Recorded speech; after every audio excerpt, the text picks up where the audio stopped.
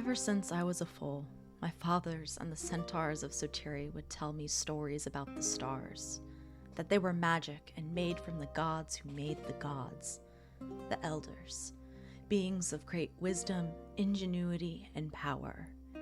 They were considered fairy tales, myths, that they didn't exist, or, if they did, they were long, long gone. But I always wanted to hear about them and learn more anyway, even into adulthood. It was a desire that filled my whole being, something I needed, like how the sea needs the moon.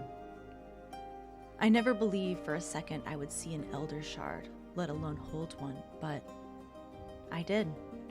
Its power filled me with strength and skill, flooding every part of mine and my companions' beings as we killed a god. We killed a god. Pirate Queen, Sea Hag, the mother of krakens, the great unbeheld, Eula Saltsmile. But the power was fleeting, temporary. It was gone as soon as it arrived, and once again I felt empty. But this time, I realized I was empty, that something was missing, that I was lost.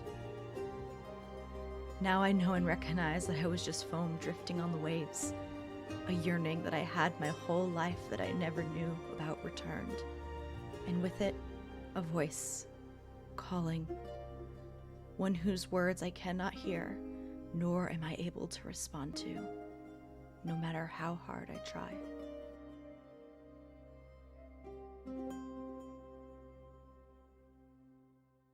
Hey! Hi! I don't have time for this. No offense, very busy. Hand me that red flask. The one on the left. Your other left. Oh, it's Wynni, sea scavenger extraordinaire. Shouldn't she be scavenging? Yes, I should. But no, there's things out there. Star things. Powerful things. World-changing things that need to be investigated. There's something... Jeffrey, don't eat that. Something I know I knew. There's so much I don't remember, don't know. I have to relearn it, but how? So, I'm here, experimenting, trying not to set the ship on fire. I don't even know what I'm looking for, exactly. Can a star be created? Can you get close to making a star? How do you reverse engineer the biggest magical object you've ever come across when you don't even have it anymore? See, I'm really good at the questions, but all I'm finding so far are more of them and no answers.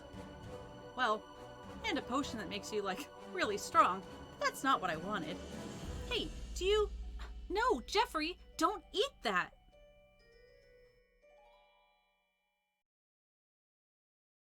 After so many years under Eula's thumb and having my whole life determined for me, being told what was right and what was wrong, having no one else but her, I'm finally free.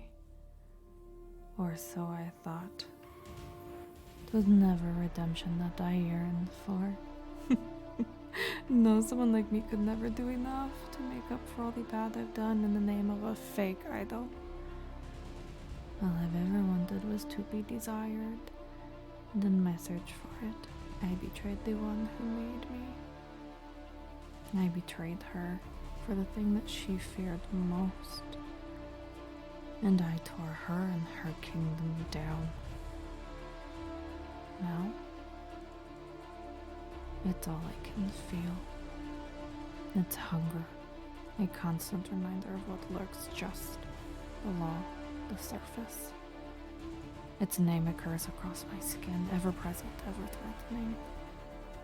I led it here. I fed it power, and it wants more. It craves the power that only the gods wield, and it will destroy me to get it. So, I'll just have to destroy it first.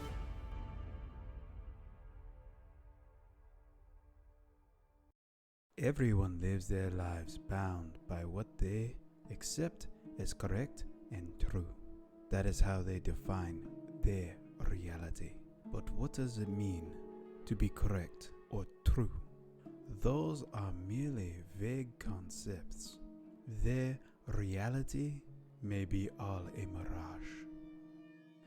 I was an arbiter of a zealot Triton tribe, the Nalos. I was true to my traditions until I found my reality was a mirage, an illusion to subjugate my people and gain power for an evil demigod.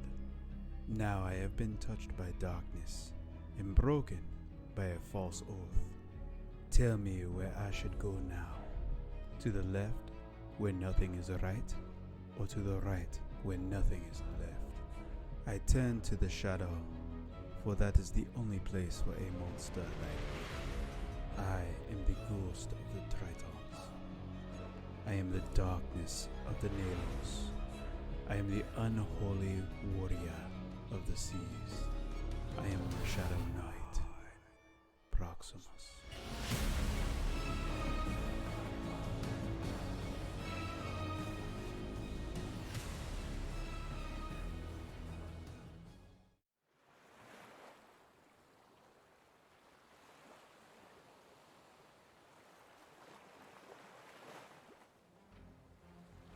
Waves crash on the beach of an endless sea. In them you hear a voice, a beckoning lure you have heard so many times before. It is the song of the horizon. She calls to you. She sings of endless wonders and untold horrors, of golden promises and dire warnings, and you know her song. It has always been there. Listen, can you hear it? The wind is in your favor, the tide is rising, the sea is yours for the taking, and your ship awaits. Fair winds and following seas, brave mariner. May fortune find you when the horizon calls.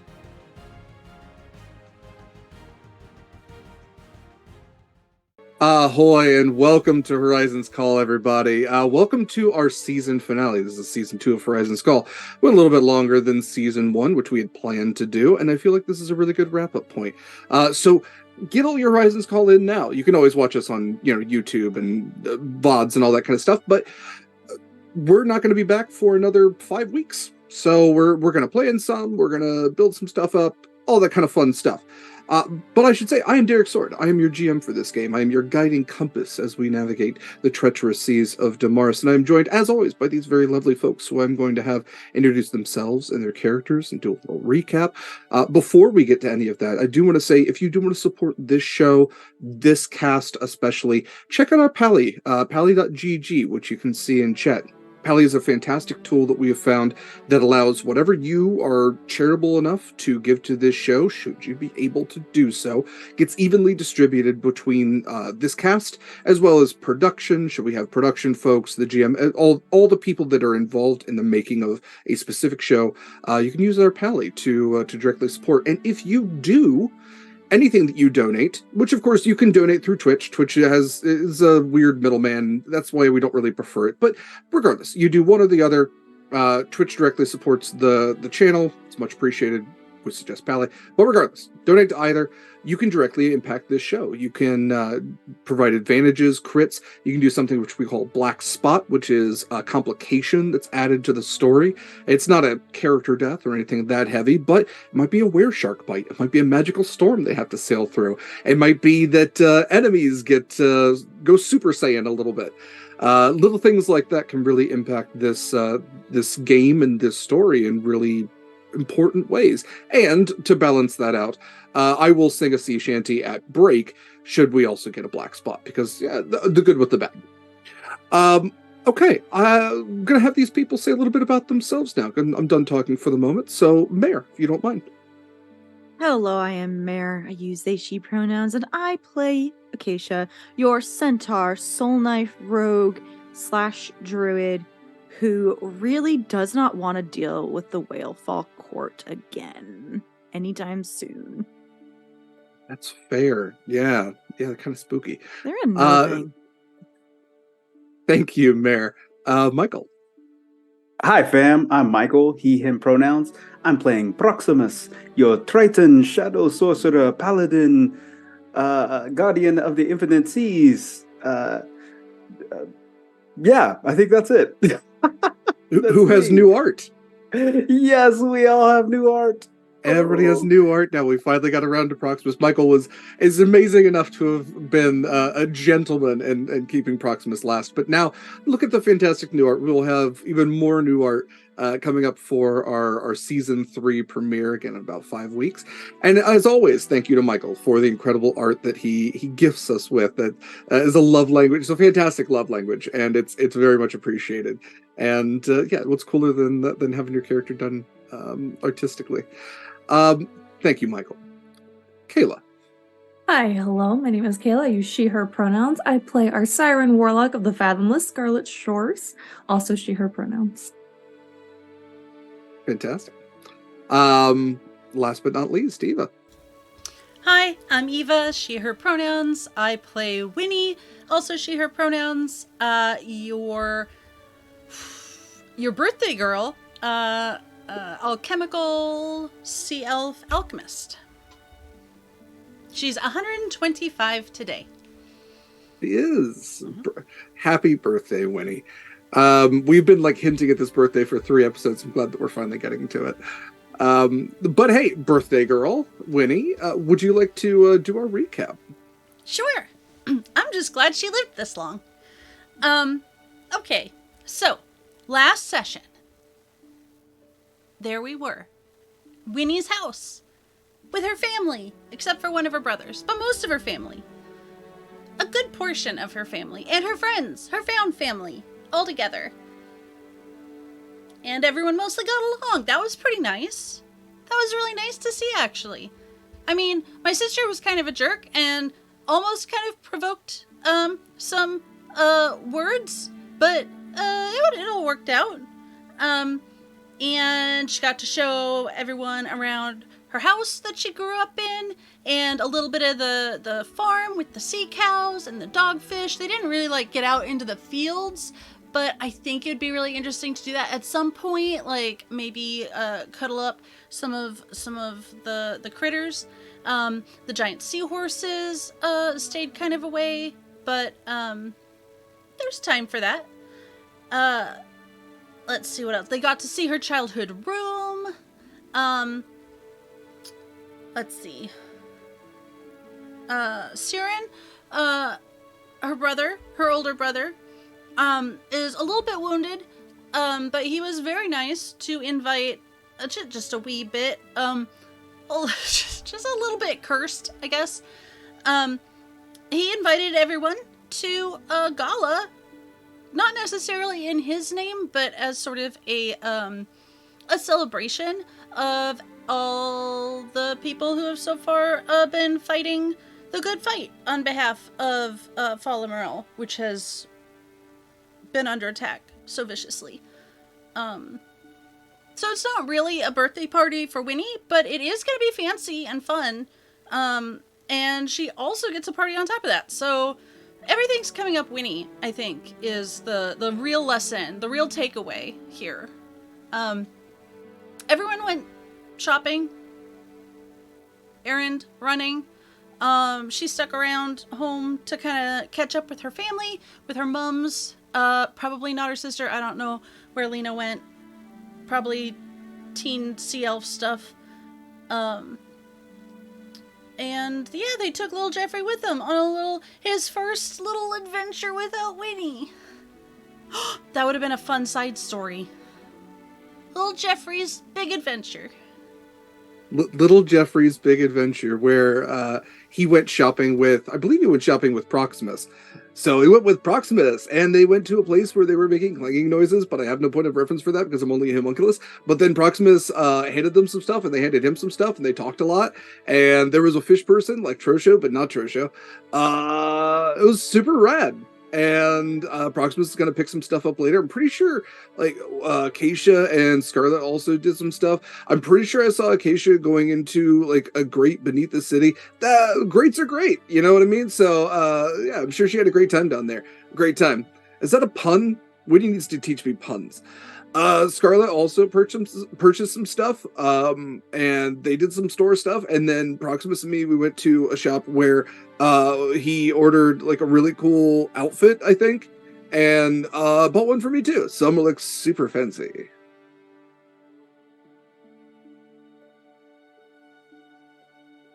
And then we're gonna hear like a beep, and it's like dictated but not recorded.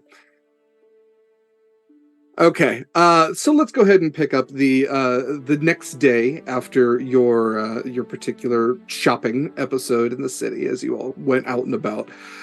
We can pick right back up at Broken Mast Farms. So let's switch over the music to some more Wynni like stuff. And let's see, where's my Wynni stuff? It's not whimsical mystery. It could be. It's not. While I find this, I think it's in a piece. Yeah, here it is. There's still time There we for go. a murder mystery at a party today. I'm not sure that's Wynni's ideal party. Okay, so we're going to pick up the morning at Broken Mast Farms. We can assume that all of you stayed at Broken Mast since Wynni's apparently comes from money and has a small mansion for you all to stay in, should that be where you stayed. So in the morning, Wynni, you're back home at the farm. You know what that means. It's waking up early and doing chores. So what is Wynni doing? I see Kayla's face. I'm not sure that's necessarily required of guests. But Wynni, what was I guess, Eva, what was Wynni's favorite chore around the farm growing up? What's like the thing that she would be eager to help with? Most eager to help with? Maybe it's a sliding scale. Oh, acclimating the baby calves and the baby seahorses, sea foals. Probably could have looked into some terminology here. To people, just cuddling to babies. A baby seahorse. Seafoal. I'm calling it. Okay. What is a baby? It's called a fry. No. They're called fries. Little small fry. Little small fries, yeah, because they're little tiny. And the puppy fish. Yes, of course. Okay, so Wynni, you go out. You're feeding amongst the flooded fields, doing your chores. Siren is out there as well, being one arm still on a sling. He's still doing a decent bit. He's hauling the kelp from one stall to another, making sure that everybody gets fed. I suppose the nice thing about having dogfish and other type bottom feeder critters is you don't really have to muck stalls because that's kind of what they eat. And it all kind of floats up anyway. You're all breathing it. What are the rest of you doing? When do you wake up? Are you waking up kind of like as the commotion is going about the house and the moms, Wynni's moms and Wynni and Siren and heck, even Wynni's younger sister are all going about and doing the business of the day, or are you like tucking in further at that noise? I don't bother trying to stay asleep. Yes, Like, I get fair. up early, but I'm pretty sure farm life still gets up earlier than me. Yeah, Scarlet just doesn't sleep, so. that's true. Yeah. So yes, I will be getting up, minding my own business, and that's about it. Oh, and breakfast is of course prepared. That would not be the hospitality of Broken Mast Farms without it. Proximus, what about you? What are you up to this morning? I think I would wake up and ask anyone if they needed any assistance with anything that they are doing. Would anyone like some help? And he just is swimming around, trying to catch up with everyone who is doing things. Yeah, especially if you ask one of Wynni's moms, we can say Lavinia is like, yes, actually, if you could help me, I need to round up a number of the sea cows and make sure that they get their medicine this morning. After that, we need to make sure that the seaweed gets over to the seahorses. Wynni is probably cuddling the baby ones right now, and it's fine. She hasn't been home for a while. But yes, if you are looking to do anything, could really use a strong lad like you. Oh yes, I am more than willing to help, and I would be trying to do chores also. Yeah, and Not at this that I know point, how to do them, but yeah, she's loading stuff onto you where like you're floating. Stuff doesn't weigh as much underwater, but you are getting anchored to the ground by like the amount of like sacks and things and flooded bits of food bags and everything else that are being lobbed onto your shoulders. As I hear this, I think I want to just watch Proximus. I don't know how he is with animals sometimes, but I want to see how this turns out. So I'm going to watch. I'm with Acacia on that one. Can I roll animal handling? You can. So you go over to the sea cows, and we can say that Lena's over there, just kind of like leaning against a barrier, and because what does a fence do underwater? And Exactly. just kind of like watches you come over, and she goes, "You're gonna feed the sea cows?" Yes, that is what your mom told me to do. So but I don't know which bag. I just have all these bags of different things. She goes, that one goes to Manny Tevito. That one goes to Manny Tina. That one is Severy. That one's Kawaleen, and also Hugh. Do they have maybe name tags or maybe? Nope. Good luck. How do it? Okay. he's like puts one down and he like etches in the ground what name, and then after the second one it's like Manny something. The manatees are already like coming over to you because you have food and it's feeding time. Right. And they're just like, manatees aren't necessarily aggressive, but the bags are easily broken into and they're all just eating whatever at this point, and you're just like, okay. You see Proximus, he just as he's trying to get everyone settled, and then he reaches out and slowly pets one on its back. Go ahead and make an animal handling check. 12. Yeah, it's fine. It doesn't like pull away from you or anything. It's you pet a manatee. They're not aggressive animals. New friend. Floaty potatoes. You kind of look at like the way a manatee is set up, where sharks have a their back fin, their tail fin is parallel to their dorsal fin, where they're both moving in the same direction.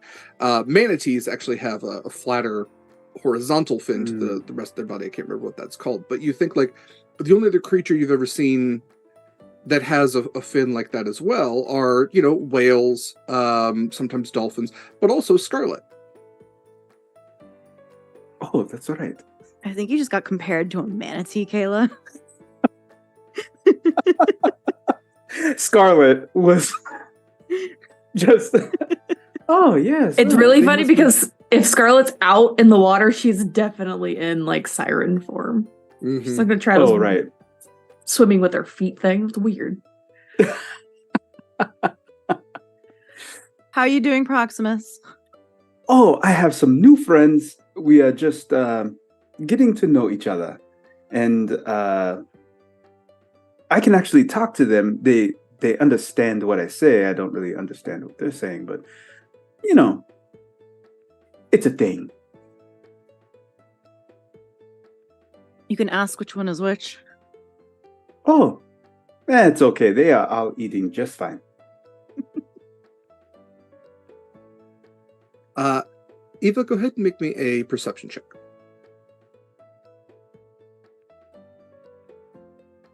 I have never thrown a dice like that in my life. I don't know why I started now. That's 11. Okay. Just yeet. I would say that you are surprised when you hear the voice from behind you. I figured this is where I would find you. Oh, you surprised me. I turn around and who do I see? Oh, and Wynni absolutely has an armful of little baby sea cows.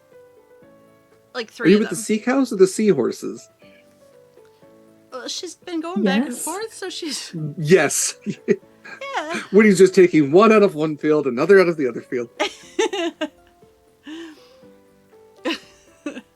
It is your other older brother Rollin. And you would see a male sea elf. He is, like I said, older than you, but the stuff that he wears doesn't really seem like it coincides a lot with living underwater. He has these longer robes which kind of flow and don't really seem very aerodynamic or hydrodynamic.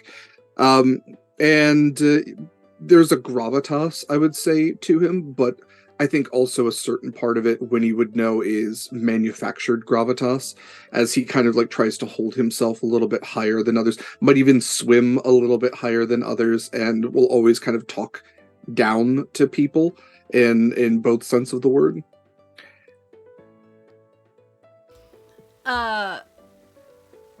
Despite that,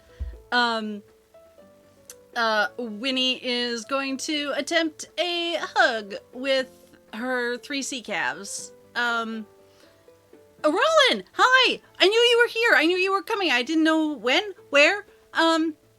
I just got in. Happy birthday. Thank you. How old are you now? 125? Yes. Yes. You were always better at numbers than I was. I was. You're right. Mm-hmm. But I'm better with people, so we all have our strengths. Did you meet Drowsy and Zed in Glee? You know that naming them is just... They don't recognize their names. They do. I'm going to go say hi to Mums. I will be around later for your party. And she's gonna use a hand to flip one of the flippers in a wave. He sighs and leaves bubbles in his wake as he goes swimming towards the house. Don't mind him. He's just a professional grump, and you're just professionally cute. Yes, you are. Oh, wish I could take you with me. Maybe I can take you. I can't take you with me, but maybe. She's just going to continue talking to them and not attempt to take them with her. So, as the day goes on, we can say that you all have... We can say that you either pick your stuff up in town or you have it delivered to the house. Both are equally great. Anything anybody wanted to do before we get to Wynni's birthday party, which would be mid-afternoon into the evening? I don't necessarily want to roleplay this, but I do want to tell my dads about the Whale Fall Court and just... Sure. I know they're retired, but some people just don't care if they recognize you if you're retired or not. So I'm just giving them the heads up that I said hi, paid respects. And they are made aware, yeah. And the whole situation of... I don't remember exactly 100% what it was, but jobs for civilians. But I didn't give him any information because I don't want to be in debt to that shit. Yes, you are able to inform them that the Whalefall Court kind of has territory in Fal Laimaril, that if they are looking to do anything, maybe check in, even though they are retired. And yeah, there is a bit of concern as well if you do mention that there is a Morkoth that's in charge. I do mention that. Yeah, because often thieves guilds, it's kind of it's an individual sort of thing. You absolutely pay up to the boss, but if the boss is a Morkoth, I don't know. It's unconventional. Get that bag. Yeah. Okay. Did we? Anything? I do have a question. Yeah. Did we get presents, or do we need to go back into town to do that? Like I said, you can go back into town to get them, or we can say that you had them delivered. If you would like to roleplay out a scene for that, happy to do it. Yeah, want to make sure that you guys check off what you want to get checked off before we reach the party.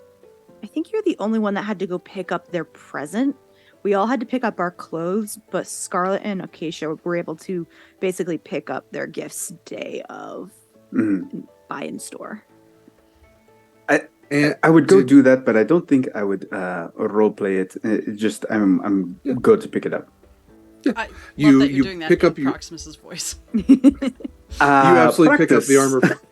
I will say there was one deal that you had with Wade where you could tell Wade where the black mithril came from. So Oh. I have to ask, do you inform the Lokatha where you got the black mithril from to get a deal?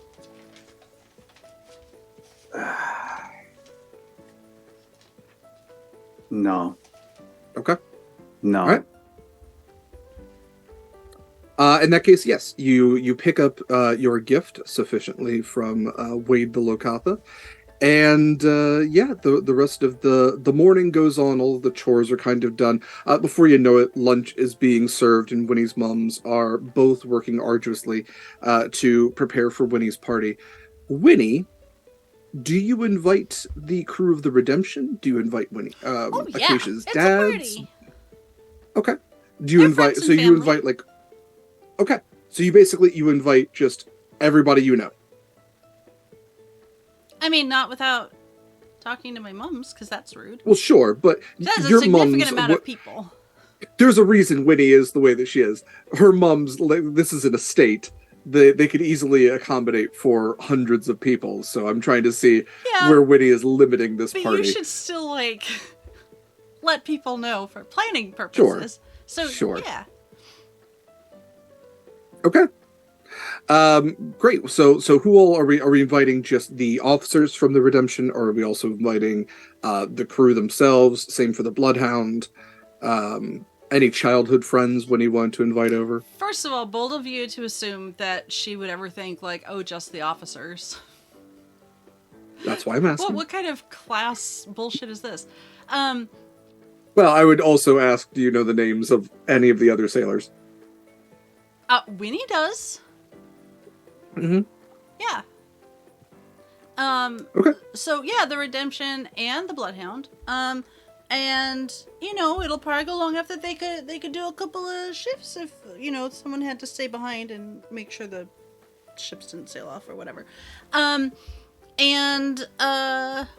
Childhood friends, and at some point she would probably coordinate with B about what they're wearing to the gala, which I think is tomorrow.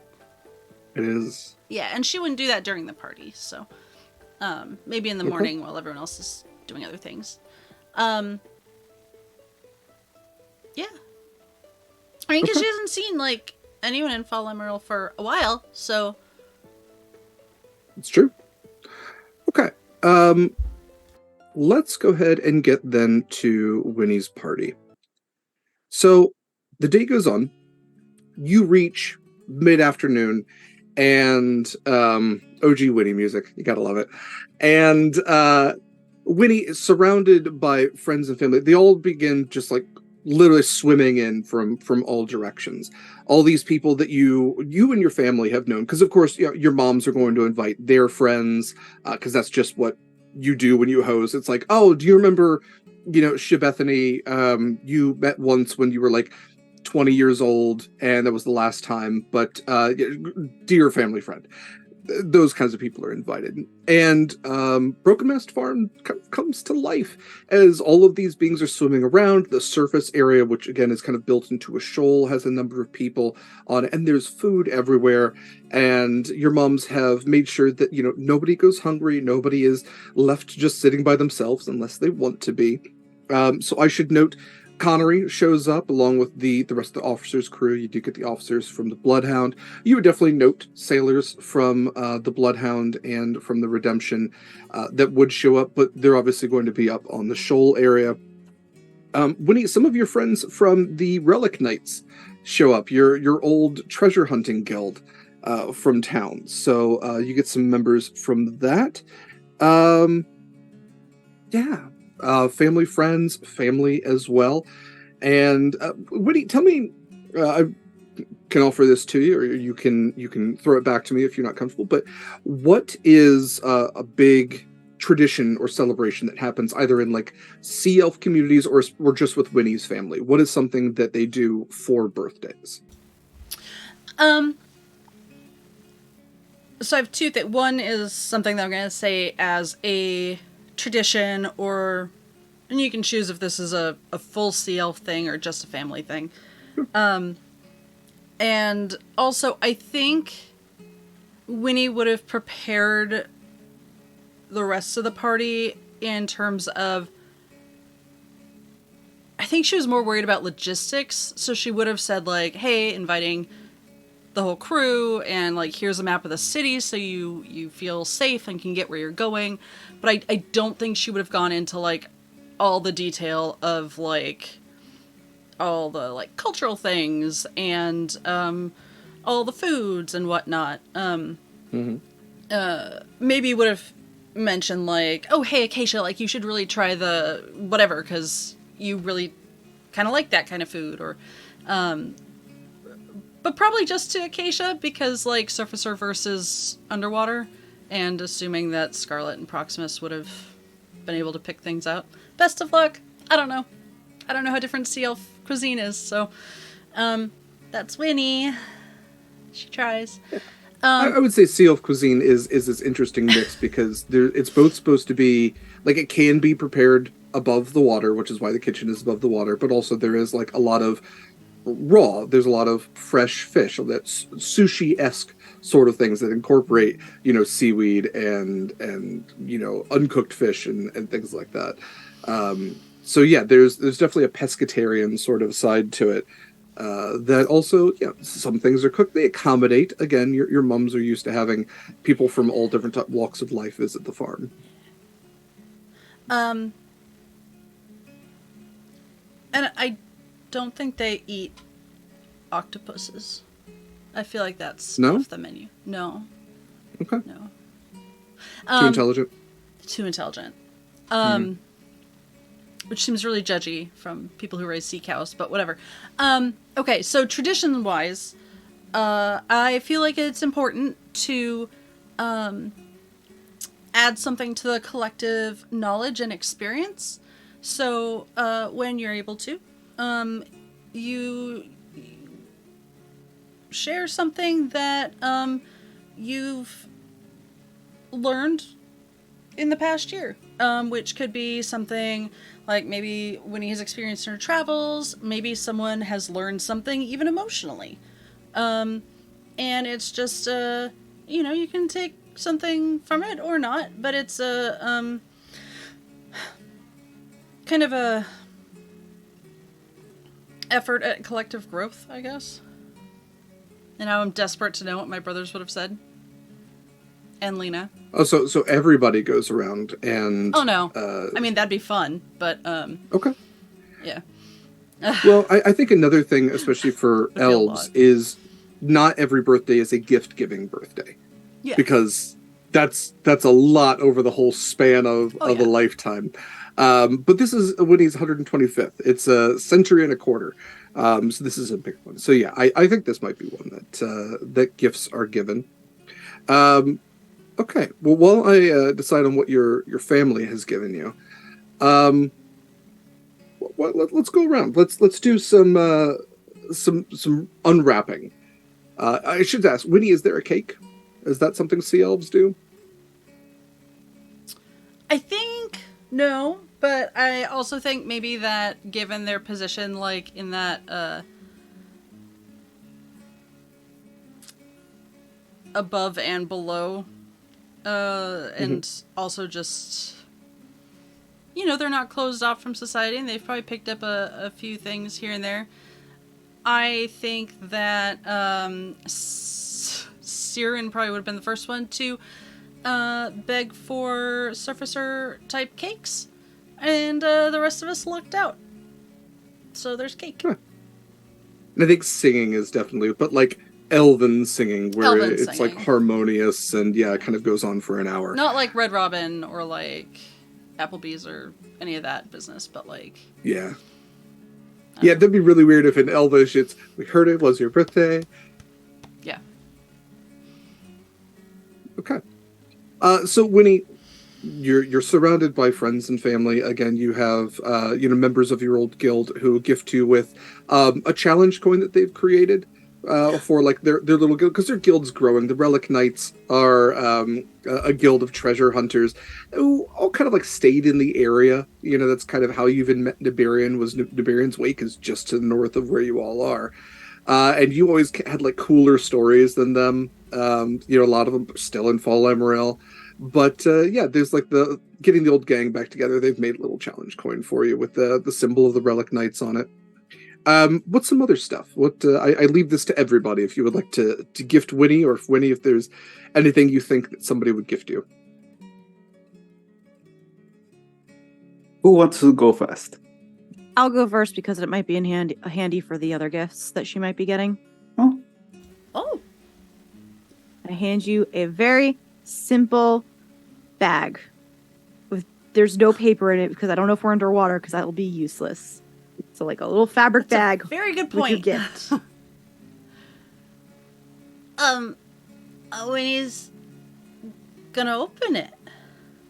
And what does she find? You find a very nice leather bandolier with a bunch of pockets on it. I love pockets. Those function like a handy haversack. I don't know what that is, but I'm very excited because pockets. A weaker version of your bag of holding. So you can fit a lot of knickknacks and trinkets. I do love knickknacks and potions and trinkets. And you don't have to worry about always having to reach into Jeffrey's mouth every time you need something. That's perfect, because he's not always like right next to me, and also sometimes the teeth. Can I have a hug? Yes. And Winnie's gonna hug Acacia. Thank you. I love it. I hug you back. I have also been warned by friends of mine that you should not put one of a handy haversack in a bag of holding, or vice versa. That's really good to know. Now I'm really curious what happens, but I won't do it if you've been warned not to do it. We'll probably die. Okay, definitely only like minorly tempted to do it, like away from everyone else. No. I won't do it. Wynni, you can add the handy dandy bandolier to your inventory. This bandolier has 4 pouches lining the belt section, each of which is an extra dimensional space. Each side pouch can hold up to 30 pounds of material, not exceeding a volume of 2 cubic feet. The bandolier always weighs 4 pounds, regardless of its contents. It says 5, but that's okay. Wynni will also immediately put it on. Also, okay. What's a pound between friends? It might change that. Anyway, but yes, placing the bandolier inside an extra-dimensional space created by a bag of holding, portable hole, etc., or similar item instantly destroys both items and opens the gate to the astral plane. Has a few limitations if it's overloaded or if it's pierced by a sharp object that tears it. It ruptures and destroys. If it's destroyed, all its contents are lost forever. Although if you do have an artifact in there, artifacts always turn up again somewhere else. If you turn it inside out, all its contents spill forth. And it's magic in the sense if you go to reach for it, reaching for something specific, that specific thing will appear in your hand. Heck yeah. And it takes an action. So save, changes that. Okay. Who's next? Wynni will ask if she gets to keep the bag that it was given in, and if she does, she's gonna put it in the bandolier.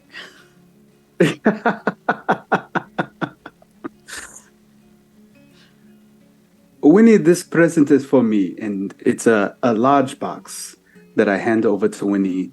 A large box? What could be in it? It's not Jeffrey, is it? Oh, no, open it. Please tell me you brought him back. Yeah, he is back. Okay. Winnie's gonna open the box, and she does it in that like tearing it open sort of way, not like being particularly careful. Inside you see your armor, but it has a pauldron that is just the size of my hip plate that I had on earlier, and and it has a sash that or a strap that attaches it to your armor.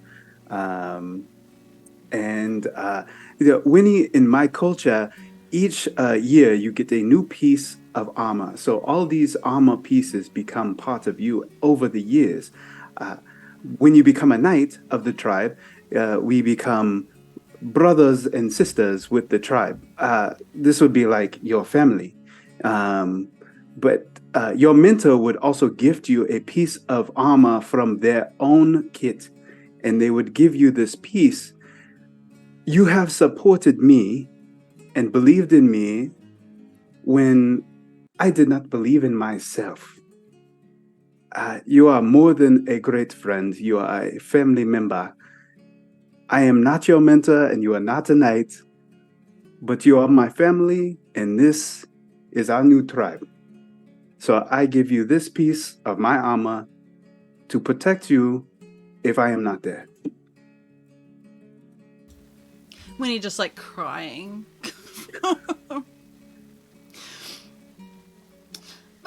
Proximus. And she's just gonna like stick her arms out for A piece. a piece. I scoop her up for a hug. I love it. Thank you. I already had. Wait. Is this already also my armor? It looks really familiar. Yes, we had to take it to get it sized with it. So, you are not the only one that is very, very sneaky. And then she's gonna spend a little time, maybe getting little Jeffrey to help her, but she's gonna put the armor on, take the bandolier off, put the armor on, get the bandolier on as everything else is like going on. Lovely. Okay. And then there was one. I will walk up to Wynni and place a small box in her hands. Scarlet, before I open this, I just need to know, is this anybody's fingers? Wynni, no. Okay. Why would There was I give that you one time, somebody's it fingers? might have been a joke, but I just wanted to be sure, because sometimes not everyone likes to see just, like, random fingers. So I wanted, like, content warning for the party at large. It's no body Wynni, parts. who was giving you severed fingers? Well, you said it once. I thought, at the Fen, like, in the bar, it might have just been an idle threat. Also, maybe you meant, like, just flipping them off, now that I think about it. Anyway, I'm gonna open the box. Just gonna open the box. It occurs to me there could be worse things in a box. I can think of at least two things, historically. Schrodinger's cat. Or Pandora's box. It is neither. Neither of the things I'm thinking of, but what's in this box? You will find in that box the small locket that was purchased from the jewelry store, and if Wynni would open it, she would find small portraits of all of the Flittons and Damona. Wynni had, like, started to, like, pull herself back together and is now just sobbing all over again. And just goes in for the hug because she can't see, like, any sort of acknowledgement or not. So she's just gonna hug you. Just like a very awkward hug. Just Yeah. okay. You should hug back. Okay. Just that awkward just patting on the back. To hug, you need to embrace Scarlet. We're lucky I'm smiling.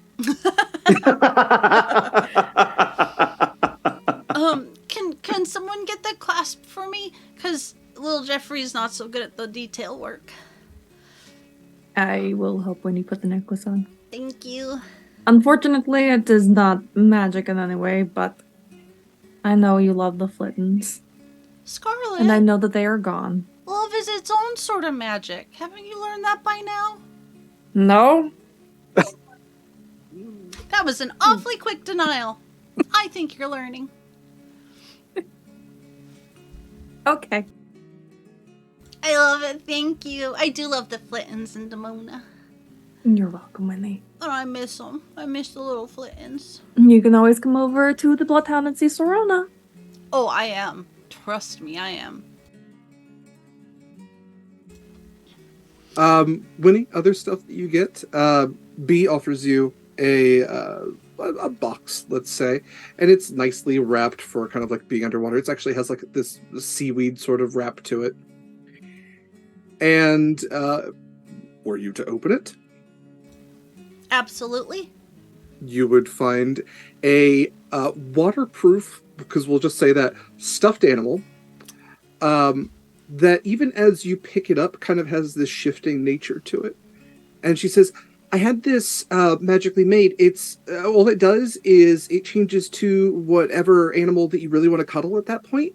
And I just thought that would be really nice. So I know, because you like otters, but you also like dolphins, and you also like sea lions, and you also like cats with wings, I think. So it could be any of those things, and all of those things all at once, but I wouldn't suggest that.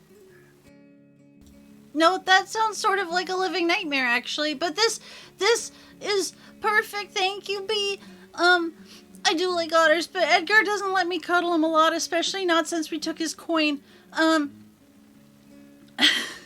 Really not And even Edgar before is that. there beneath the water, and you just like lock eyes from across the room. I gave you fish. And then yeah, she'll hug B and give her a kiss and snuggle up the little animal, which I think probably turns into a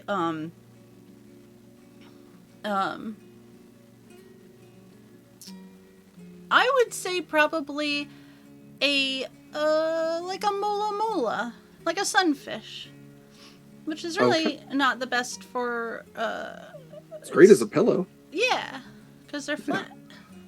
So she can like hold it against her chest and like have Wait, it changes, like, you said at the moment, right? Like, it's not stuck in this form forever, right? Yeah, Okay. based on what you want it to be. Perfect. Yeah. I was like, I do love Mola Mola, but I don't think that I could commit to, yeah. Go ahead. No, please. I just had an idea as for what Roland probably got her. What do you think Roland got her?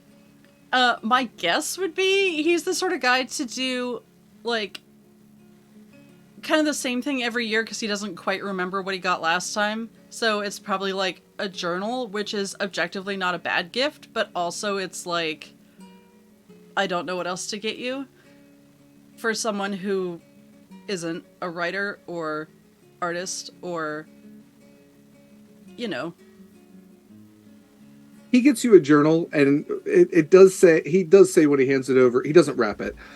I figured as an alchemist, you would be constantly writing down the experiments that you're doing and the results, so you must be going through these at a phenomenal rate. So I thought this would be helpful.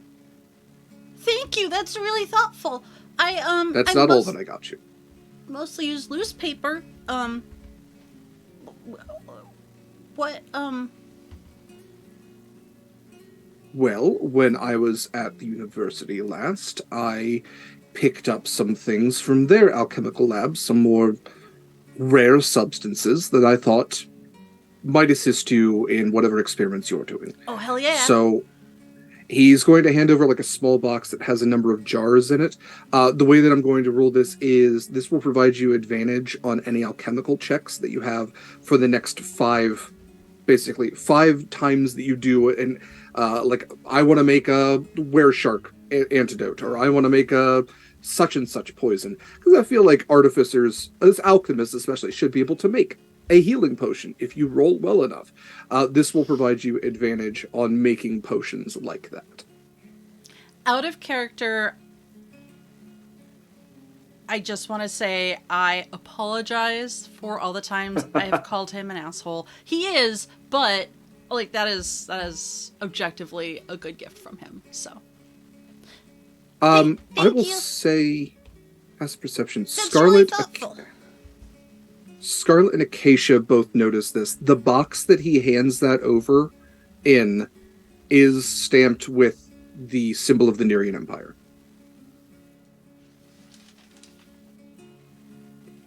I want to just give him not giving him a look, but I'm just shifty-eyed looking out the corner of my eye at him, and I'm just like,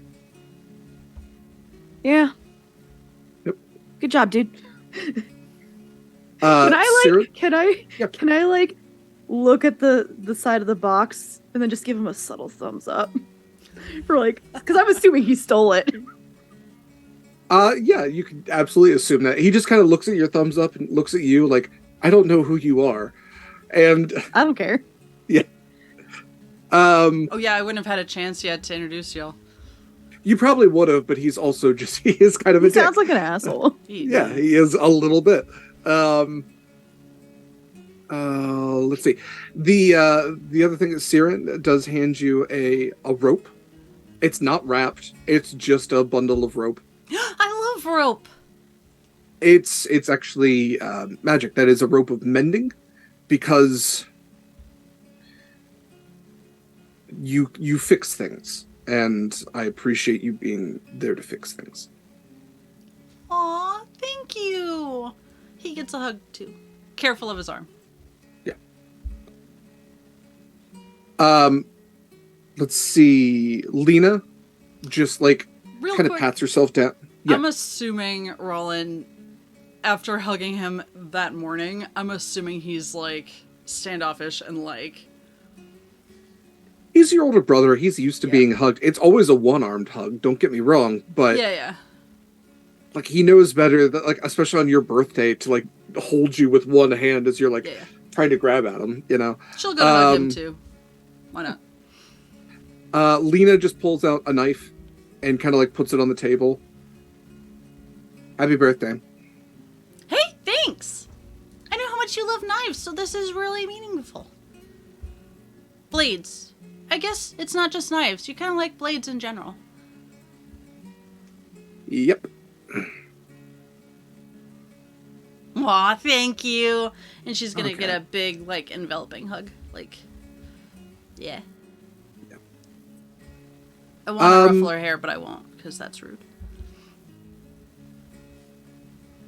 Let's see. I want you to get something nice from your mom's, but I'm kind of going through. I unfortunately hadn't prepared gifts. I was like, oh, everybody else had gifts. I don't need to do this. I'm a bit at a loss, so I will mold this over. It could be a quiet, like, secret one later. Sure. We'll say that they are just happy to have you back. That maybe this party in part is a gift to you. Party. It is a big party.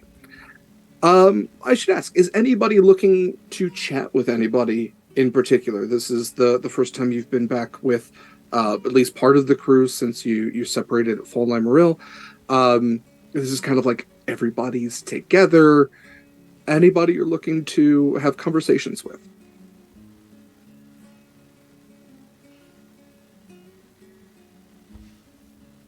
Okay. I would at some point make sure that I introduced everyone to Rollin, or Rollin to everybody, however, everybody being the party, not everyone. Good, though.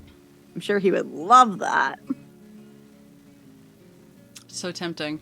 You know what? I have the thing your moms give you. Your moms go into the kitchen and, like, in the same way they would bring out a cake with, like, both of their hands kind of under it, they bring out a familiar yet unfamiliar item to Wynni. Its effects being familiar, the item itself, perhaps not so much, as they present you with an alchemy jug. My favorite! What is it? What does it do? I see it's a jug. Well, I don't know which part. You would see a jug that has like stoppers all over it, all these different like spouts kind of coming out of it.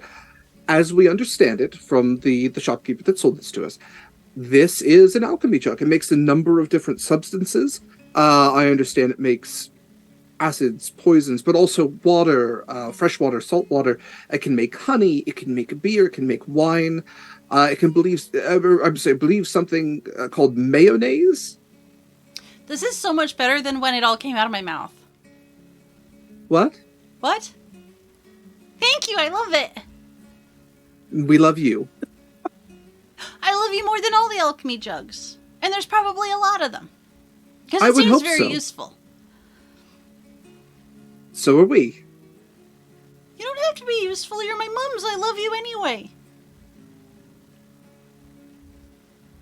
Anything anybody else wanted to do for the rest of the party? Acacia's an awkward wallflower. Awkward wallflowers are valid. Proximus would check in with all of the crew that was there from both ships, and then with Connery, and then check in with Marcus Ash. Yeah, I was about to say, who is in attendance from the cruise?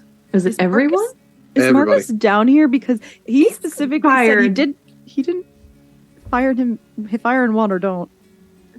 Well, he also doesn't have any way to breathe. So yeah, there is the surface area of Broken Mast Farms where like most of the crew is kind of gathered, It's like more a of like a barbecue split sort of level feel. Yeah. But there's a shoal to it as well, so there's actual land that they can stand on in, you know, basically what is Wynni's front yard, which is like the shallows, if not even the shallows, like the like a low tide area where there's rocks and, you know, lots of what am I trying to think of? Like a tide pool area is more what I'm going for. So there are like little critters here and there, you know, scallops, mussels, crabs, all that kind of stuff, and they're just kind of standing around with the food they've been prepared, and the sailors are all kind of chatting. And yeah, absolutely, Proximus, you go to chat. Marcus Ash is chatting with Connery at the time as they're kind of just, you kind of pick up that they're talking about their ships and the capacity and capabilities of the Redemption versus the Bloodhound, and maybe some experiences that they've had with both. And Connery would see it coming up. First mate to first mate. How are things down below there, Proximus? I think everything is going smoothly so far, which, knock on wood, doesn't change anytime soon. But how was the accommodations above water? Honestly, the best I've ever had. I've never slept better.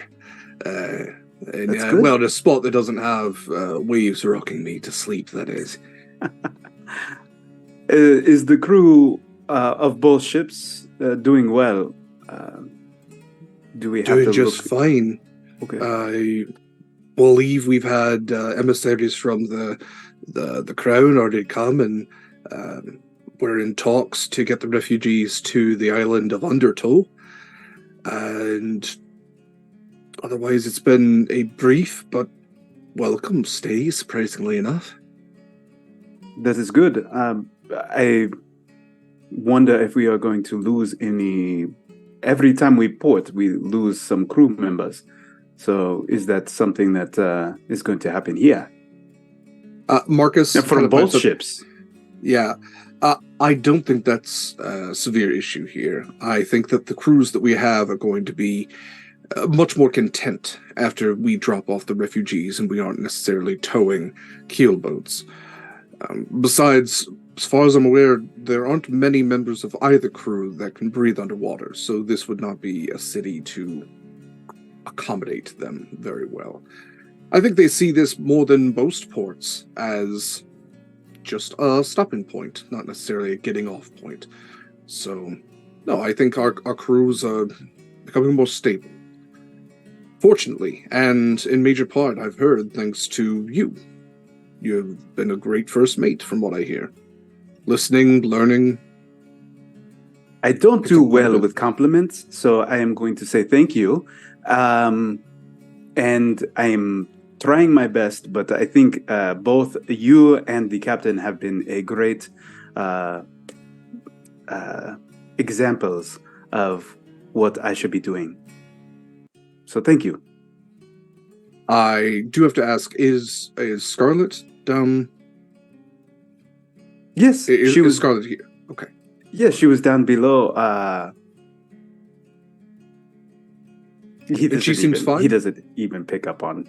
Oh yeah, she sounds just fine. We were just exchanging gifts with Wynni. Yes.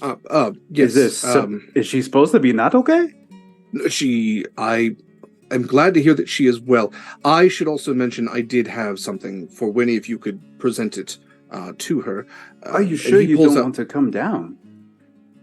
Unless you have a way for me to acclimate, I cannot. I'm a fine swimmer, don't get me wrong, but the talking is an issue. Oh, right. I don't actually have anything for you to breathe underwater, unfortunately. Not a worry at all. If you could present this to Wynni, and he's going to hand you like a scarf that's wrapped around something probably about, I'm going to say like 6 or 7 inches, and kind of has like a point to it. You know, Marcus, I think that you should hold on to that. I'm pretty sure if I went and got Wynni, she would want to get that from you directly. Perfect. Okay. I'm happy with that solution as well. I'll be right back. And he pats him on the back. He's gonna. So we're in shallow water, yeah? Yeah, very shallow, yeah. Okay. So she will probably meet you over there, but remember, she can swim, so it's okay. And he's gonna tap him on the back and cast water walk, and just watch him rise up to the top of the he like almost gets to Connery's height. Yeah. I will be right back. And he just kind of slinks away. I would have loved to do that underwater and just have him pop up to the surface. But how did Marcus get the bends? Oh, I know. Well, so what happened was. So I'd go and get Wynni. So Wynni, you're informed that Marcus, above the waves, does have a gift for you. Yeah, and I think she's just trucking around with probably a lot with B, but also like going up and down, not spending time in one spot. So immediately we'll go up and find Marcus where Proximus left him. Or I kind of did a funny, like you would meet him out in the deeper area, so he's probably walking up on the water. You'll see him. It's fine. Can he do that? He can now. I don't know why we're laughing. Yeah. Hi, Marcus. He's like looking down as you're swimming. Hi, Wynni. I heard it was your birthday. I wanted to give you this. And he'll like kind of kneel down and present you with, like, again, wrapped in a scarf. It's a really pretty scarf, thank you. Not many people know I like scarves. Oh. Well, this actually belonged to my first captain, who gifted it to me, and I thought you might like it. Feel free to re-gift it if you don't. You can't exchange it. I don't know. And inside the scarf is a very well-crafted, like, mahogany and obsidian pipe. It is a sort of illusory sort of thing. I don't know if you smoke, but it creates smoke monsters if you puff on it. I don't, but I'm intrigued by smoke monsters. Sure, and feel free to do whatever with it. It's not a big deal. I'm sorry, you give me something that can make smoke monsters, and then you say do whatever with it? This is amazing, thank you! She's gonna awkwardly hug his calf. Connery comes walking over and hits that point where he sees Marcus standing, but drops into the water. Yeah. And is kind of like, his mane is all just like wet and bedraggled. He's kicking to maintain like a shampoo his point ad. Just yeah. Well, but worse, like a cat in a shampoo ad. And he swims over to you. He goes, If I didn't think Proximus would like being tossed overboard, I'm just gonna kill him again. Wynni, I know you have a proclivity for red drink, and that scares me a little bit. So I wanted to give you this, which we found in the ship stores. It's an amulet of the drunkard to help you with your habit. This feels like something I should probably examine, but I'm gonna take it in the spirit in which I assume it's being given. Thank you. It basically, anytime you drink any alcoholic drink, you gain 4d4 plus 4 hit points. So better find it's not out massive. It's just which of my red drinks are alcoholic and which ones aren't. Yeah, you can't tell you're the an difference. artificer. You have lots of little knick-knack things now. And while you're sort of above the water, while we're chatting, B, left to her own devices, has become just this social butterfly. She has gone up to Scarlet. Hi, I didn't get to hug you earlier. My name's B. I'm Wynni's sometimes partner. We do our own things. Can I hug you? Do you need to? Need is an interesting word. Let's say yes.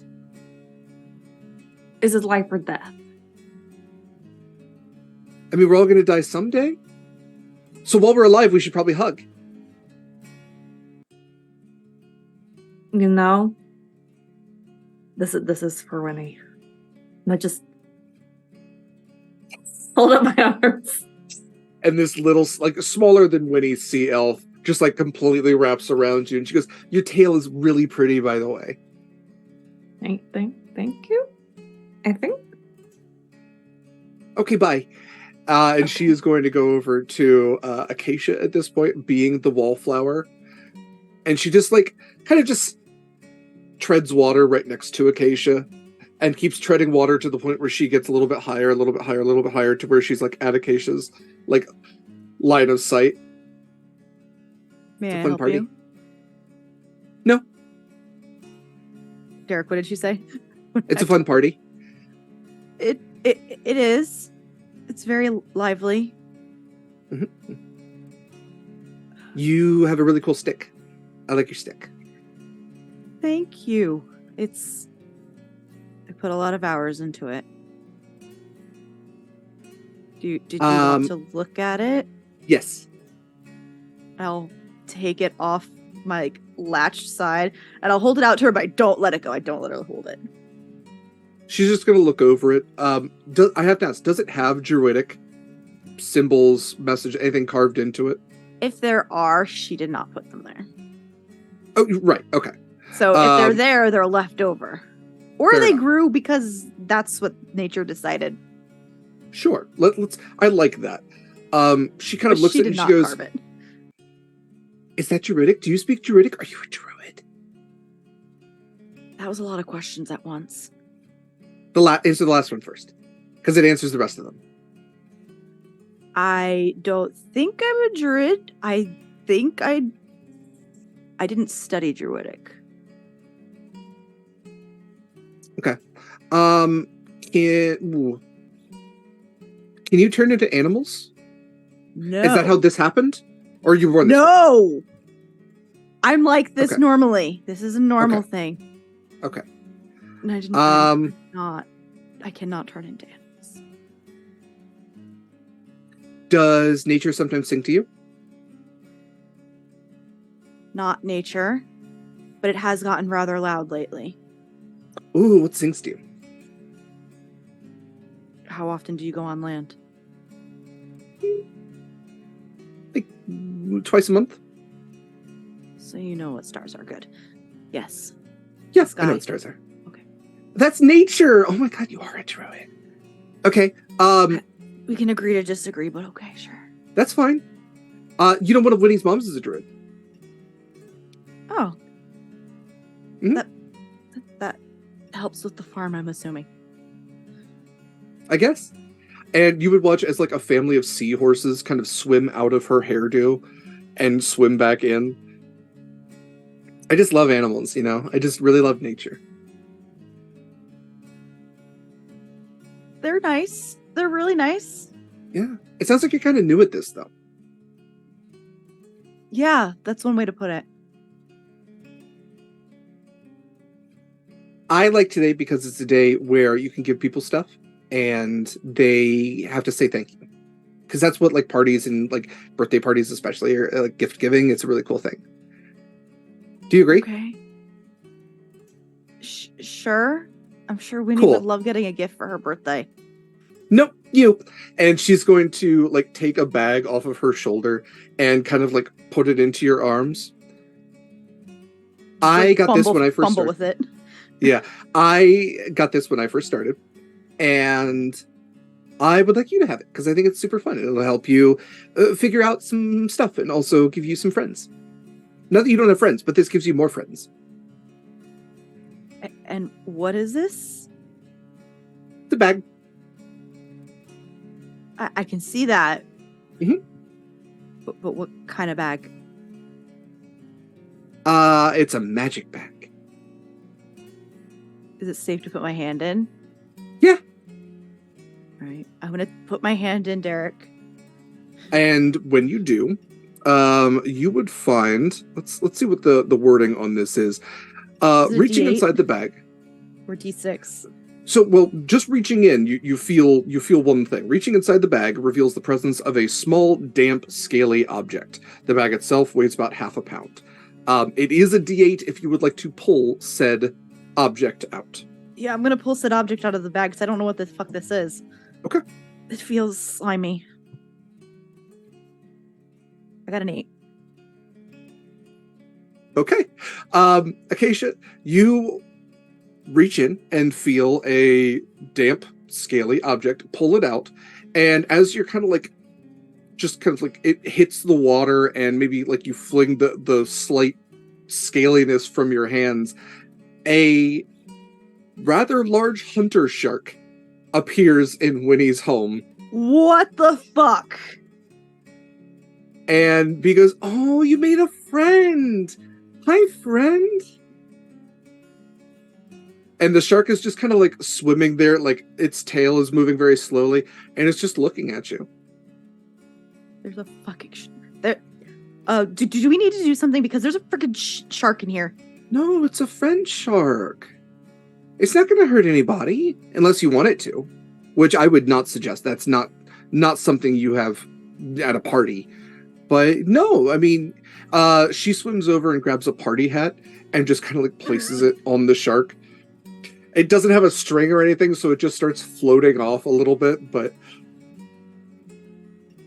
so this she goes, "Look, he's so cute." So this bag just pulls animals out of it?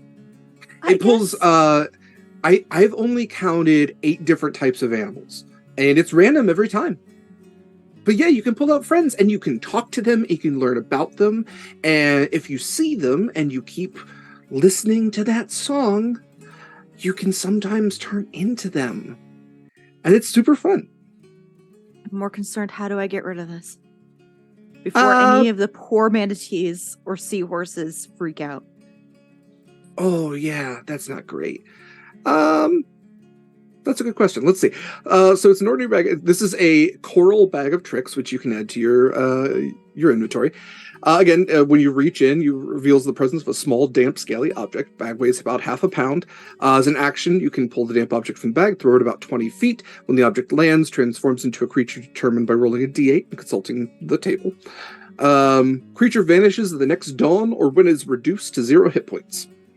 Creature is friendly to you and your companions, and it acts on your turn. You can use a bonus action to command how the creature moves and what action it takes on its next turn, or to give general orders such as to attack your enemies. In the absence of such orders, the creature acts in a fashion appropriate to its nature.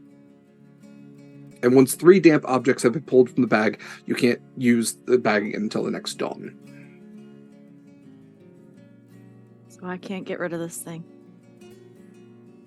I mean, you can just tell it to go live its best life and not eat any friendly animals. Just awkwardly pet it. Go out and be nice and don't scare any animals. And you could swear that the shark just nods at you and like taps you with one of its side fins on the way out.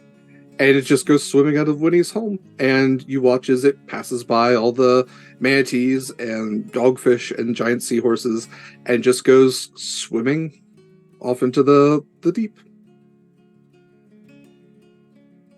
Thank you, Bee. This is a very interesting gift you've given me.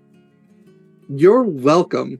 And I hope it leads to lots of cool like self-exploration and animal friendship and Yeah, it's a really cool song if you just keep listening to it. And if you ever have any questions, I am happy to answer your questions.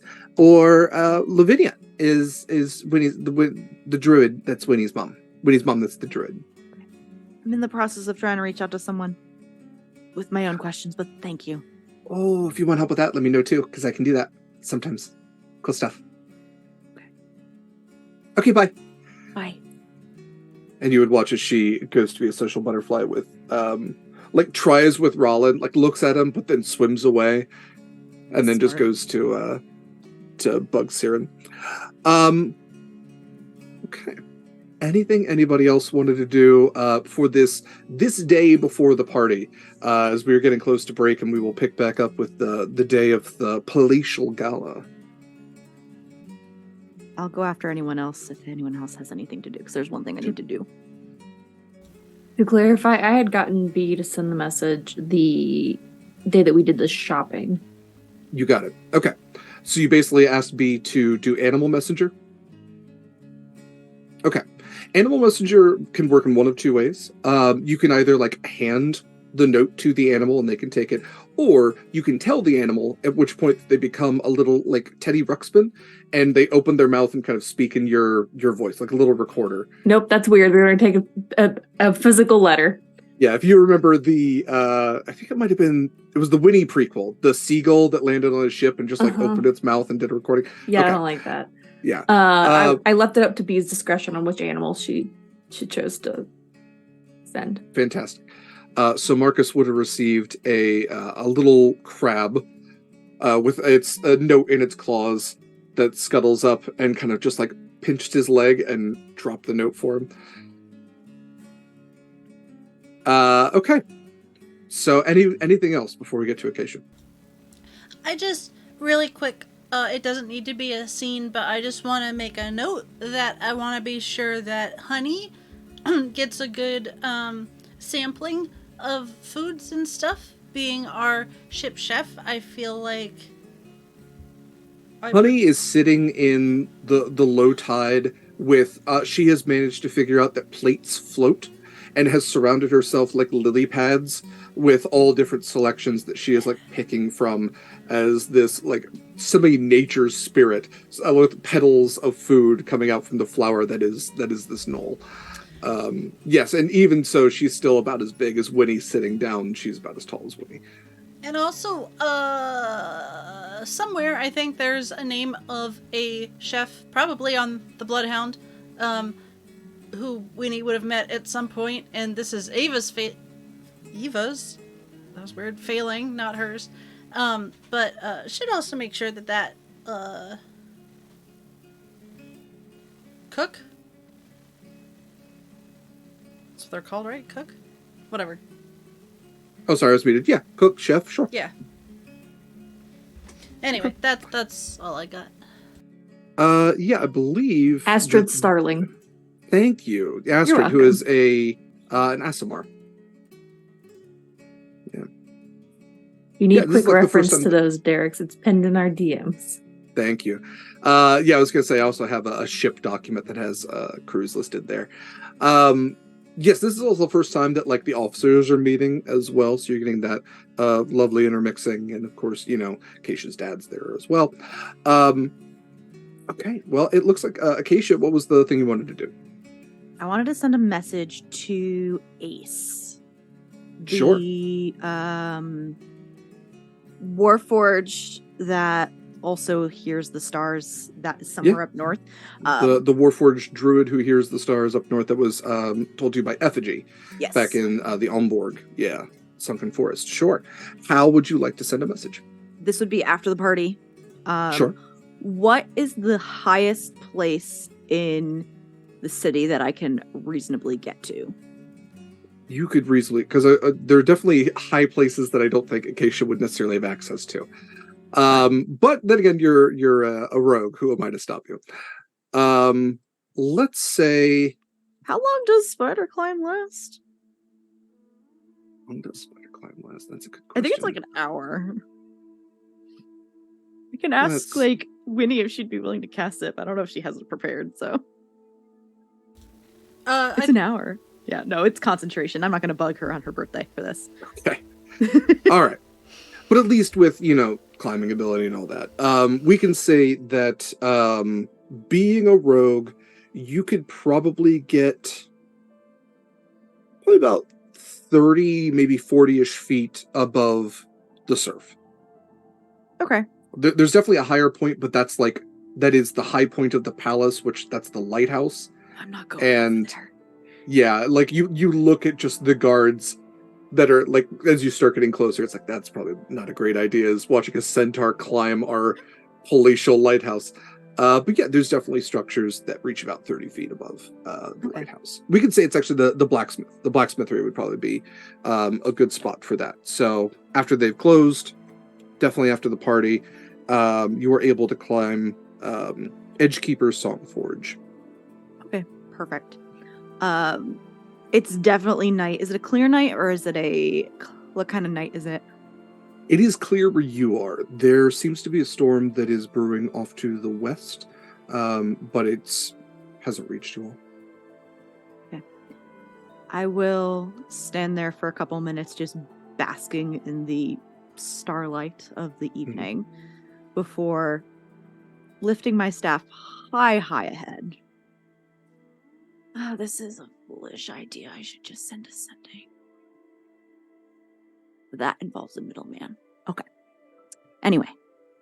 And I'll just lift my staff very high and just reach out as far as I can to the stars, asking them to send a message for me. To someone who hears the same song, who sees the same sky, who is under the same sky right now, that there's someone who wants to talk to you someday. Okay. Acacia, go ahead and roll for Arcana or Nature. It's probably gonna be It doesn't matter. It's the same either way. Yeah, unless there's, I don't think I think those are probably the two that make the most sense. It'd probably be nature. It doesn't really matter, but probably nature. It's a flat roll. I'm gonna use an advantage. Okay. Running low on advantages, y'all. Yeah, it's a great time to load up all of our heroes for next season. Oh, that's worse. I only roll a 5. Okay. I did bad. I will say that tonight, maybe it's the storm that's coming off to the west. There's a disconnect in the song, and I think it's maybe because of what you have begun to hear in the lyrics as you are parsing out what this song sings to you. And, the first time that you really heard it, it was about, hope and the passing of a good life and all of these terms of wisdom and natural endearment and, ineffable beauty. I think that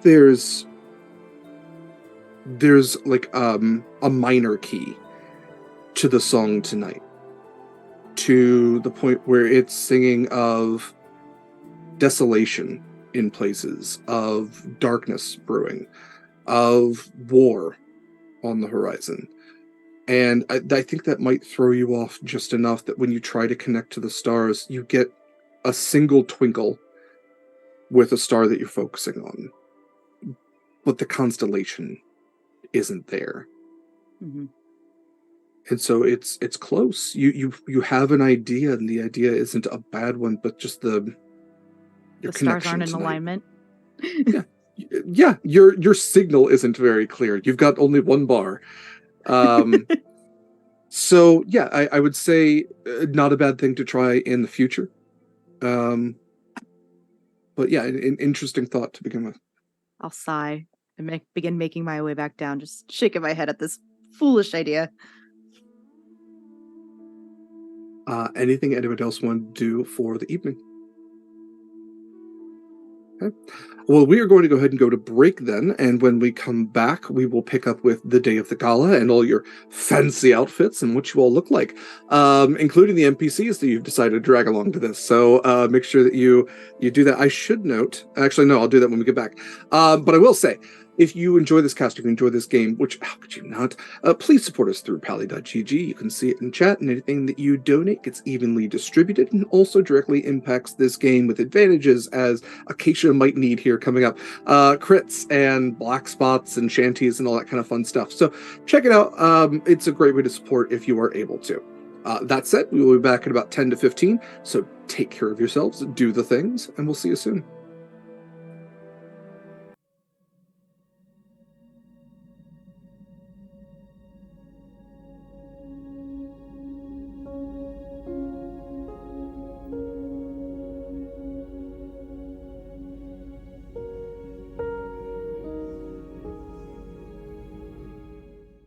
Vast and welcome back to Horizons Call, everybody. We are doing the season 2 finale today, and we're so glad to have you joining us.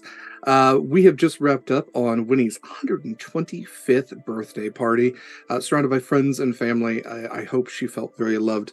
The day has passed into night, and morning has risen once again, and this day is another special day as we have back-to-back parties. This party is a royal one. Sarah, Wynni's oldest brother, is receiving a commendation and medal from the crown of Fal Laimaril, and has informed all of you that as Wynni considers you family, you are all invited to the throne room as well, where he and several other soldiers who fought in the defense of Fal Laimaril during a recent incursion are going to be receiving medals and commendation. As you understand it, this is also, as you were informed, a sort of ambassadorial, sort of political endeavor as well, as Fal Laimaril, having had an incursion, is worried at the safety of their borders and has brought in several of the other denizen allies in the area to perhaps convince them towards becoming military allies as well. You kind of get the feeling that these are friendly in the sense they don't attack each other, but might need some convincing as far as whether they're actually going to become war buddies. So we'll pick up in the morning. Several of you ordered fancier clothing to kind of match the style of the palace. So I should have changed music over while I'm doing that. Let's go ahead. So you've all received your clothing. Who would like to describe what they are wearing?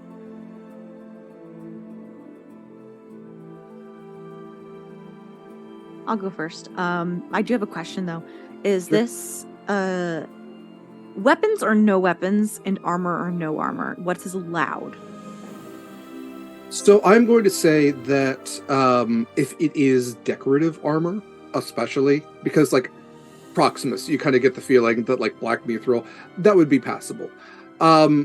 Weapons are likely just fine. If anything, they will be checked at the door if there are issues with people having them.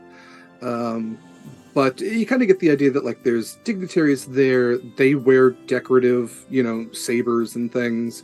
And Siren will even tell you like there's plenty of guards there. This is probably the safest place in the kingdom for any group of people. So like specific people are invited, and he's kind of entrusting like if you do bring weapons, just don't cause problems because it's an important day for him. Okay. In that case, Acacia is not wearing her armor. Instead, she's wearing this very like deep cyanish blue top that just it's a lot of draping from over her shoulders and like tied around her waist, lots of folds and such. And there's a little longer part that goes off to her side and in front of one of her front legs. There's silver embellishments, small blue crystal embellishments, a not overly large or tacky blue crystal headpiece, as well as some danglies of a similar matching sort in her tail. She does not visually have her dagger on her, but she is holding her staff. Okay. Did Acacia go with any of the magical fabrics that? No. Okay. Then I would say that as you're getting ready, Wynni's moms are helping you to do your hair, and B would happily assist with that as well. If you wanted, like, your tail braided or anything like that. Yes, I would appreciate the help on the tails, and I feel like they would all just enjoy braiding my tail. I don't think Acacia had any +1s. You didn't invite your dads, right? No, I feel like they're too focused on getting everybody all set up. Fair. With the Coronites. I don't know what we decided on that. I think Corins is what we... The Corins. Like, I probably would have offered, but the answer probably would have been no. Yeah. They're probably... This is a family affair, and I feel like we're stretching it a bit at this point. Oh, yeah, too, absolutely. And, I also didn't feel like it was the right type of place. Acacia and her dads absolutely are, like, the opposite of Wynni's family when it comes to, like, invitations. Like, oh, we couldn't possibly, and Wynni's family, like, oh, thank you so much. We'd love to. Can we bring Uncle Tim? Proximus. What is Proximus wearing to the gala?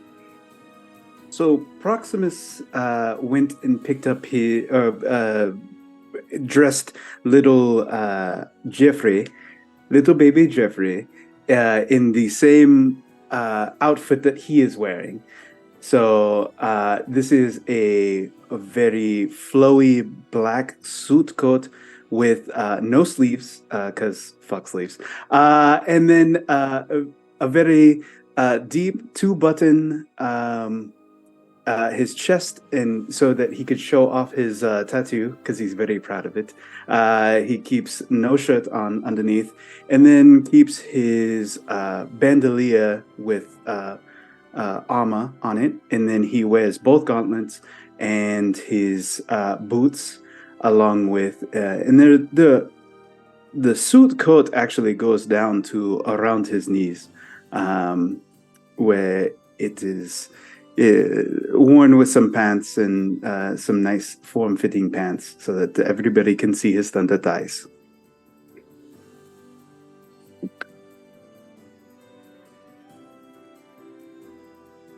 I think you are muted. I was complimenting Proximus's calves, and I was also saying that if any of you are adjusting your armor in any significant way, obviously if you take a gauntlet off, it's not going to change your AC. But for somebody like Acacia, who's just taken the armor off, please adjust your ACs for our Zoom chat. Yep, I have done that. Perfect. Definitely need to do that. And so little Jeffrey would go swimming up to Wynni and being like, I'm Proximus. He only has the jacket on, though. You can't tell. We look identical. He's Winnie the Poohing it. Winnie will grab his little fins and spin him around. Oh, my handsome little man! You are basically Proximus. You're just little Proximus. You're never coming home, are you? I'm super dark and angsty. Wait, never mind. Change my mind. Basically Proximus. Don't remember adding those to your vocabulary, but okay. Super normal. I've been learning, Mother. Well, I don't want to skip over Scarlet. So, Scarlet, what are you wearing? Scarlet's package from the tailor contained a I can't think of words.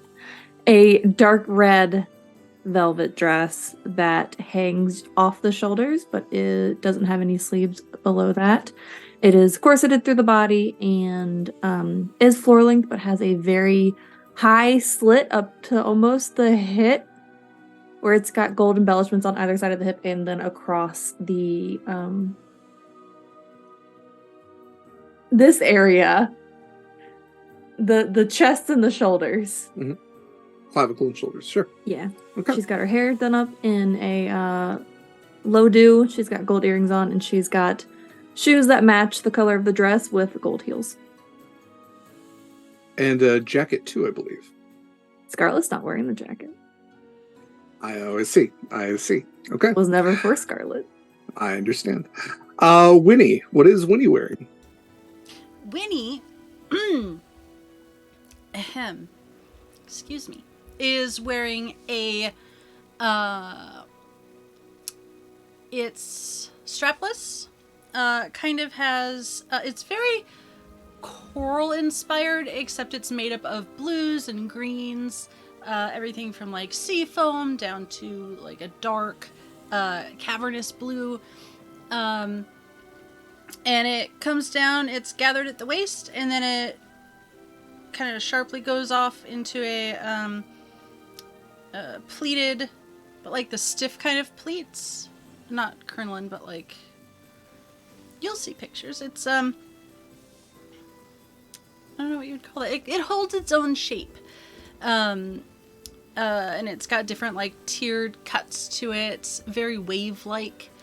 And I would say that it is made from green weave, or has been adapted, and okay. So it's very it shimmers, but also it kind of blends into the surroundings a little bit. It's all very. Yeah. So, green weave, for our audience, there's glamour weave, which is an official thing. I made a couple other little adjustment things on my side. So, green weave is a fabric that's like made in Elven kingdoms and kind of works like the cloaks in Lord of the Rings that the hobbits had. So, like, it helps you blend into a natural environment more easily, should you want to. It can make you a literal wallflower if you were standing next to a wall of flowers.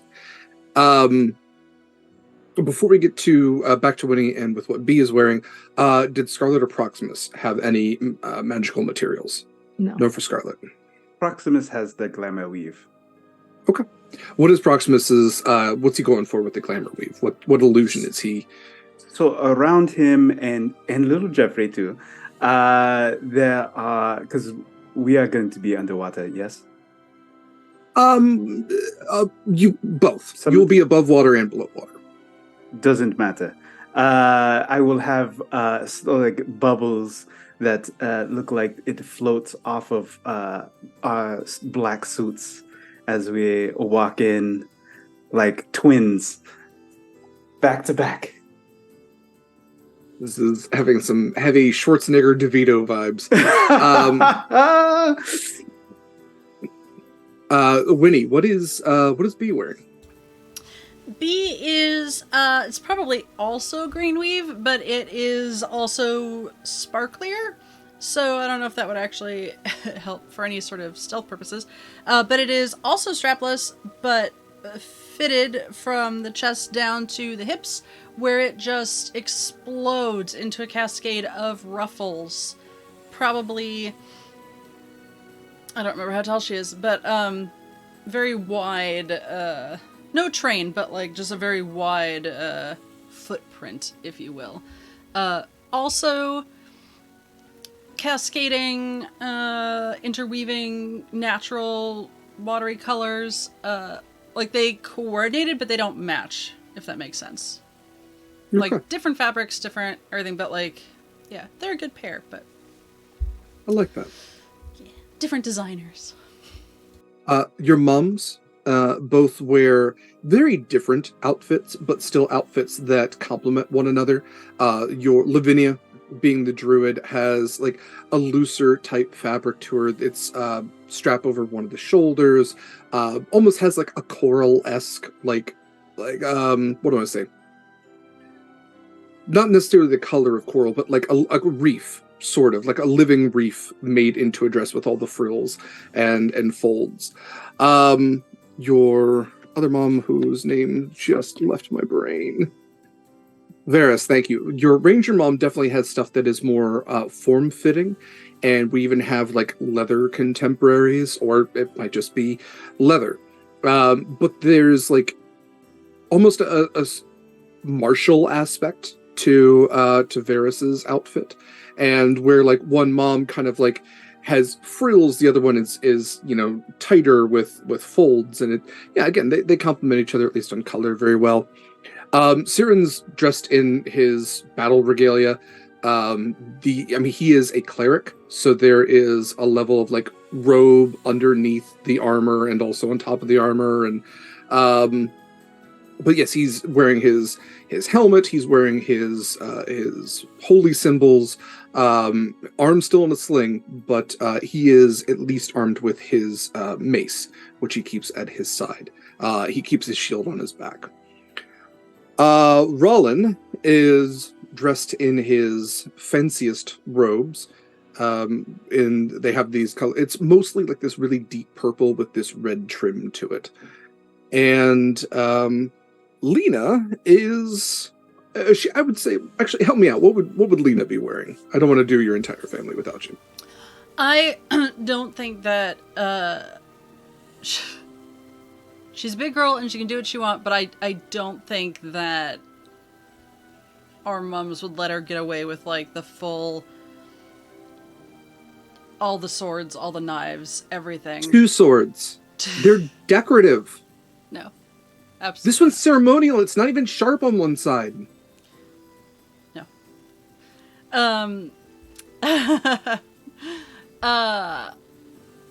So I think she would be wearing the equivalent of, it's my favorite sort of style, the suit, the like nice suit, probably in shark gray, with a cadet blue, like, I don't know, undershirt or something. Sure. Actually, probably no undershirt. It's probably like just the vest and the jacket. But then also it has like a little, not tails like a conductor, but that kind of half skirt. Does anyone know what I'm talking about? Where it's like Okay. So like the inner color is probably that cadet blue, and then the outside is the like dark shark gray. I love that. I will also mention, if any of you did want to hide anything, Jeffrey is coming along, so you do have the bag of holding that you could shove stuff into his face. Okay. Really quick, I did want to add that on top of her dress, Wynni is also wearing the locket. The bandolier doesn't quite fit or like go with the whole look, unfortunately.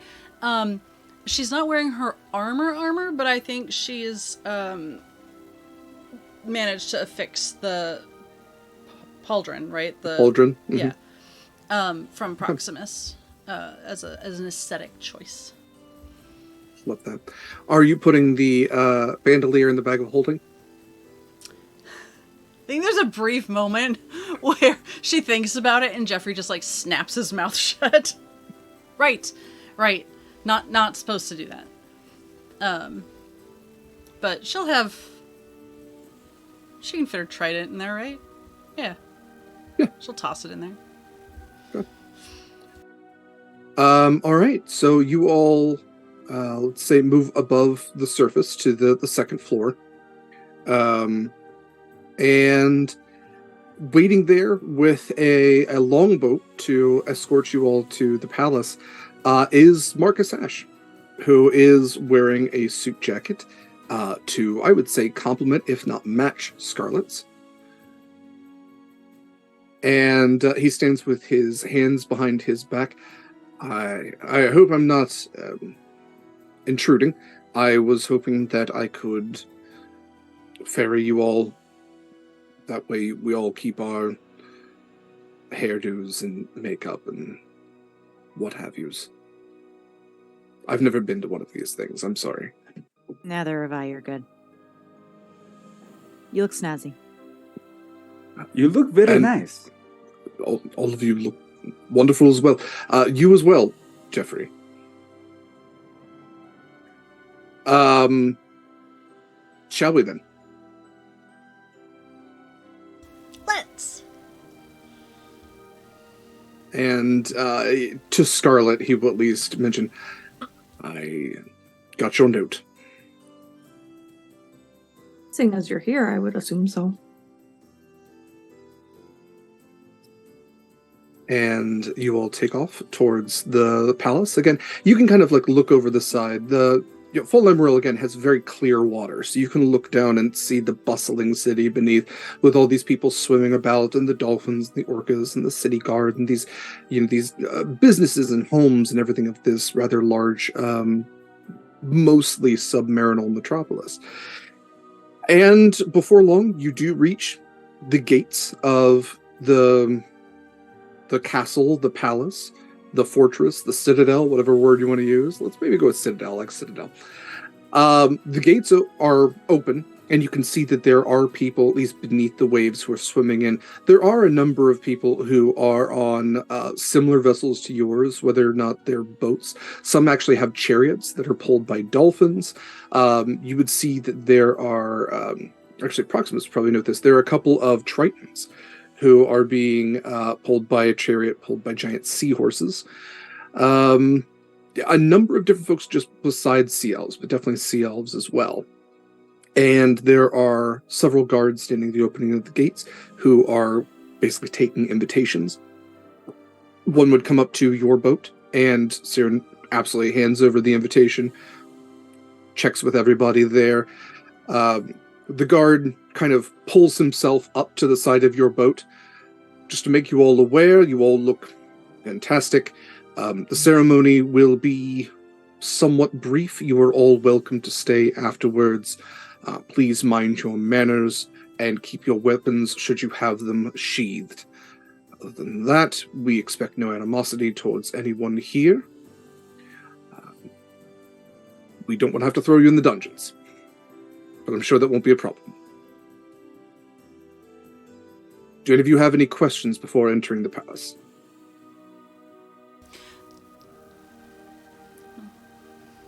Enjoy your stay. Thanks. Thanks for not saying you too. Enjoy your meal. You too. The boat goes through this arched gateway that both the gate is above and below the water. And you would see this massive, sprawling kind of structure that sprawls both above and below the waves. It is this grandiose castle, which is built into the limestone, the natural limestone of this area itself, and has kind of incorporated that into marble and gold filigree and all of these extraneous details, which create this very beautiful, organic-looking architecture that only elves have ever really been capable of.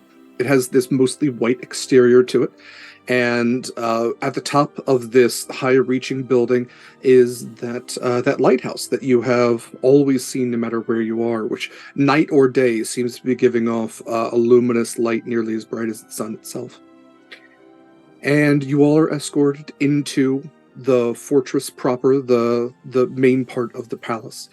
And it appears that there are both parts that are above and below water, that kind of where you're coming in, it's where the surface of the water really meets. And you all are escorted directly straight in to the building that I will note on our Roll20 here. So this is the throne room of Fal Laimaril. And I have already placed you all where you would be standing, unless you would like to be anywhere else. Basically, the yellow parts here are walkways that are above the water. So you would climb some stairs to get onto this little walkway. And then all of this kind of like greenish area where all of these lovely elvish citizens are, that is all underwater. So there are 4 main underwater parts. There's the 2 right by the entrance as well. These individuals with the black helmets are guards or soldiers if they're standing up right here where Siren is, with the dolphin on his helmet. And as you walk in, you would see this, you are in a domed area where there are several oculi.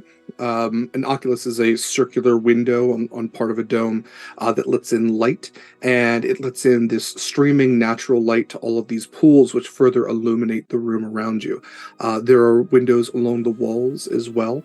There are 3 main statues on either side that kind of are at intervals of these 2 windows on either side. And the statues are of sea elf, either deities or heroes. You can't really tell because the symbology is very similar for both, tridents and dolphins and ocean waves and seashells. There also is a lot of natural life in this area.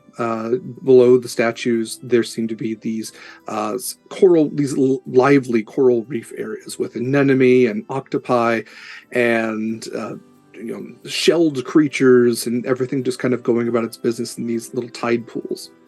At the far end is the throne of the king and queen, which are currently unoccupied, but it kind of sits upon this, what you kind of quickly determined to be a very large natural shell, like a massive shell that they've at least used the base of as the base of their throne. This big arch above. Again, there's numerous statues, plenty of guards, and you all would be escorted to this place along the side by the guards, where you all have kind of collected on the right here. So to kind of give who everybody is, we have at the top here is Lavinia, then Varys, then Wynni, then B. The next line from top to bottom is Jeffrey, Lena, Proximus, and Keisha, of course, at the bottom there, and then Rollin, Scarlet, and Marcus. Okay. So Siren does separate from you to kind of get ready for the main part of the ceremony. Is there anything anybody wanted to do before the ceremony starts? Get a drink. Absolutely. Absolutely. Nevis. Yeah, a little again, bit. all of the tide pool area at the center there are sea elf citizens in there. It seems like it's just high enough to where they can, it's probably about 6 to 7 feet deep from what you can tell. Like they're kind of treading water, but it's more natural for them. It makes more space because there actually are sea elf citizens who are standing along the sides.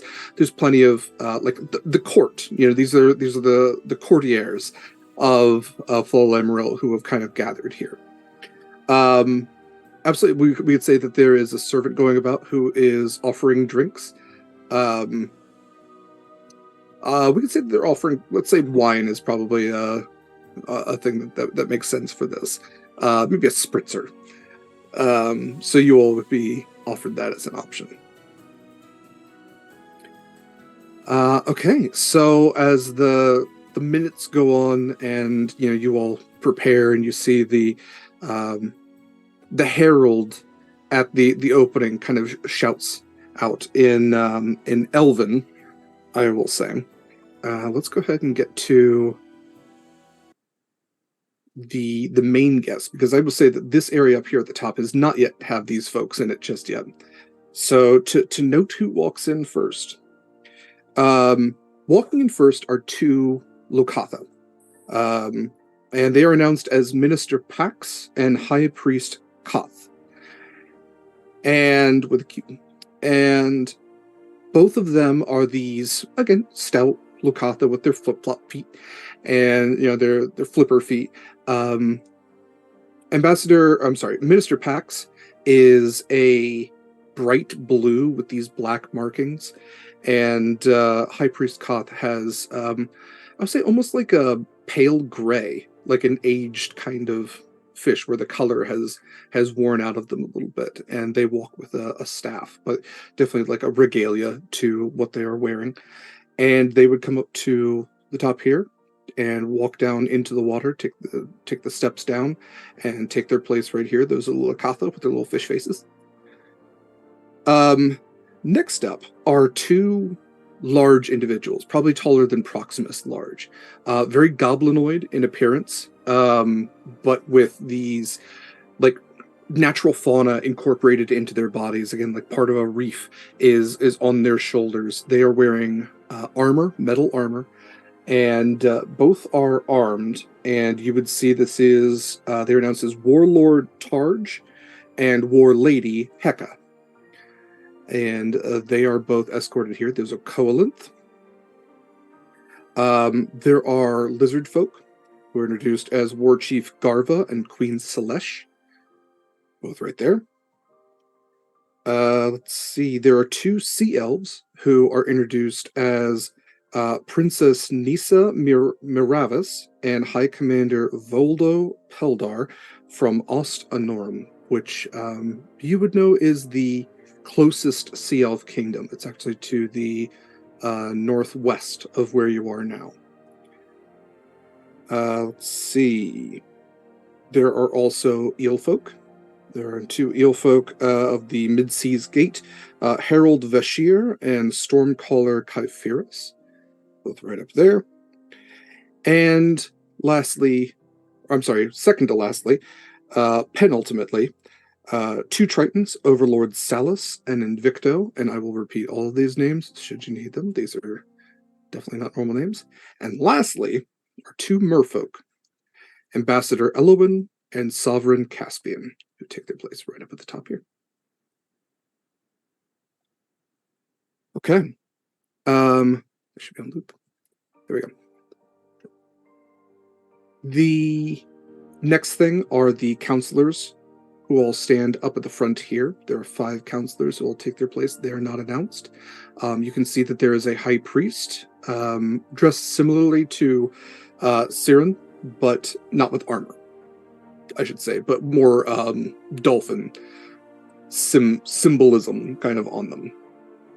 Lastly, there is a much more heavily armored, decorated, and older sea elf who takes their place right up here by the throne. And lastly, the herald announces King Finral and Queen Cassia Olindari. And they both take their place right up here on their respective thrones. The ceremony goes on. You have 6 soldiers in total, including Siren, who march to the front. And King Finral and Queen Cassia look down to them all and say, "You showed honor and bravery in service to our city, our home, and our kingdom. Our gratitude to you, your brethren, and the blood you shed can never be fully stated.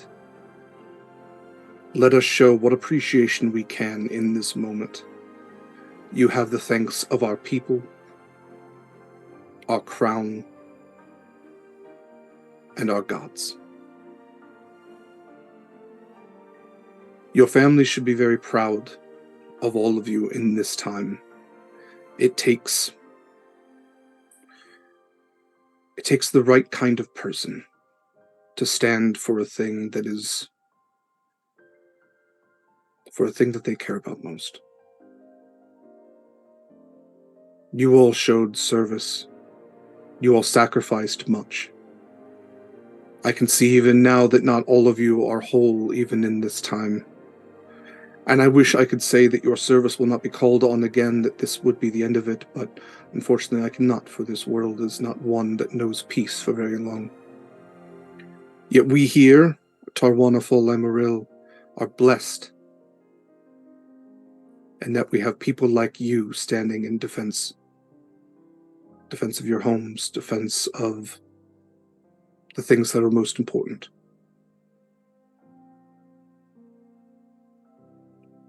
As a king, as a husband, as a citizen, I express my gratitude to you today and all the days that will follow. And he steps down alongside the more decorated, heavily armored sea elf. And the decorated sea elf has several cases that he opens and presents medals to each of the soldiers, who bow before their king and then step to the side. And when he has gotten through all 6, the king steps back to his throne. He kind of addresses everyone, "The heroes of your city." And everyone begins clapping.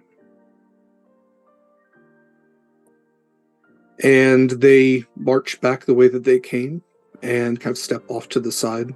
Your moms are beaming at this point.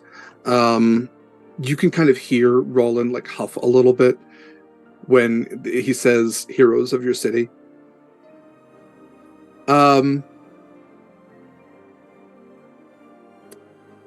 After a moment, the king again addresses everyone. Our ceremony for the heroes is complete. Should you wish to stay, you're more than welcome to celebrate in our banquet feast. And again, applause. And some horns sound off, conch horns. And the ceremony concludes, and people begin kind of like moving about the throne room. The king and queen stay where they're seated, but music kind of begins playing, and you can see that people start moving about. Those of you, let's see, past perception. So Acacia and Scarlet would note that there are stewards who are bringing in gifts, you presume, from the foreign dignitaries, and are collecting them right up here at the top. Otherwise, everybody seems to be milling about. Drinks are being dispersed. Food is being offered. There are floating tables in these center parts where people are just picking food here and there. What would you all like to do? I will say you have free reign of the throne room. You can talk to whomever you like. I just have a quick question. Mm-hmm. Roland is just dressed fancy. It's not like a uniform robe, right?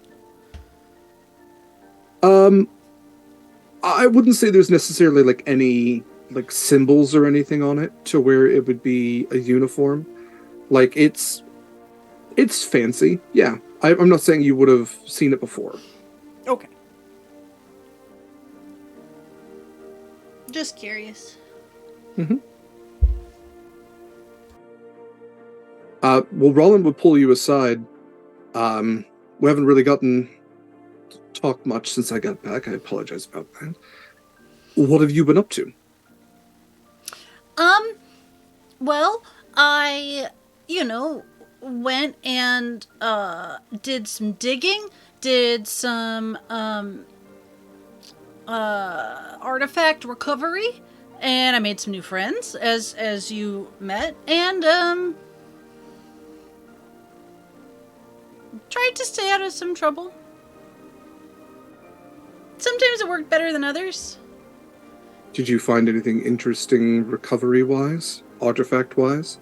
Oh, yeah. I have a wand that will make people smile now. It seems kind of rude to do that, so I haven't really used it much, but, Winora, anything important? I mean, I don't really have anything important at the moment. Roll deception. I mean, I don't. On me. He asked if you found anything in... Oh, okay, I did. Well... 19. Okay.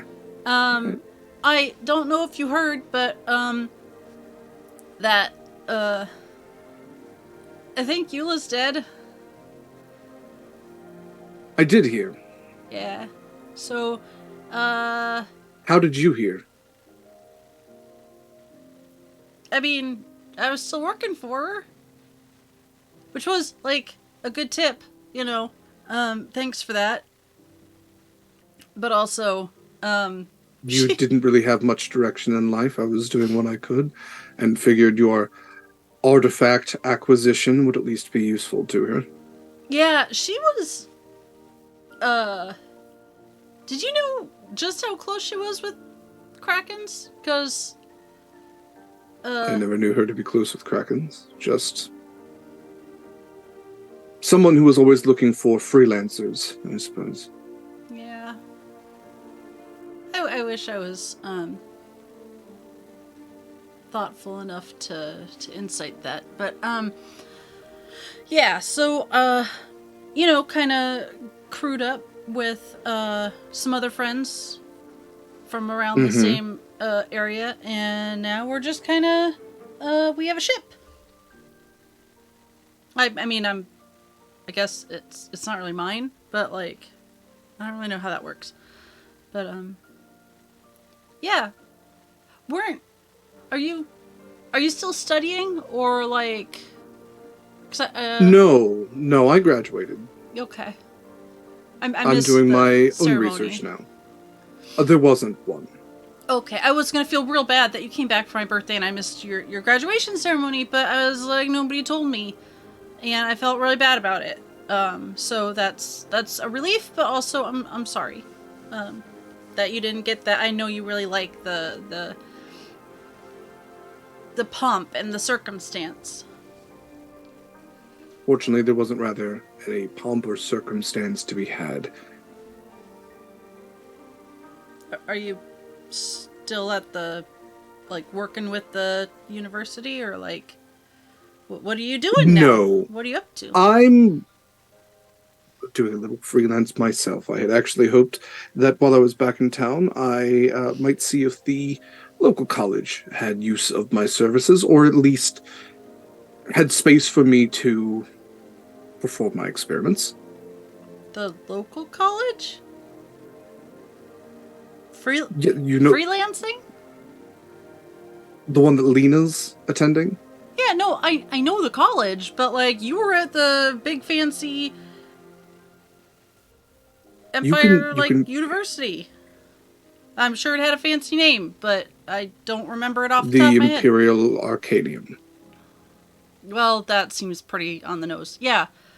It's just a little weird. Like, I'm just surprised is all that you would choose to be closer to home when you have that whole, like, fancy... Wynni, some choices are made for us. Sometimes people don't appreciate the genius that you have. I appreciate You would my know that genius all better the than time. anyone. But not everyone does. That's true. I had an idea that wasn't necessarily as welcome as I hoped it would be, and they asked me to leave. What was your idea? We're big idea people now. Not we, like, Fal Laimaril, but I mean, like, you know, I'm in with a good group. I'm not saying you should join this because, like, I only have the one lab, and, like, I don't think we'd work well together, but, like... If I thought you could understand it, I would try to explain it to you, Wynni. And I don't mean that as an insult. I mean it as a point of fact. I know. I didn't go to your fancy university. But, you know, if you ever want to talk about it, I like listening to stuff that people are passionate about. You don't always have to understand everything. And sometimes it helps to work out problems. When you learn Elder, maybe we can talk. Did I hear that? Yeah, who's nearby? Who the fuck is nearby? While they are dropping their eaves, I didn't know you were interested in... actually, before I phrase my question, I can't remember. Elder is, like, the elders are, like, fairly accepted as, like, before the gods, or is it, like, niche religion? I wouldn't say it's necessarily even a religion. Like, I don't think anybody prays to the elders. Well, I think it's more of, like, a... Yeah, like... I think it's like a historical, almost like... How do I want to compare this? It would be like, listen, Wynni, when you speak Atlantean, let me know. When you can speak, like, the language of angels, I can't remember what that's called. Like, Celestial? Well, yeah, but No. like in our world. Oh, okay, like, yeah. Like something obscure, semi-mythological. Yeah, Wait, hold on. This is important because I might do something before you continue. Did I hear that, and did the rest of us hear him say that? Go ahead, yeah, please roll for perception. 1d6. Wait, what about 1d6? No, 26. 26. Oh, you rolled a 26. Okay. Yeah. I rolled a 19, but if that fails, I'm gonna use my side-bolstered knack, so just tell me if it passes or fails. I don't think he's being... I think Rollin is arrogant enough that he doesn't think anyone in the room would be particularly interested by him saying that. So he did raise his voice a bit. So Okay. I think both of you would have heard that. Immediately, And Proximus mind is blink. 21. Mind blink Yeah, for all the way around. everybody, all 4 of us. Like, did he just say what I thought he said? All you have to do is say the word, Wynni. I will kill him.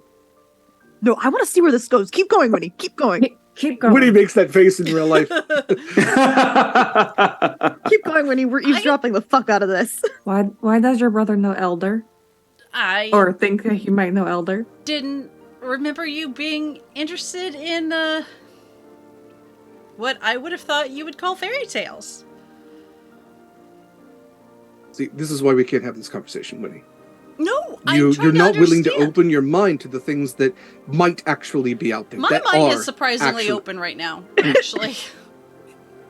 You would be. My mind's got people inside of it. It's so open.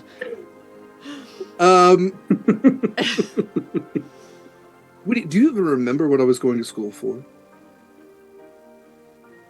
Well, please don't say that he is a linguist. They are the worst. Thanks, Michael. There go all of our linguist listeners. Yes. Way to alienate the. I know. I feel like you changed subjects a couple of times, so I don't know if this is really fair to pin it on me. You were. It was a more like book learning than I was. Chronomancy, Winnie. It's chronomancy. Oh yeah, the time stuff. Yes, the time stuff. Thank you. Yeah, I kind of thought you were kind of moving away from that. Oh my gosh, I just lost my headphones, so I really hope my brother doesn't say anything important. Okay, I got him back. Move it away. This is why I bought you wireless headphones. The delay. I know. Winora, listen. In my research, discovered a lot about time and the things that existed within time, outside of time, and I've learned quite a bit. Things that my instructors didn't want me to know or research, or they wanted to limit what I could do. And so I did my own learning, and I taught myself. And I know things that I would dare not 5 more people on this world know. I would ask if I could sense any sort of like, I have a pretty good feeling, but fanaticism from him, or if he like roll for insight. Purely hypothetical education. 18. You can pick up that he is, angry. There seems to be like a resentment towards at least where he was studying and them holding him back.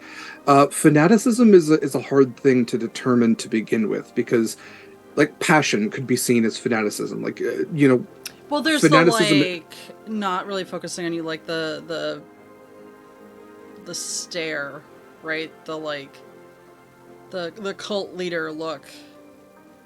I wouldn't say he's that far. I would say that he's holding back on what he's saying because he doesn't want to. He feels like it would be wasting it on somebody who doesn't understand from his perspective to explain it all. He's an avid Star Wars fan who's trying to explain why Star Wars is cool to somebody who's never heard of Star Wars. So he's not going to go into like listen, Boba Fett is a clone. So he actually was originally played by a guy named Jerry Bullock, but then they changed his voice based on the prequels where they brought in Tamora Morrison. Like, he's not going into that, but he's like, listen, there's a guy with a really cool helmet, okay? And he has a jetpack. Okay. Winnie, we need to see your brother's research. So does the... you're still talking with the college, or have they... I mean, you're really smart. Like, college would be really I am lucky to have you. independent. So they didn't The give you college- like a room or anything, like a little facility. They tried giving me a little room, Wynni, and I escaped. I will leave it at that. The Empire were like here. You think I'd be in the throne room if they tried getting... They don't know anything here. They don't care about anything above the surface. But you're so persuasive. Your sarcasm is much appreciated, Winora. Well, Listen, I don't know what silly adventures you and your friends are on, but if you ever want to get serious, if you ever feel like stopping, just drifting through the sea, I could use some help. in her head, well, she's got her little Wynni face on, maybe. She's just gonna say, yeah, so I'm not saying we should trust him, but also I don't really know, anything about what he's talking about, where he came by any of this information, and he might actually know some stuff. The problem isn't that your brother doesn't know the information. The problem is he's a cocky bastard. Oh no, What the the problem Keisha is, like, said. absolutely that he knows the information, because stars know what he's gonna do with it. But,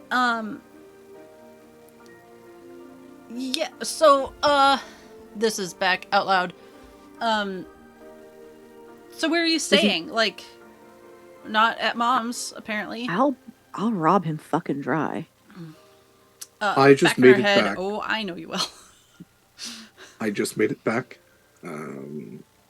after quite an ordeal and a long time at sea. Are you okay? I'm fine. Okay. I am probably going to be staying at Mom's until I can find a proper place to set up. There's plenty of other magical colleges out there. I am hoping for a place where I can have decent access to both the sea and the stars. Yeah, I mean, I can see why that would be important, I guess. Why do you... Wait, I actually don't believe you. I don't... Why would you think that's important? Because, like,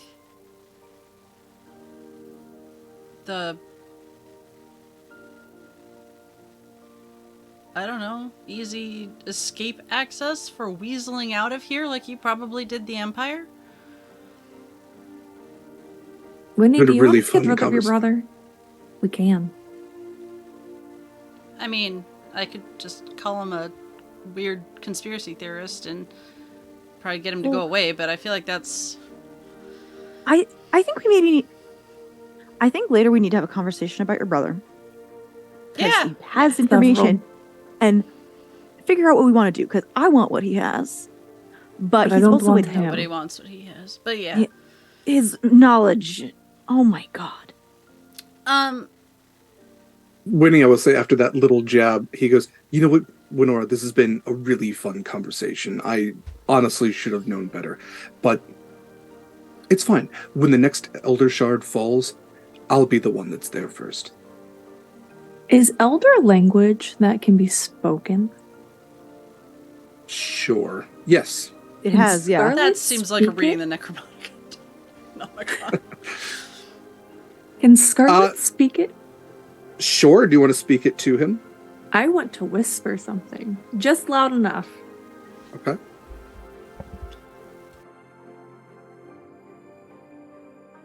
You may do so, yeah. Okay. Fancy fucking word, an elder. I don't know. Okay. Yeah. Anti-disestablishmentarianism and an elder. Absolutely. Okay. Perfect. And he's huffing his way away from Wynni. You're standing right next to him, so you whisper that, and he does like a double take to look at you, and his eyes narrow. Oh, mine He just keeps definitely narrowed walking. back. It's fine. Yeah. I give him the same exact look back. I think I will give this to you. His look was basically like, did you just say what I think? No, you're just a siren. You wouldn't know that. I will murder him in his sleep. He's wearing like big fancy robes, right? Told you he was the worst. He is absolutely wearing fancy robes. Yeah, we're talking like, actually, I'm going to reference Final Fantasy kind of robes, or like Skyrim high arcane kind of, like with the shoulder pads, and like there's no armor, but it's very fancy. Does it look like he has important stuff besides his spellbook on him?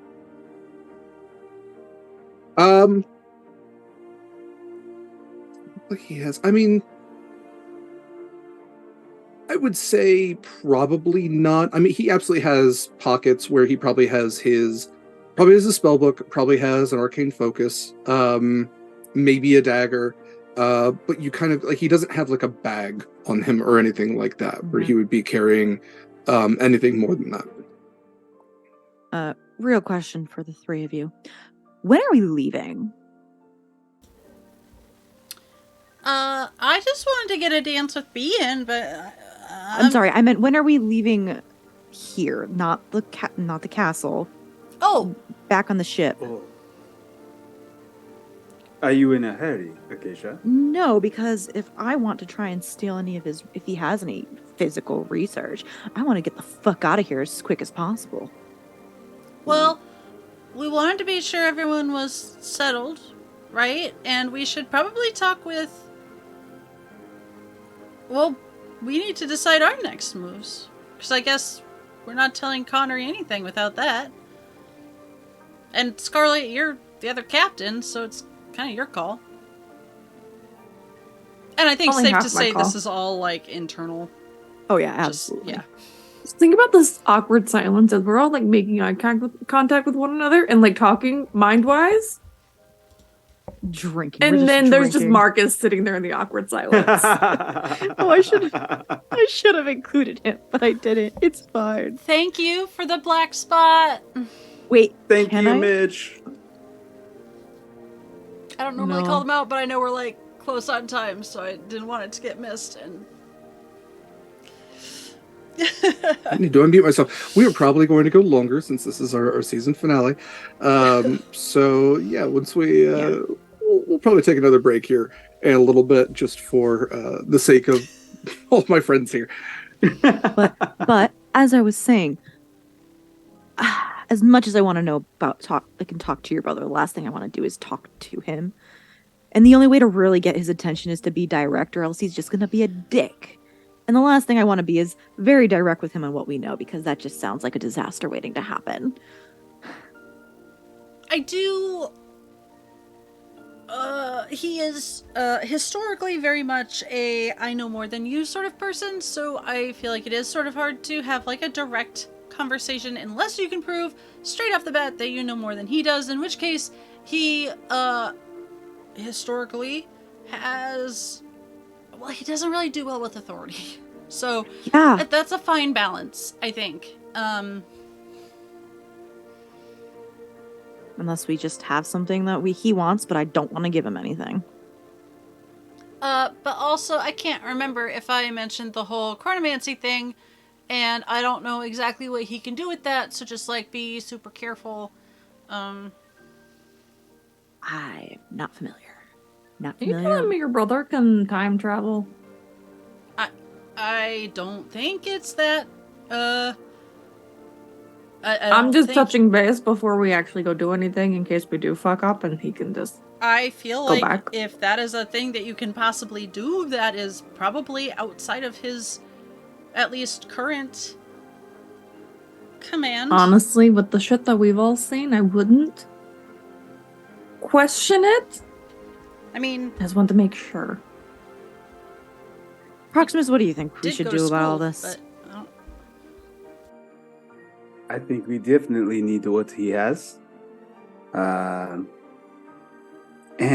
also, we need to make sure that no one else is attempting to do what we did before. You mean the shard? Yes. In the wrong hand, you know what can happen. I feel like his hands are the wrong hands.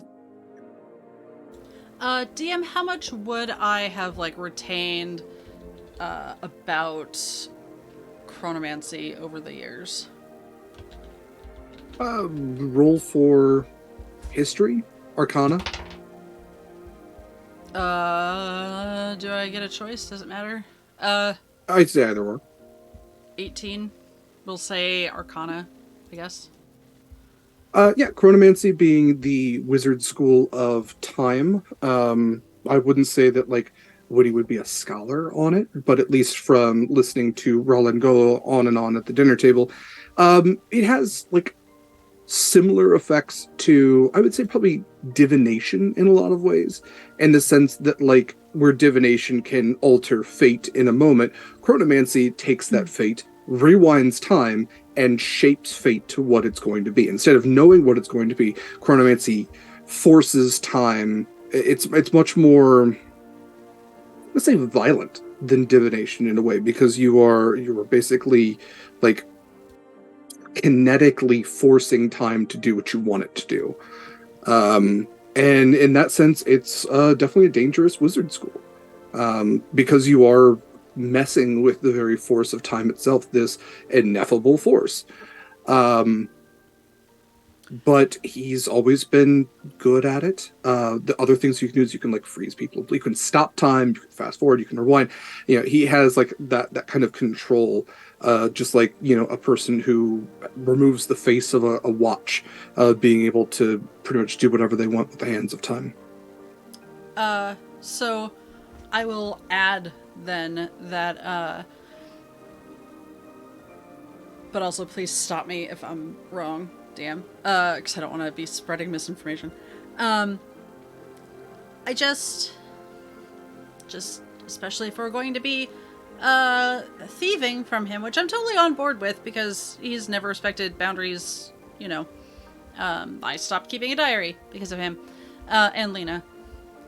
I didn't feel bad to start with, and I feel even negative less bad. Well, but I just wanted to say that, he does weird time stuff, and as far as I know, it's just kind of limited to a little bit of time, or, a little bit of space around him time. I'm not saying, if we stole something of his, he could, rewind the entire world back a day, but also he's good at experimenting with things and extrapolating. It might take him a while, but I don't know what else he can do. So just be real careful. Be careful. His room is probably trapped. Oh, or absolutely. Absolutely. I figured. But yeah. They were really if he wasn't so arrogant. 80, but it's been a while, so. If he wasn't so arrogant, I would say maybe we could join forces to get more information. But I just don't trust him. We could even try. Though he is your family. We could try and always just back out. I mean, if... Throw him overboard? On the one hand... You know him best, Wynni. On the one hand, I want to say, the enemy of my enemy is my friend, also my brother. If the Empire kicked him out, that's good, right? But on the other hand, if the Empire is no, that magic's too dubious or unstable, that's probably something worth questioning, and maybe I need to do a little soul searching myself. I think until we know more about what he wants with an Elder Shard, we should just go carefully. I would like to not kill him. He's my second favorite brother. Yeah, I mean, there's that. I would say your only other brother. Yeah, I mean, it's a big gap. But, it would... Wynni, I will note at this point, you do look over to see Siren and Roland are talking rather heatedly, and Siren will actually take his good arm and shove Roland a little bit, and raise his voice and say, listen, if you don't want to be here in the first place, if you can't even be happy for your brother for one day, then just leave. Yeah, you tell him. He's not welcome at a lot of parties. Gee, I wonder why. I see why. Yeah. And Roland just smiles at having been shoved. Just like the old times then. And he walks off towards the exit. Who wants some... she's gonna say this part out loud, is, who wants some food? B kind of comes over. I will say B, Marcus, and Jeffrey have all been chatting with Lena at this point. And there's so that's the difference between a saber, a bastard sword, and a Zweihander. That's very interesting, Lena. And B is just looking desperately at Marcus, please get me out of here. Please. And little Jeffrey just coughs up his little personal dagger that he took during the looting of the Bloodhound. I killed a man. Oh, that is where Derek, he got it. I have a question. I just sent you a DM. Yes. Let me check this out. Let's see. Not necessarily. Okay. If you would like to follow. Okay. Listen, the three. I might go home and just keep an eye on him. Also, parties are uncomfortable. So. I don't know about how uncomfortable it is. I mean, there's good drinks. There's lots of food. Socially. Oh. I don't know anyone here. Just y'all. I don't think any of us know anyone here other than Wynni's family. Mingle and you do the thing. I know a lot of people, but it's a lot of effort. I'm just a country centaur. This is. I just mentally wave my arm at all the fanciness. How long do we have the link for this time? Oh, I didn't roll. Thank you. Sorry. It feels pretty strong. Probably about a couple hours. If you want to go back, I rolled 4. Not super rude, because there's a lot of people here and stuff, and none of us are being honored, so it's really a come and go as you please. There's still a lot of party food left at the farm if you want to go back and snack. Yeah, I think I'm just gonna. There's also a lot of conversation around here, and maybe an extra pair of eyes would be nice to see the things that we don't see. But I don't want you to stay if you're uncomfortable. I mostly don't trust your brother. I don't know how long he's staying, to be honest. It doesn't look like he's going to be welcome much longer. Is he actually sticking around? Where has he gone since the shove? He's moving towards the door, isn't he? Yes. Yeah, he is moving towards the doors. I mean, if you want, I can stick around and, ask, some of my relic knights might know folk at the college. I would ask Lena, except she's just gonna give me 2-word answers and no actual answers.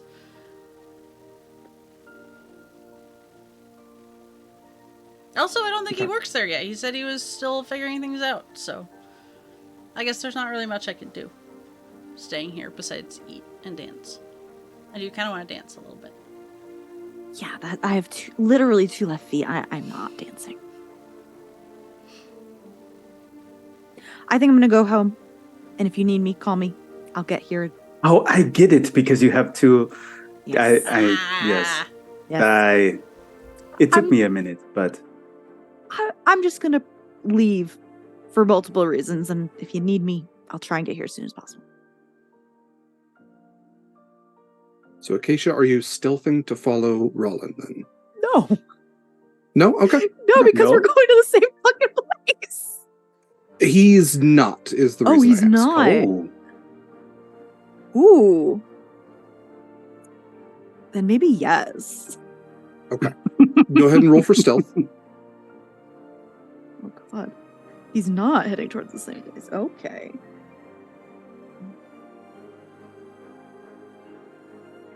Come on, don't fuck with me. I did not like that. Did you tell any of us that you probably wouldn't have known that you were following him until after you got outside? Yeah. Until I only got You do still have the psychic link, just offer that, but yes. Yeah. I got a 16, but if I fail, tell me and I'll roll my psychic thingy with bobber. You do fail. Okay. Then I'm gonna roll. God damn it.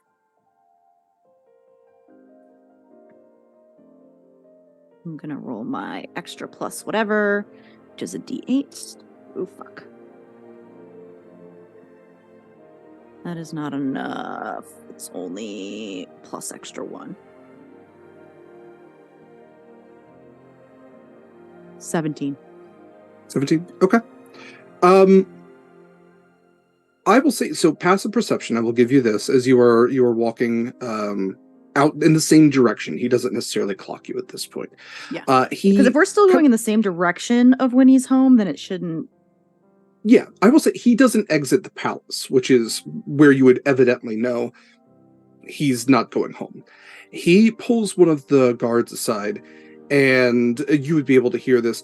He kind of like straightens his robes and says, I am a precantor of the Imperial Arcanium, and I have need of your palace's teleportation circle. In which direction would I find it? And the guard just points up the hole that way, and to the left, you'll find the wizard's chambers. And the teleportation circle should be available. Thank you. And Acacia, I'm going to say, like, he rolled a 20. That's fair. So he does kind of like turn to see you walking in the same direction, and just kind of scoffs a little bit. Did Wynni send you to babysit me? Spy on me? Do you need something? Well, it kind of split off, right? And he sees me, because I would not have gone in the direction that he went completely that way. Like, fair. Then yeah, like if you were not directly following him. If he's talking to a guard and then he goes split off somewhere else, I would probably keep walking a couple steps, pretending to go back to Wynni's place. Okay. Wow. No, I'm going back to your mom's place. Well, I can't just go in the same direction as someone because it's the only path I can go. I'm sorry. I am sorry. I heard. I'm a little heated. I can see that. I am sorry for snapping at you. I don't do parties. I try to. They rarely seem to go the way I want them to. Why force yourself into a shitty position and mood? There's something about try again, but also doing the same thing and expecting different results. Sorry, say that one more time, Derek. My brain had a brain fart.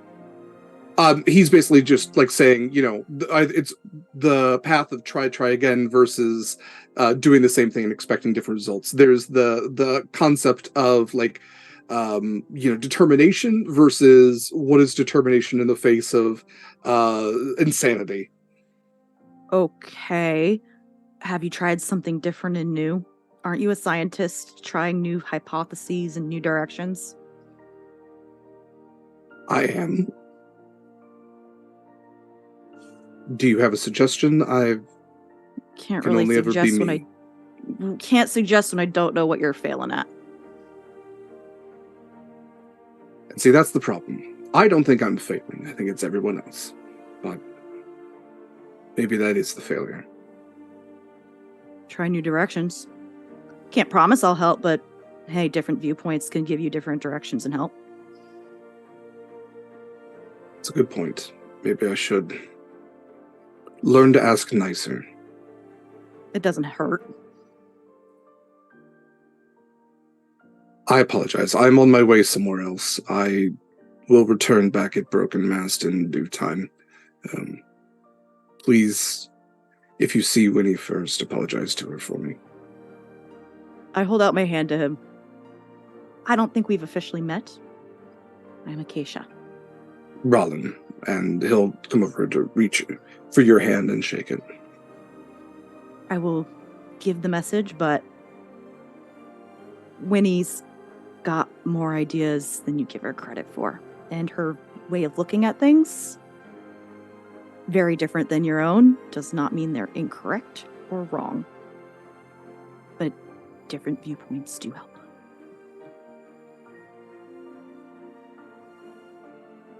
I appreciate your words, Acacia. Well, actually start heading back towards not the party. I'm going to head back where I said I was going to go, but not go all the way back. I think I'm going to just take a chill at a public park. Yeah, I mean, the courtyard of the palace is absolutely beautiful with, coral and natural life both above and below the waves. It would be beautiful to look at. And there are party goers kind of like outside on the balconies as well. So we can say you're not necessarily that far. We can say story-wise you are close or far depending on what you need to be. Did anyone else want to chat with anybody else? Like I said, you are welcome to chat with the ambassadors or the what have yous they are. Proximus would like to talk to the Triton ambassadors. I figured he might. I thought he might be. But of course, we can go to break before that too. I was thinking we would probably hit break around 6:30 because that's our next. Unless that was a cry for break now. We can do break at 6. Yeah, that's fine. I apologize. I didn't pick up on that cry. You didn't yell loud enough. Yeah, like I said, I was gonna just put it in chat and just be fine with it. we are gonna go late. We do have a black spot still to resolve. I'm not waiting 5 weeks for that. At least introduce. So yes, right. At least introduce. So let's go ahead and take 5 to 10 real quick. Stick around, folks. We'll be right back.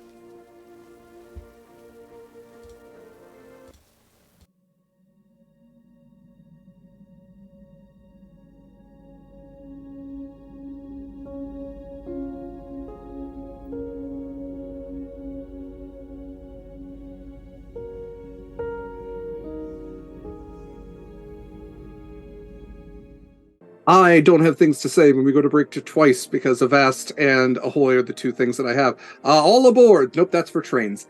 Welcome back to Horizon's Call. This is the Season 2 finale, Episode 15 on the 15th. Weird that. Let's go ahead and jump back into it. So, because we are probably going to go long, still have a black spot to resolve. So you are still at the gala in the throne room of Fal Laimaril. You are surrounded by dignitaries and the upper crust of Fal Laimaril. So plenty of CLs, but also several dignitaries from neighboring lands as well.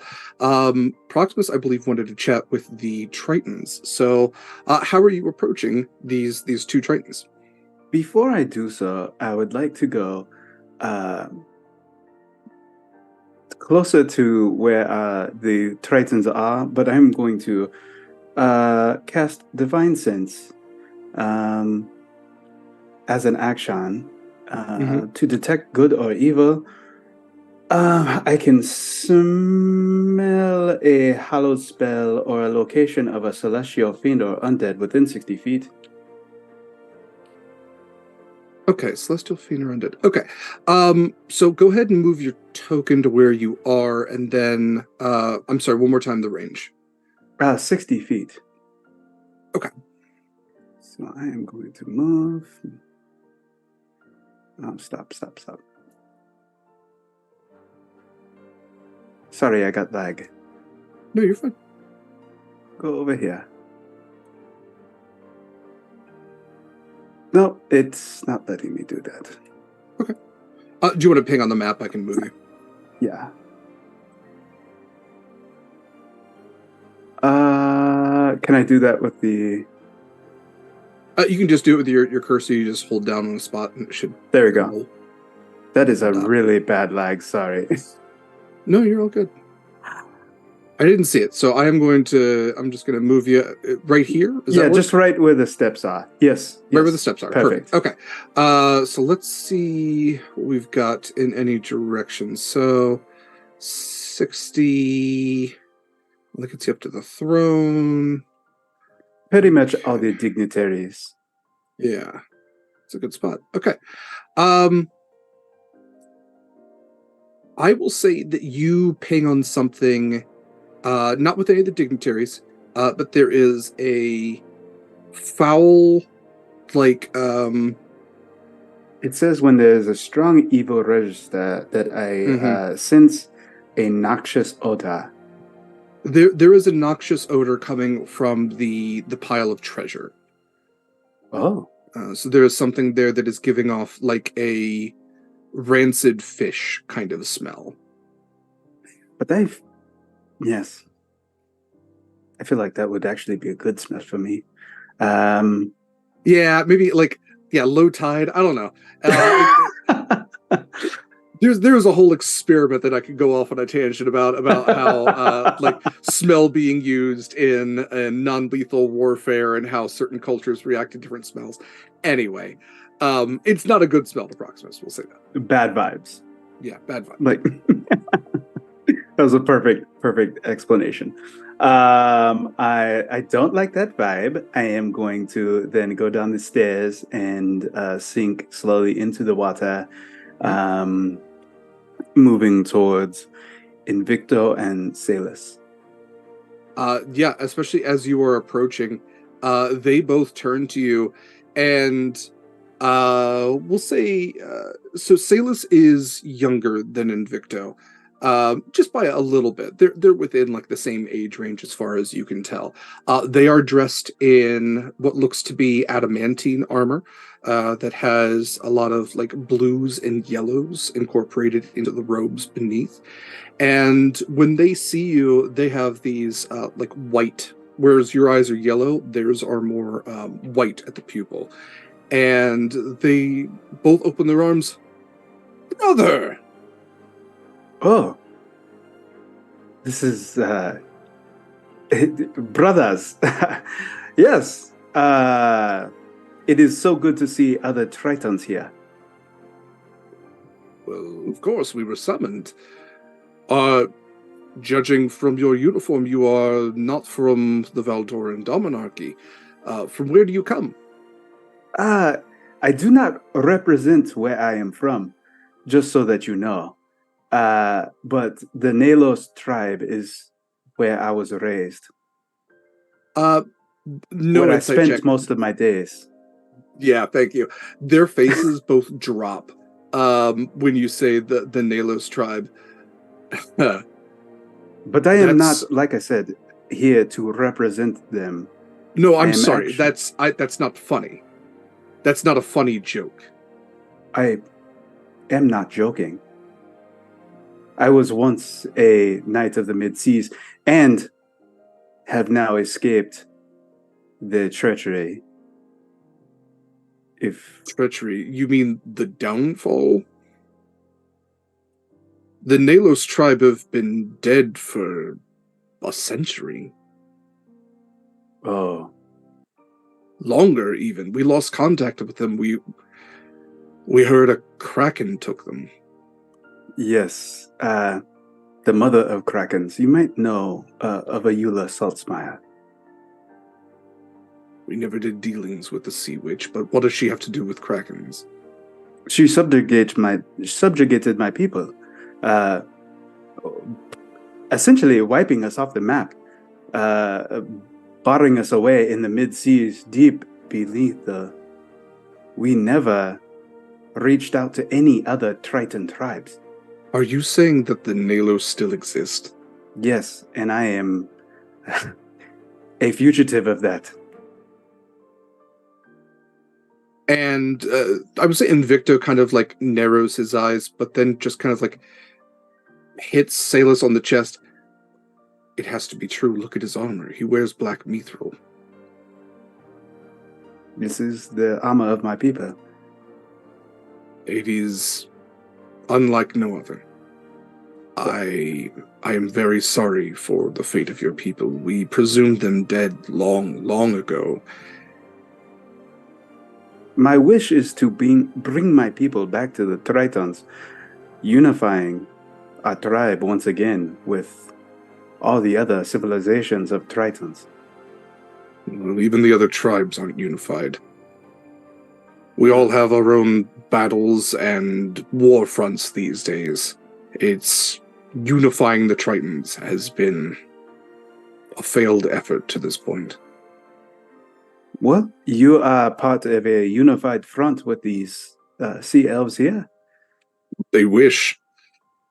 We've had enough time, a hard enough time defending from the west to their benefit. If they're looking to have some of our soldiers, they're going to need to contribute some to our efforts in return.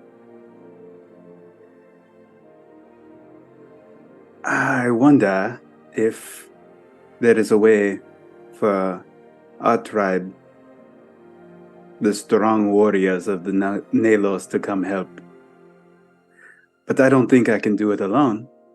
I believe that they still think that I killed their god. Well, then it sounds like you have your own war front. Yes? Treating with zealots is an uphill battle, Proximus. It's very true, and I still am finding my way in these seas. But any help, any direction that you would point me in, I would like to meet more of our kind.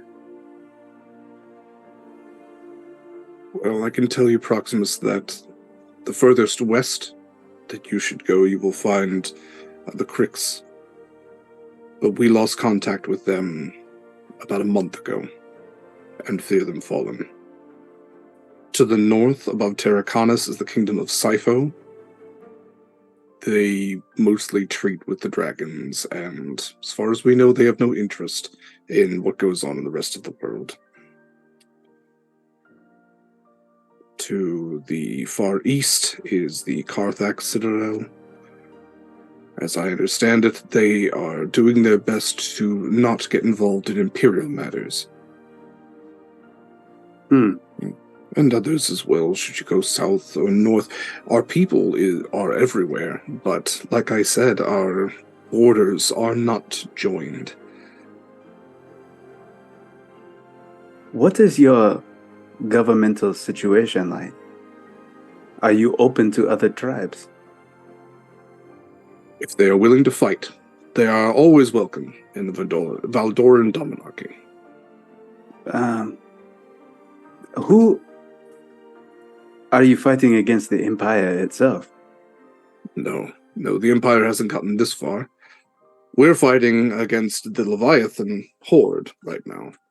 The Sahuagin and the Eel folk and the Homerids and all of their allies. I suppose not the Eel folk over there, of course. They're still neutral at this point. We'll see if this gala changes that. So, question for you. Has any peace treaty been reached before with this Leviathan Horde? Why now? No, the Leviathan Horde is too new for a peace treaty, and they are too eager, and perhaps zealous is a good word for them, to ever sign any peace treaty. They don't want peace. They want their end goal, and that is all that they care about. And you know what that end goal is? The domination of all of the seas, and for the world itself to be all seas. They wish for the water to rise further, and for them to control all of Domaris. It's a very simple goal for very simple-minded adversaries. For as simple as they are, do they have some type of way to raise the tides once again? Perhaps it's just wishing at this point. I don't know. There's plenty of magics out there. They're always in search of one or another. I'm not aware of any way to.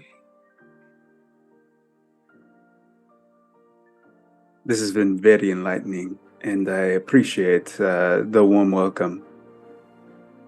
It is good to see another like yourself. Thank you. I am hopeful that maybe you can spread the word that my people are not dead, but that maybe they are lost. Maybe to the time or to the seas itself, but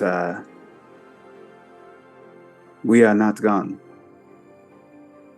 Well, I seriously doubt that an invading army is going to change their minds. Maybe it'll be somebody like you to change their minds, Proximus.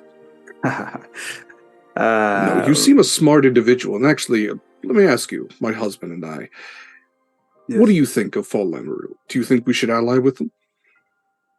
I have met nothing but great people here. My friends and my new tribe have now found their home here. It is a place worth saving, and I choose to do so for myself. I cannot encourage anyone to do something outside of what they want to do, but it is worth my sword. A balanced answer, and one we respect. It has been an honor meeting you, Proximus. May Persona watch where you swim. May the Guardian of the Infinite Seas follow you also. And they give you a nod. The pleasure is all mine. I will let you go. Thank you so much. Thank you. All right. Anybody wanting to do any more chatting? I think it's best if Scarlet doesn't chat with random adversaries and such. I will say that the merfolk have definitely noted you and are like looking across the hall at you. That's fair. They can know me.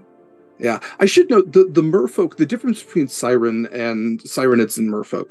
Sirenids are ostracized, considered dangerous, all that, because of course they do have the storm in their eyes, but also because sirenids are born looking more like humans than merfolk are. Merfolk often have different colorations to their skin, reds and blues and all the colors you would find beneath the ocean. You know, a lot of merfolk there's like two main types of merfolk outside of sirens. There's river ones, there's ocean ones, and they're kind of like, their coloration is meant to blend in with corals and reefs and what's the thing that Nemo lives in? Not an amoeba. I can't remember. Anemone. An anemone. I was an like, anemone. Thank coral you. reefs. Yeah. An anemone. Anyway, so yeah, a lot of their coloration is like that, and even when they get out of the water, like what would be their hair, it almost appears more fin-like and very like streaming behind them, and they have almost this like fae type look to them. So they're in the water. They're kind of swimming about and have definitely noted Scarlet, but are more like kind of like teenage girls whispering across the room to each other and kind of like looking back. They're not doing like the giggle thing, but they're definitely conversing about her. Okay. Any other mean girl behavior? I will say the music is kicked up, so if Wynni did want to dance with B, absolutely free to. Wynni would like to dance with B. She also wants dance with some B. No, bad. She will also check in on Siren after that little altercation with Rollin. If there was any like lasting, like if he looks like he's still bothered, or if he's kind of shaking it off, or if he's left. Siren is still there. I will say, let's move these folks around a little bit. Siren is chatting with, where is Siren? There he is. He is chatting with a couple of the other soldiers, who also received accommodations. and seems to have moved on. But yeah, if you would like to chat with him. Wynni. Oh no, if he's moved on, I'm gonna leave him be. Oh, okay. For then now, you have left him. He does not seem to be heated. He's not like steaming in the corner or anything like that. I just want him to be able to enjoy, it's kind of a party for him. And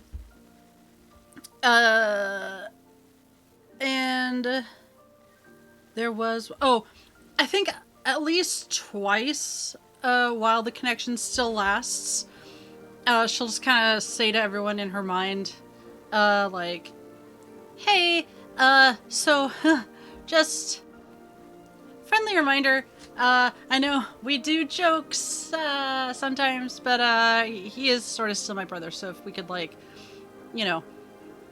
misdemeanors, cool, like, grand larceny, fine, but if we could kind of avoid straight up murder, that would be ideal. Y'all? I'm not gonna murder your brother. Okay. Unless he tries to kill me. Well, I mean, that's fair. I mean, if he starts it. So what constitutes If he's dead. teaching someone a lesson? Oh, I mean, permanent, physical or mental damage, probably. We have constants. I can lay on hands.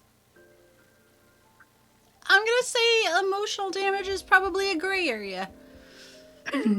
Okay. But she still hasn't finished her psychological correspondence course, as far as I know. So, watch the mental damage. I will leave that up to you. Unpack the daddy issues. Got it. I'll ping just Wynni. Also, your brother apologizes. He asked me to send you an apology, but I think he should send it to you directly. Siren? He's right here. Nope. Dickhead. I only have 2 brothers. Dickhead. Well, that sure describes one brother. I am no longer talking to him. He went to a teleportation circle. Do you know where he went? That was just to me. Yeah. You're right. You're right.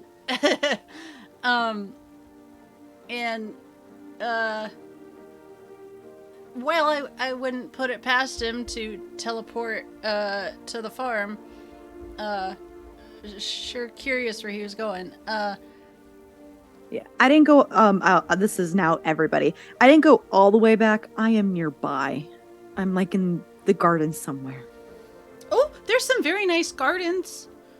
I mean, you're probably experiencing them right now. You don't need me to tell you that, but... The gardens are very talkative, let's say.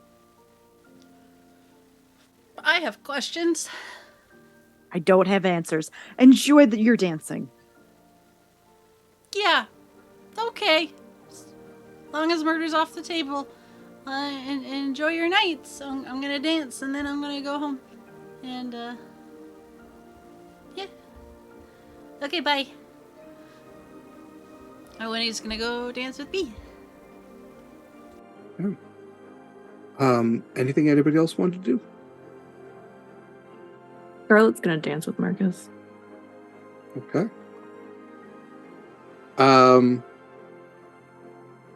I will let you all figure out where on the map that you necessarily are dancing to, because you can dance in the water, you can dance out of the water.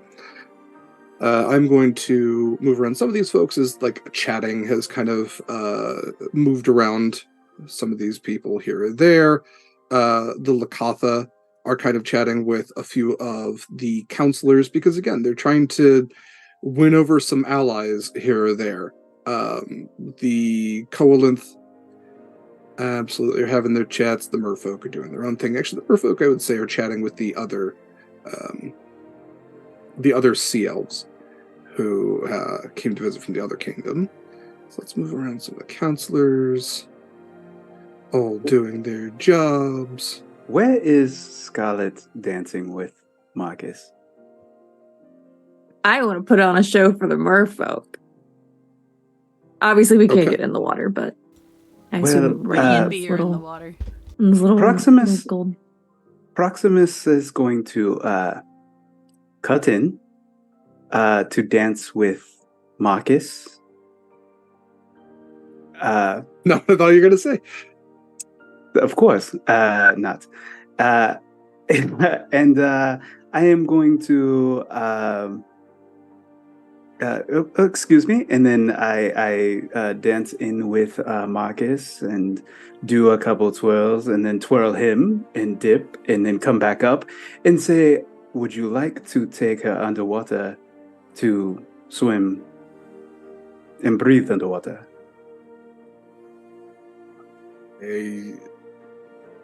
Sure. So because I couldn't do it last night, I assume that we took a long rest since Wynni's birthday, correct? You did, yeah, absolutely. So I took bubble breathe, and I am going to just touch his back very lightly and say, "You can breathe underwater. Now take her down and swim with her under the sea." I will note that little Jeffrey came over to Scarlet and was like, "If I may." No. But Valid. also what a fucking wingman. Yeah, Marcus is like, "I think the dip might have been unnecessary, but thank you nonetheless." And yeah, we're gonna just in case you didn't know how to do it, I just thought I would show you. That is how it is done. When did Proximus learn how to dance? Because I feel like that's not something he learned. It's a cultural thing. Trains know how to dance. Do you think that we do not dance under the sea? Okay, I was just imagining like very, very militaristic, no fun times. See, that's the thing about the Nalos, though. Like, very militaristic, but their dancing is all ribbon dancing. So it's very, very formal and is like different. It's like if you mixed ribbon dancing and the haka from like Maori culture. Right, so it's right. very intimidating yet beautifully elegant. Okay. Formations, that's how we learn as young children, dancing in formation. I stand corrected. Keep going. This is great. And yeah, Scarlet, the Marcus offers a hand as he dips into the water. And follow I go. Just still a little surprised and don't really quite know what's going on, but whatever. Roll with the punches tonight. You see Proximus just with a smack. Wow, this is such a beautiful moment. I hate to ruin it. I'm going to, nonetheless. The king at a certain point stands as like the music kind of comes to a rise, and as the song breaks and the dancers all stop, I want to express my gratitude again to all of you citizen, visitor, friends. It is with my deepest expression of gratitude that all of you are here to celebrate our kingdom and Fal Laimaril. May we all stand as long as the emerald gem of the waves. And it's as he says that last sentence, that treasure pile in the corner begins to shake and shift. There's a number of things in this treasure pile. There's absolutely like, I know it's kind of like golden stuff. It's something I pulled off of Roll20, but there's mostly like chess magical items. It's tributes to a foreign power. And there is one item in particular that is leaning up against a chest with I would say a sheet covering it. This very elegant silken sheet that begins to shift until that sheet begins to move. And as it moves, you see something. Those of you beneath the water, I would say, might not actually see this. Proximus, you would note as the guards begin to note this. Climbing from beneath that sheet is a large creature that, as it breaks from beneath the sheet, let me make sure I have the size of this thing correct. As I put down enemies. And we're going to pop this right there, and we're going to make you real big. There we go. I believe this is a huge sized creature. You start to see the head of a serpentine-like creature kind of slithering its way out with these two very stumped arms that are kind of pulling it outwards. And from beneath the sheet, this head kind of lifts almost like a velociraptor. And this massive head with these pale white eyes looks out towards the rest of the throne room and just gives out this horrible hissing roar. And it moves, slithering into the water, only to be shortly followed by another, almost identical in size and depiction. Yes, these are huge.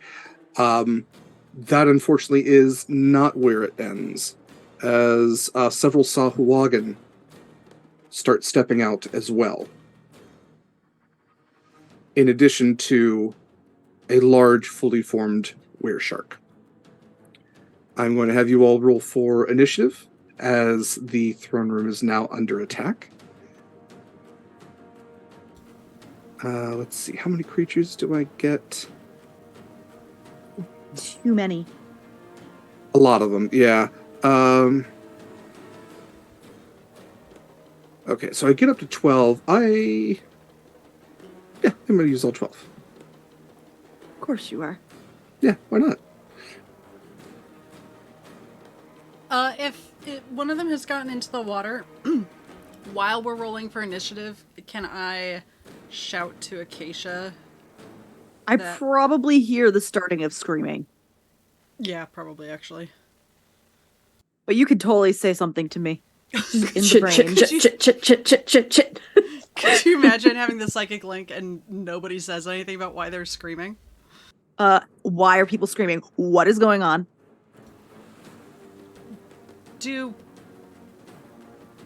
Does Wynni recognize what these huge things are?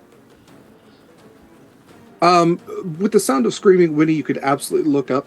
I thought you said one got in the water. Yes, but they're in the water to, like, the north of where you are. If you look at the battle map, they're in, like, that pool up there. You're in the pool just below them. I thought it was just open underneath the platform. Okay. I mean, we can say that it is. Actually, that's fine. I like that. I like that just fine. So yes, as one gets into the water, go ahead and roll. I mean, all the standard stuff. Nature, Arcana. 29 Arcana. Damn. Yeah, Wynni. You would know these because they are. They're warned about when, especially the Relic Knights, go into dangerous places, because these are creatures that like to hole up in abandoned areas and also make kind of like eels. They hide in dark places. These are a specific type of basilisk. These are, I believe the term is Sylvain basilisks, and they are essentially like sea dragon basilisks. We got sea dragon, we got basilisks, we've got weresharks, we've got Sahuagin. I will also give this to Wynni because you rolled a 29. It's not their eyesight you have to be aware of. They're called basilisks because they give out a secretion. If you get close to them, you basically run the risk of being petrified. You can look at them, but don't let them like ooze on you or spit on you, or try and stay back. That's how they get you.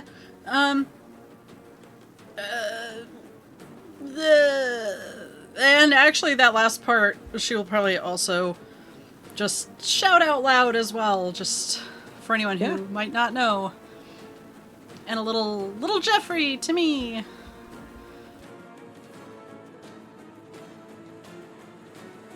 All right. So let's get some initiative rolls. 17.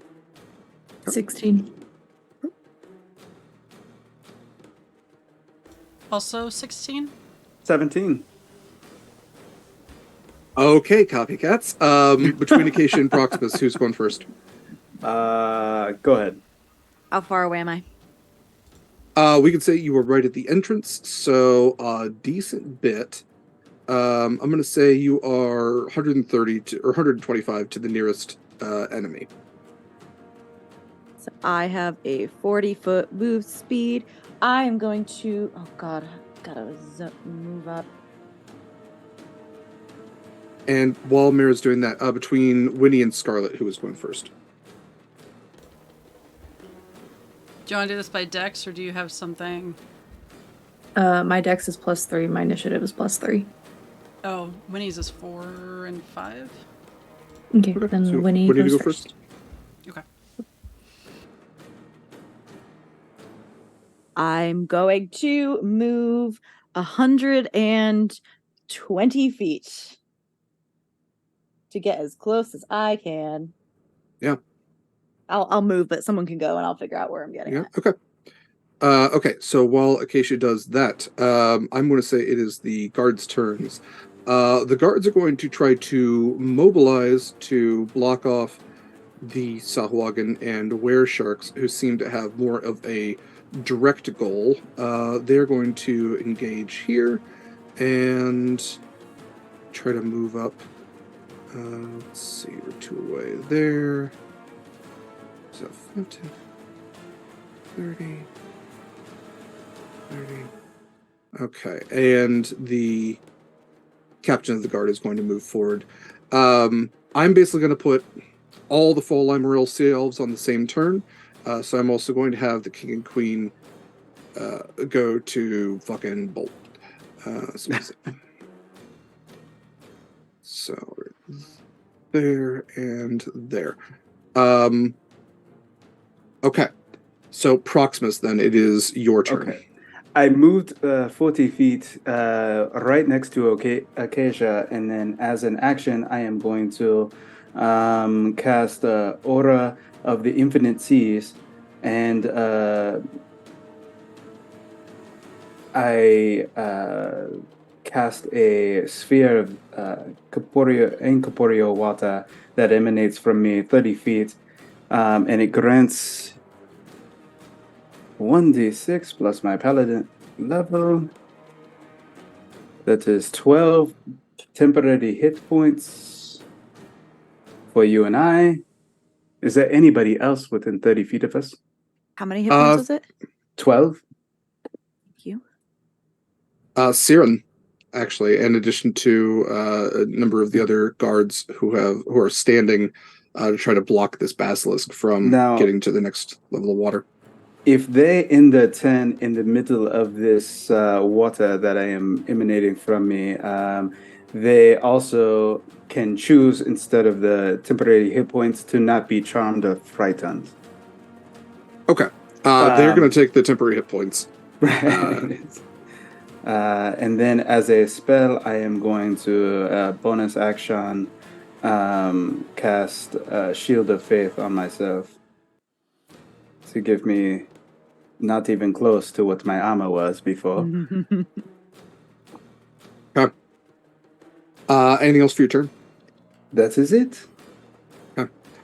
While I am evacuating all of these folks, let's see. I'm going to have the ambassadors move on their turns. A lot of them were not armed, so I'm going to have them mostly just flee, accompanied by what guards can escort them, and the council members as well. Despite these being warlords and everything, if you're not heavily armed, maybe don't fight the fight. You don't have to. Okay. So I'm also going to say that Wynni's family, apart from Siren, and as well as B, are helping to evacuate everybody, unless, Wynni, you think that they would be doing otherwise. But I'm just managing turns and managing the amount of rolls that I have to do here. The only one I would make a small case for is in a large tuxedo-y nice suit. Would someone who is clearly a troublemaker have been able to conceal swords? Short swords. For sure. Do you think your moms are going to let your sisters stand and fight? I I think with everything else going on, they can't stop her. Because she's not, like, little. She's, like, the equivalent of, like, 17. So if she doesn't listen, I would argue that they're not gonna, like, physically stop her with everything else going on. All right, we'll add a blade singer to this. Would you like to control her, or would you like me to? I can if she doesn't go immediately next. we can absolutely put her as part of your bonus, or like as part of your turn, or I can control her. Very I want to know if I'm rolling or not. kill my sister. I can do it. Yeah, that's the other thing is I'm not going to hold back on what is probably a level 1 character, in what is very clearly a no, she's higher not than your skilled, level fight. But Technically a level 2 character because you hit your school at level 2. That's true. Thank you. Nice. Hell yeah. Thank you, Mayor. Mayor's on it. But we're also still 10 levels higher than her. She might die. I did absolutely forget that she was level, or that we were level 11. It's fine. We cool. Okay. So, Wynni, what did you want to do for your turn? For my turn, I would like to use my... With my 29, I would like to know if I would know 2 things. One, these sea basilisks, are they considered poisonous? Like, would I know perhaps if they have like a poison resistance is specifically what I'm looking for. With a 29, I would say that you would be aware that they might be in fact immune to poison. Oh, super good to know. Cool. Okay. Yay. I'm going to say that's the last bit of... Nope, that's fair. That is... Yeah. I think I can't do anything till I retrieve literally any of my stuff from inside little Jeffrey. So, I mean, Jeffrey can X on your turn, so... Well, I would need, like, my alchemical tools, or, like, my spell casting, like, foci, essentially. Right. What I'm saying is Jeffrey acts on your turn, so he could fly over and you could grab those things as part of your turn. He can just, like, disgorge it. Perfect. Sure. Then I would like to... I don't like this. I would like to cast Ray of Sickness at... I can't. I'm so sorry. You know what? I'm going to cast Enhanceability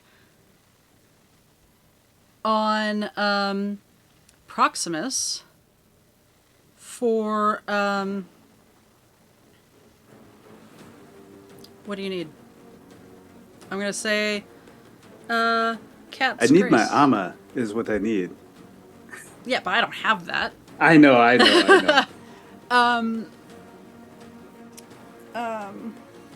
You sure you don't want to put it on Acacia?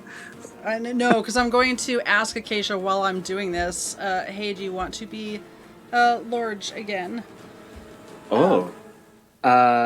It doesn't hurt. What does Enhanceability do? I completely forgot anything about Proximus. I'm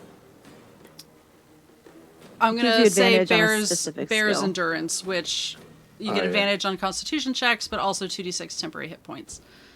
Oh, sweet. Yeah, as long as I hold concentration. And then I'm going to tell Acacia mentally, okay, I'll get you on in the next 6 seconds, which is a weirdly specific amount of time. You're gonna hear in your head, please don't waste your... Because I literally have all of those things already. I have advantage on saving throws for Constitution and Do you really? and temporary hit points. Fine. I'm sorry. I'll take it, but I don't No, want I you was to so waste focused it on like me. not having a turn You know because I what? didn't have my stuff. I will I'm make sorry. Acacia big Okay. Why the fuck not? and get out of the water. Where is everyone? Here, I think. I'm good. That's terrifying. Okay, so Acacia's huge. We are. Well, what did you want Joffrey or Lena to do anything?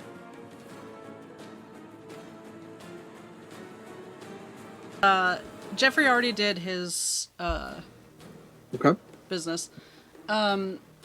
Lena is going to I think just come up to this point right here. I'm sorry. and- One more time. Sorry, right just to the Okay. You saw it? Okay. Ooh, right in front. Okay. I didn't say she was smart. And ripping her blades out of her suit as she goes. And I think she's going to ready her action, looking at, like, this back row to see if anyone's coming up. Like, she's not trying to confront these big guys, but she's kind of holding this line, for if any of the Sahuagin. Okay. I love her, she's terrible. I'm realizing I completely left out all of the enemies from our order of initiative that I posted in Oh, that's chat. okay. So That's okay. yeah, no, that's They don't totally have fine. to go. They don't have to go anywhere. I'm going to repost this real quick here. And while I'm doing that, because for the most part, they went after... Well, they do go after Wynni. Okay, so the basilisks are going to go after Wynni. Let's see what they have. 15 feet, swim 40. Okay. The basilisks are going to take their multi-attacks. They have 2 attacks, one with a bite, one with their tail, and they're going after this front line of soldiers, right, who are basically trying to stand against them. Siren is going to be one of them. So, let's see here. Let's see. They've got a plus 6 to hit on both. That's okay. And okay. I am not even going to roll damage because that was a nat 20 on one of these guys. So one of those sea elves is dead. This other one that was with a bite, because that is 23 points of damage, roughly. And yeah, they only have 16 hit points. Okay. This, let's see, Siren is going to take...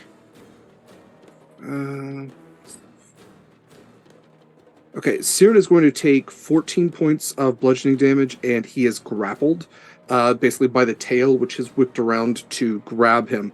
So even with his arm, he's having a tough time breaking out. He at least has his mace, but hasn't been able to swing at it yet, as this serpentine-like creature is beginning to wrap him up. It does plunge him underwater. It's not really going to do much to a sea elf, but meanwhile, it does make its bite at the next one, who it also takes out. So I'm going to put Siren right there under the water.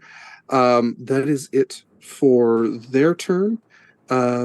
Next we have Scarlet. I want to get out of the water. Okay. So I'm gonna move before I do anything else out and to the left side of, so opposite end of Proximus and Acacia. Mhm. Oh god. From that angle, can I see the basilisks in the water? Let's see. Yes, yeah. They're huge creatures, so they are kind of like slithering in and out of it for sure. They're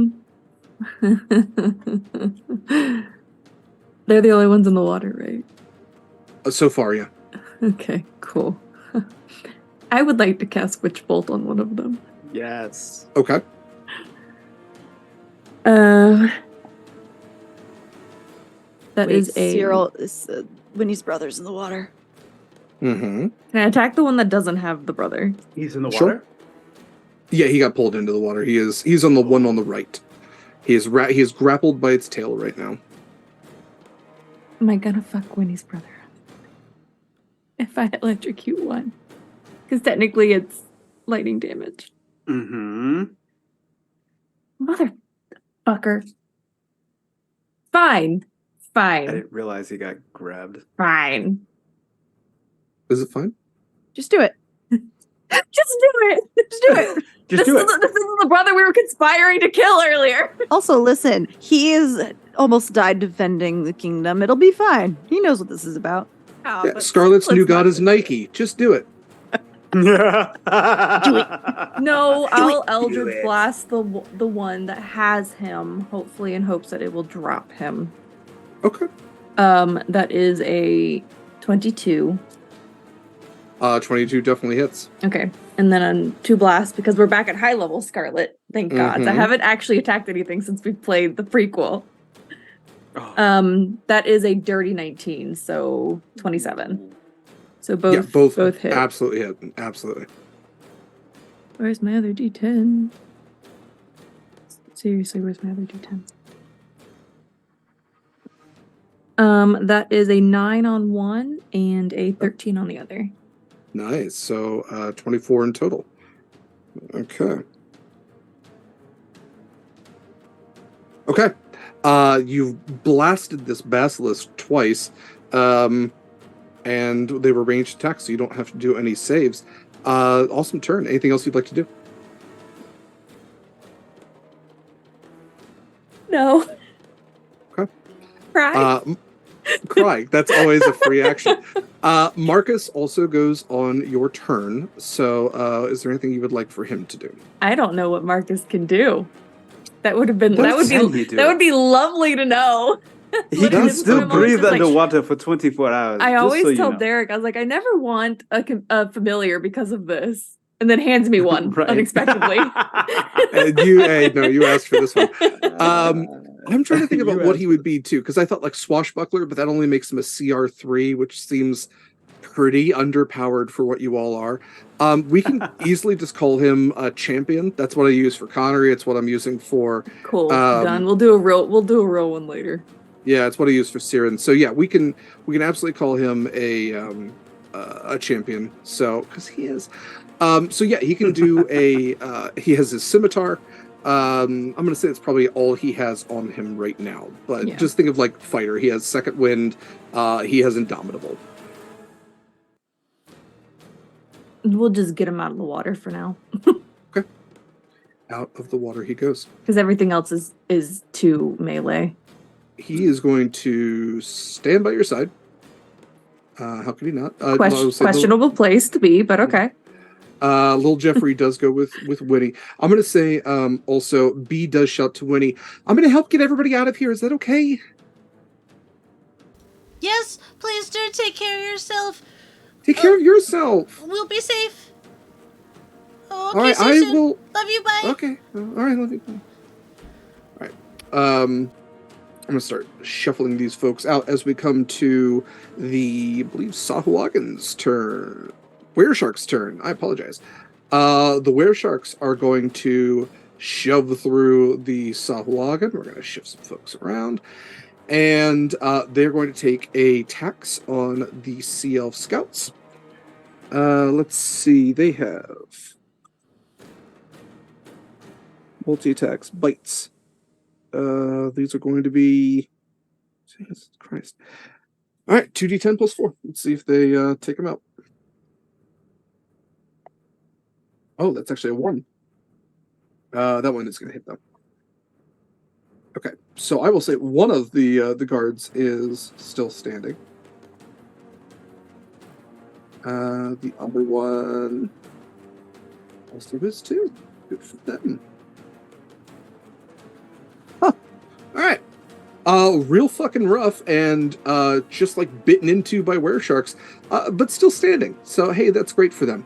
We're gonna change that on the Sahuagin's turn as the Sahuagin very clearly take them out succinctly. So the weresharks, I should know, are unarmed. These are anthropomorphic, big teeth, claws, webbed hands, have Sahuagin-like features. Like you can tell that this is a wereshark that transformed from a Sahuagin. Sahuagin themselves are armed with spears, tridents, and short swords. And this seems to be more of like they're not heavily armored. This is more like a like Black Ops team that has come in. They're not carrying a lot of gear. And they are going to move to engage. And these other ones are jumping in the water. They're going to do a couple of attacks. I will figure out those. I'm pretty sure they don't take out these guys individually that quickly. So we will go back to top of the order then with Acacia. Acacia, before you move, don't Yes. jump in the water. Oh, I do Through not my plan on sign link. jumping. Yeah. I don't plan on jumping in the water. Also, Proximus needs to be added to the initiative order. Yeah. We're the same. So Derek, I need to I want to do something, but I have some logic and real world math behind it. And I would like to argue I don't have to roll for this as long as I hit. Okay. So I'm size category huge. Acacia, not huge, is like about 1,000 pounds, and my weight has been increased by ×8. If I try to intentionally land on someone, can I just crush them? I think it depends on who you're landing on. I'm trying and where you're landing. I'm trying to land on I'm going to try and land on some of the enemies. Sure. It's the worst name ever. It's a cultural folklore name. They're not original to D&D. You can't blame D&D for this one. Yeah, so the idea is that I'm going to just jump, like, take off right here, try and land right here. Trying to do a cannonball. Okay. I'm not going to go in the water, but I'm trying to land on some people. I see. Can you survive 8,000 pounds being jumped on you? That's true. What I would say is this would be a saving throw to see if they could move out of the way. You are kind of like you're pressing them up against. I mean, they're between a phalanx and a giant centaur, rock in a hard place. That's fair. That's fair. So before you move, I would challenge that I can go first on this one. Just because I don't want to. Sure, yeah, go for it. Okay. I'm ready to charge. I'm about to charge. Actually, yeah, you go. It doesn't really matter. I am going to move 15 feet here, and then I am going to go up into the air, shooting. I'm going to cast a lightning bolt, straight across 100 feet. To hit both of the basilisks across here. That will also hit Siren, just to make you aware. He should not have gotten grabbed. The man is injured. Blaming the victim. Should I go? Look, I tried to get him to drop it, okay? Yeah, you tried. Turn yet. You did try.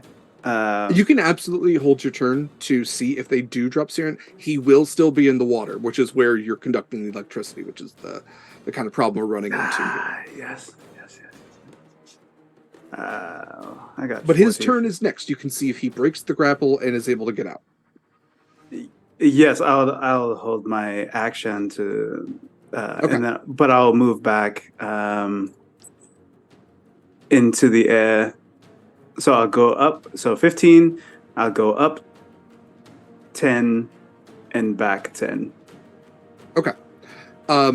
So to resolve both of your turns real quick, Acacia, I'm going to say this is like a DC 18. This is pretty difficult to do. They only have a +2 to their dexterity. So I'm going to see if these 3 Sahuagin can survive the crushing. And that's just my movement. Nope. Negative. Wow. Okay. All below 10 rolls. 3 Sahuagin crushed beneath your hooves. Yeah. That's the thing. Okay. That is the crushing. I am going to so go ahead and finish out your turn.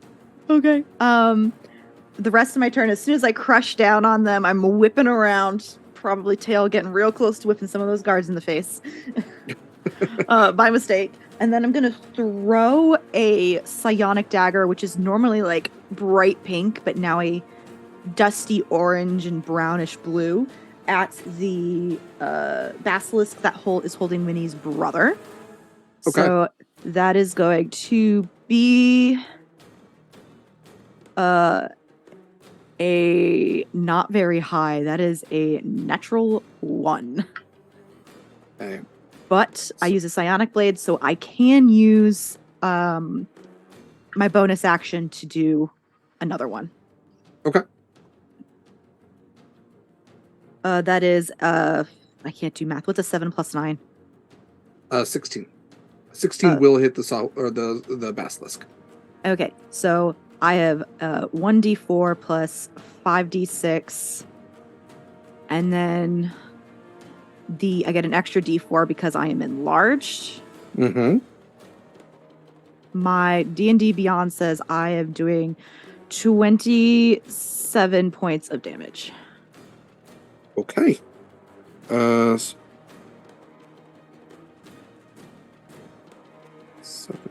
is 30. Cool. Fantastic. So as you go to throw your blade at this massive, just as big as you are, basilisk, let's do your whole turn. So you charge up, leap over these guards with your massive form, tuck your hooves in, only to slam them down atop 3 lightly armored Sahuagin.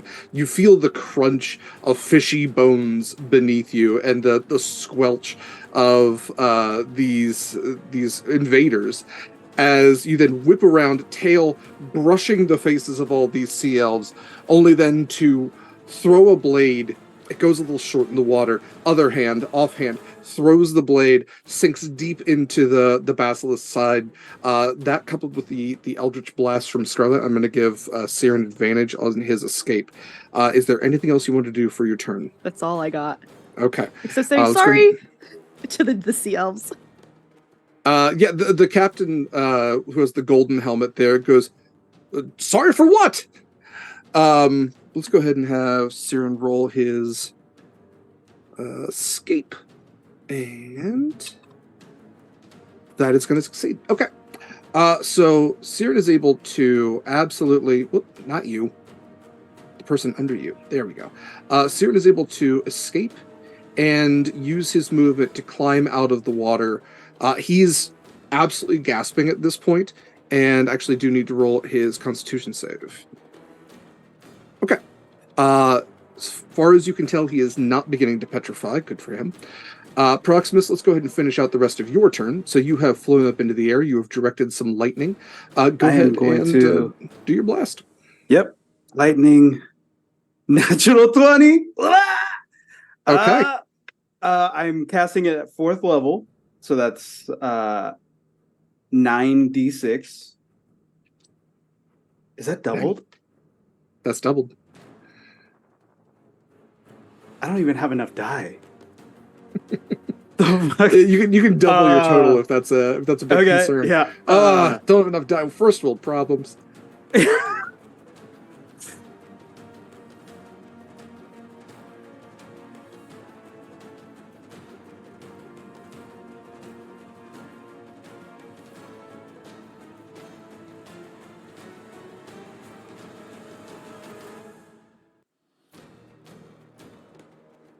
mathing. Haha, this sucks. You're giving me time to move all these little icons, so I appreciate it, actually. 32 doubled in a 64. 64 in 100. It hits 100 feet in a straight line, both of the all the way across the board. I should have asked. Do they need to do a saving throw or anything for this? Oh, dexterity saving throw. I'm sorry. Okay. Let's I shouldn't have rolled a d20. I'm going to give them disadvantage because they are in water. So what's the DC they need to hit? Hold on one second. DC, I gotta scroll all the way up. 17. So that would not be critted though, because I understand. Okay. I rolled a d20. Right. Okay, so 32 points of damage. They both do take 32 points of damage. What is that going to be? Okay, both. So after the water literally vaporizes around them and steam kind of is cast into the air, you can see that both of them are still up. One of them looks real rough, but is still the one you've damaged more looks real rough. The other one looks pretty pissed. And oh yeah. And let's see. With that, it is now the sea elves' turns. I am going to say Siren is going to back up a little bit because that hurt him a lot, and he already was a little bit damaged. I'm going to have the sea elf scouts do their attacks. That's going to hit. That is not. That's not. Oh, that is. Okay. So one of the sea elves is able to finish off this basilisk. So this sea elf right here is able to drive his short sword into the basilisk, like right between the eyes. Unfortunately, as he does, he begins to... Actually, he fully petrifies. Standing like a statue where, like, a statue that has slain a monster, you watch as the basilisk itself, giving up its life, begins to petrify into a statue as the sea elf himself, with his sword embedded in its skull, calcifies and petrifies into a singular statue. He rolled a 1 on his saving throw. I think that's pretty that's pretty rough. That's going to skip that save. Because that's a crit failure. The other one is going to do 12 points of damage towards the other one, and does not begin to petrify. Okay, so I do want to change the music here too. But next up is Wynni. It's me, Wynni. Okay. Could I persuade you, since we've agreed that Lena has Warcaster, that she is perhaps level 4 instead of level 2? Sure. Perfect. Can she go ahead of me? Yeah. They can all act in your turn. Okay. Oh, everyone's in water, so I'm gonna go first. Little Jeffrey would like to fly over and a shocking grasp at the basilisk that is still alive. Just like a little head pat on top of its little basilisky head. And Okay. I don't like the way you said that. Is Jeffrey immune to being petrified? I thought it had to be coated in something. Is it just if you touch him? Creature must make a DC 13 Constitution save throw if it hits the basilisk with a weapon attack. I'm going to say physical contact is Because he's not really a thing. Like he's an item. Well, that's why I'm asking. Does his stats say that he is immune to petrification?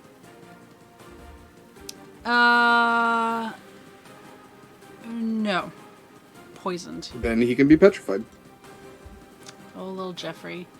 Well. Okay, fine. Fine. I'm not trying to be mean on this. I'm just trying to... No. That's not mean. That is, Listen, if you can't take care of your toys... I know. It is a DC 13 Constitution saving throw, so he does have a chance to not be affected by it. I mean, how... It doesn't look almost dead, does it? The one you hit, no. It's still very much alive. Okay, I don't want to do it, but I'm gonna risk it. Wait, what am I rolling first? The save or the hit? Roll your attack first. Okay. Roll your attack first. To attack is 21. That'll hit. And Shocking Grasp is going to be 17 damage on the dice. Nice. So, okay. 32? Yeah. And then that's a 15. I already forgot what you said for this. DC 13, so little Jeffrey is fine. I'm sorry, your mommy's bad at math, Jeffrey. He is within melee of this thing, just to throw that out there, but yeah, we'll put him right up there. And then what did Lena want to do? Lena. So, but he's like in the air. He's not in the water. He's in the air. He's not in the water. Okay. Lena wants to cast Sleep as far back as she can get in this. It's 90 feet. So she wants to get like right in this little. I guess over here where Acacia's not in the way, actually. She's not going to be a total asshole about it. And she would like to cast Sleep. Okay. Which is 7d8 hit points. She's not going for the basilisk, if that matters. That is more dice than I have. It's 26. I don't know if that helps at all. So you're going for the hit points of... show me where again? Like in here, it's 20 So trying feet. to get like these Sahuagin right here. Yeah. But like intentionally avoiding Acacia. So like... Okay, so... Yeah, if 20 feet... Well... Yeah. 20 feet that avoids Acacia. It goes from Sleep goes from lowest hit points to most hit points. I'm fine. Right. Yeah, perfect. That is... I am actually going to say, like, I don't think you can miss the basilisk. I mean, that's fine. Like... While also hitting everybody. The basilisk goes to sleep. Really? It had 20 hit points left. Oh, shit. Okay. So you shocking grasp the basilisk. Lena casts Sleep. And this basilisk's milky, just pale eyes, like a shark's eyes that have rolled over, just kind of like drops into the water and kind of slumped over its dead companion, just begins to make this horrible snoring noise. He's sleepy. Sleepy. It's a terrible icon for sleeping. Nope, you're not dead yet. Okay, Wynni, that's actually a pretty solid turn for controlling your NPCs. Lena would also, like to start her blade song, which I forgot was a thing. So she's getting her AC bonus, and she's getting bonuses to keep her alive. Okay, all right. Cool. Well, as long as you don't touch the basilisk, I think you should be fine. Great. Well, in that case, anything else for your turn?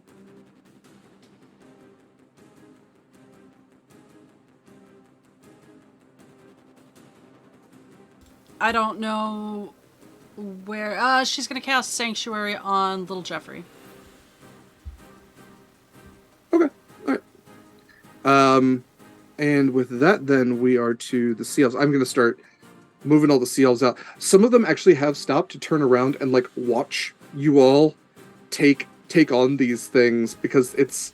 Are you hell, not it's entertained? impressive. I guess. Yeah, I'm going to say the Tritons absolutely have stopped to watch one of their brethren literally take to the air and like cast a lightning bolt down at Sylvain Basilisk. All right, with that, the Basilisk turned. What does sleep do? Does it get a saving throw to wake up?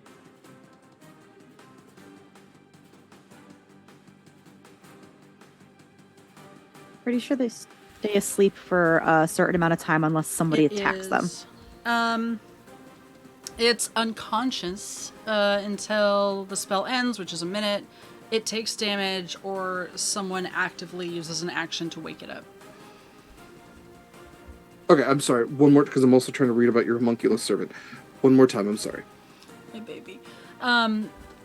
Either a minute goes by, it takes damage, or someone uses an action to actively wake it up. Okay. All right. In that case, it is asleep for a minute. Scarlet and Marcus, what would you like to do for your turn? Is there anyone we care about in this fucking water? In the water, no. Cool. There's 3 Sagawagan. Correct. There are 3 Sahuagin and a Basilisk. None of them have taken damage. The Sahuagin have not. Cool. And the Basilisk is night-night. Basilisk is night-night. Does that give me advantage on my attack? Yeah, probably. I mean, especially if it's like a dexterity throw or something like that. I mean, this thing is not defending itself in any way. Yeah. I'm finally going to do my Witch Bolt. Okay. I can do math. 22. Yeah, 20. Yeah, no, definitely. That's Yeah, 5d12. Okay. That's 32 points of lightning damage. Okay. And what's the range on the Witch Bolt? Witch Bolt is 60 feet. 60 feet. Is that the range of the damage, or is that how far you can cast it? It is, it's focused on one creature. Okay, so what creature are you targeting then? The sleeping basilisk. Okay. And I'm sorry, the damage was... Nope, yep, singular thing. Okay. I was going to say, you could... I would rule that if you target, like, the center Sahuagin, you could affect both of the side ones as well. It's just a little too far with, like... Because typically I rule that lightning damage is doubled in the water. Or, no, sorry, and the range is doubled. So if you're targeting one creature, you're basically targeting, like, 5 feet all around them as well. So you could affect all 3 Sahuagin. You could absolutely just affect the Basilisk. Let's go Sahuagin. Okay. And what was the damage? 32. 32. So I'm going to say 32 times 2, so 64 in... Okay. So they're looking pretty rough, but not down. And that is all Okay. I can do, because that is a concentration spell, and it will stay up throughout my next turns. A little bit. It's only 1d12 damage after the first round. Okay. And what did you want Marcus to do? That's a really good question. Not get in the water.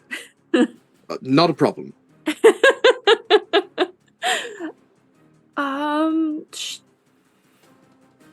I'm fine being a human shield if that's what you need me to do. Then go be a human shield. Just please don't die. I am to you. No, someone who doesn't need protecting, not me. Jeffrey? I don't need it. He's gonna stand in front of Jeffrey. I have the highest AC No, right now. I don't need your help. okay. Go help others. He is going to move up here to try to catch the Sahuagin when they come down. Go near the were shark. Perfect idea. And the wereshark. Okay. This is going to be fun. Next up in the order, the Weresharks. weresharks. We're sharks. The weresharks. Conveniently enough. So yeah, the wereshark is going to move down to engage with Marcus, who probably doesn't have that high of an AC. Let's see what you're doing here, weresharks. Depends on if he has armor or not on. He does not. Then nope, not very high. Nope. I'm gonna say he probably has like a 14 with his dexterity. So weresharks 2d10 hit 15. Okay. That's gonna hit. That's gonna hit. Okay. So which is bite. I'm gonna do DC team succeed. Okay.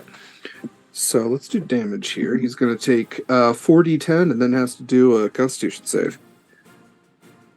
Stop rolling. 14, 18, 22, 25 points of damage. Let's see if Marcus succeeds. I'm not going to tell you whether he does or not. Okay. So Marcus takes 25 points of piercing damage from this wereshark. This wereshark is going to go after Acacia. So we have one bite that is going to be a nat 1. We have another bite that is going to be a 23. That will hit. Yeah, so Acacia, I'll need a DC 14 Constitution save.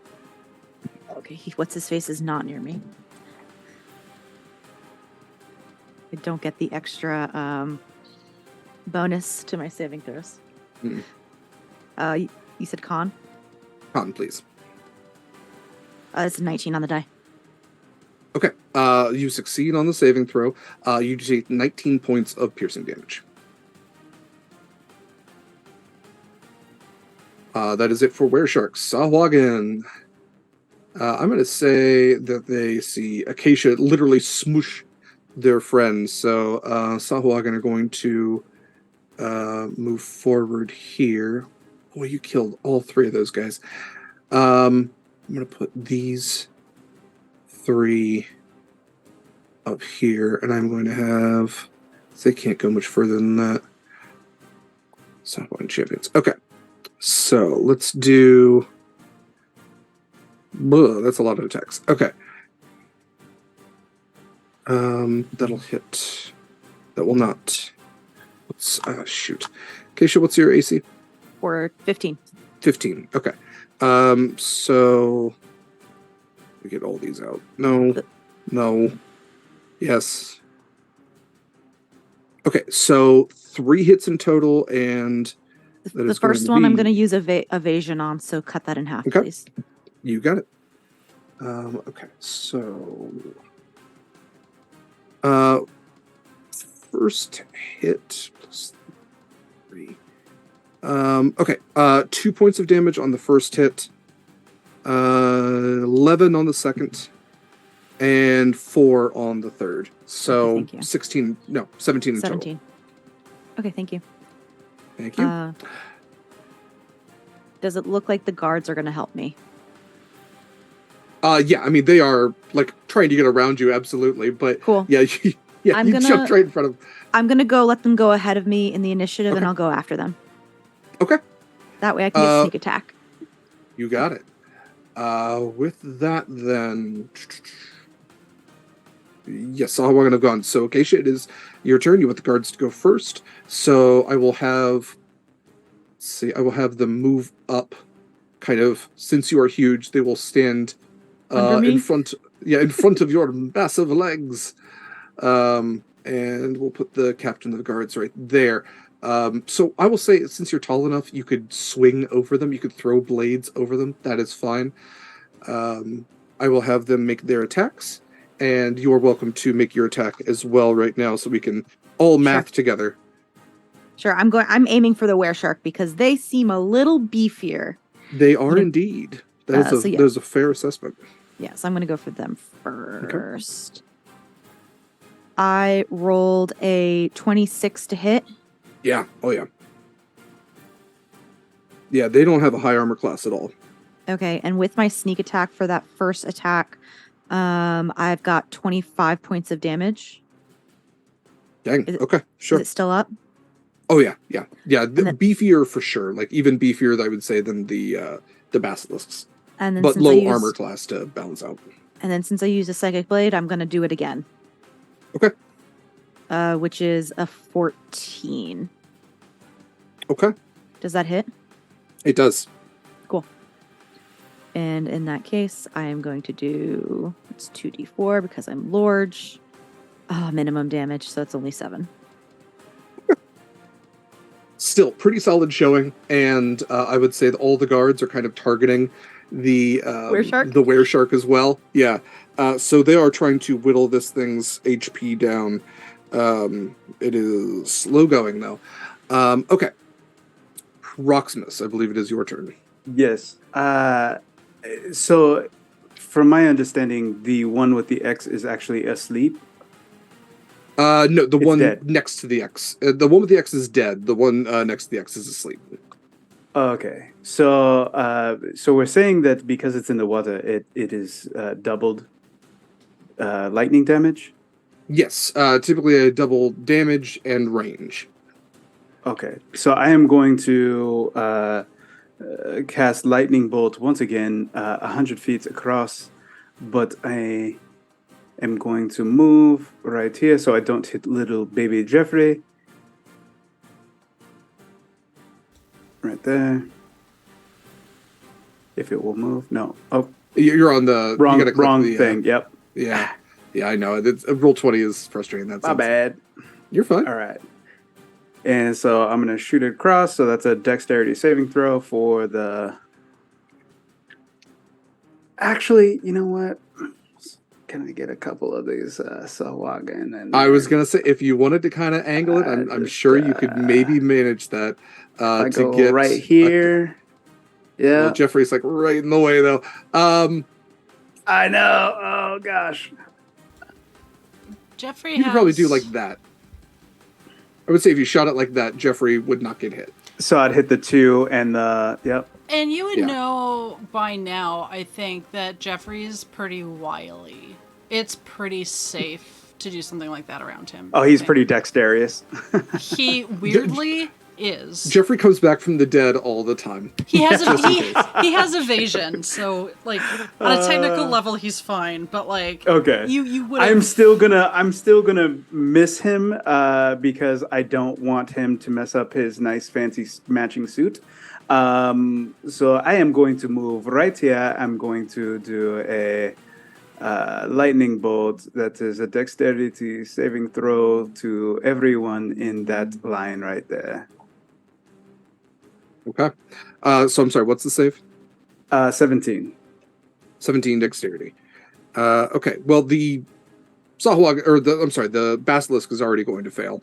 The Sahuagin also failed. Go ahead and roll me that bean footage.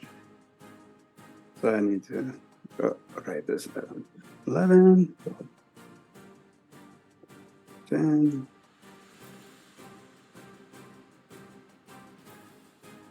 Oh, that is really good. And that's 13.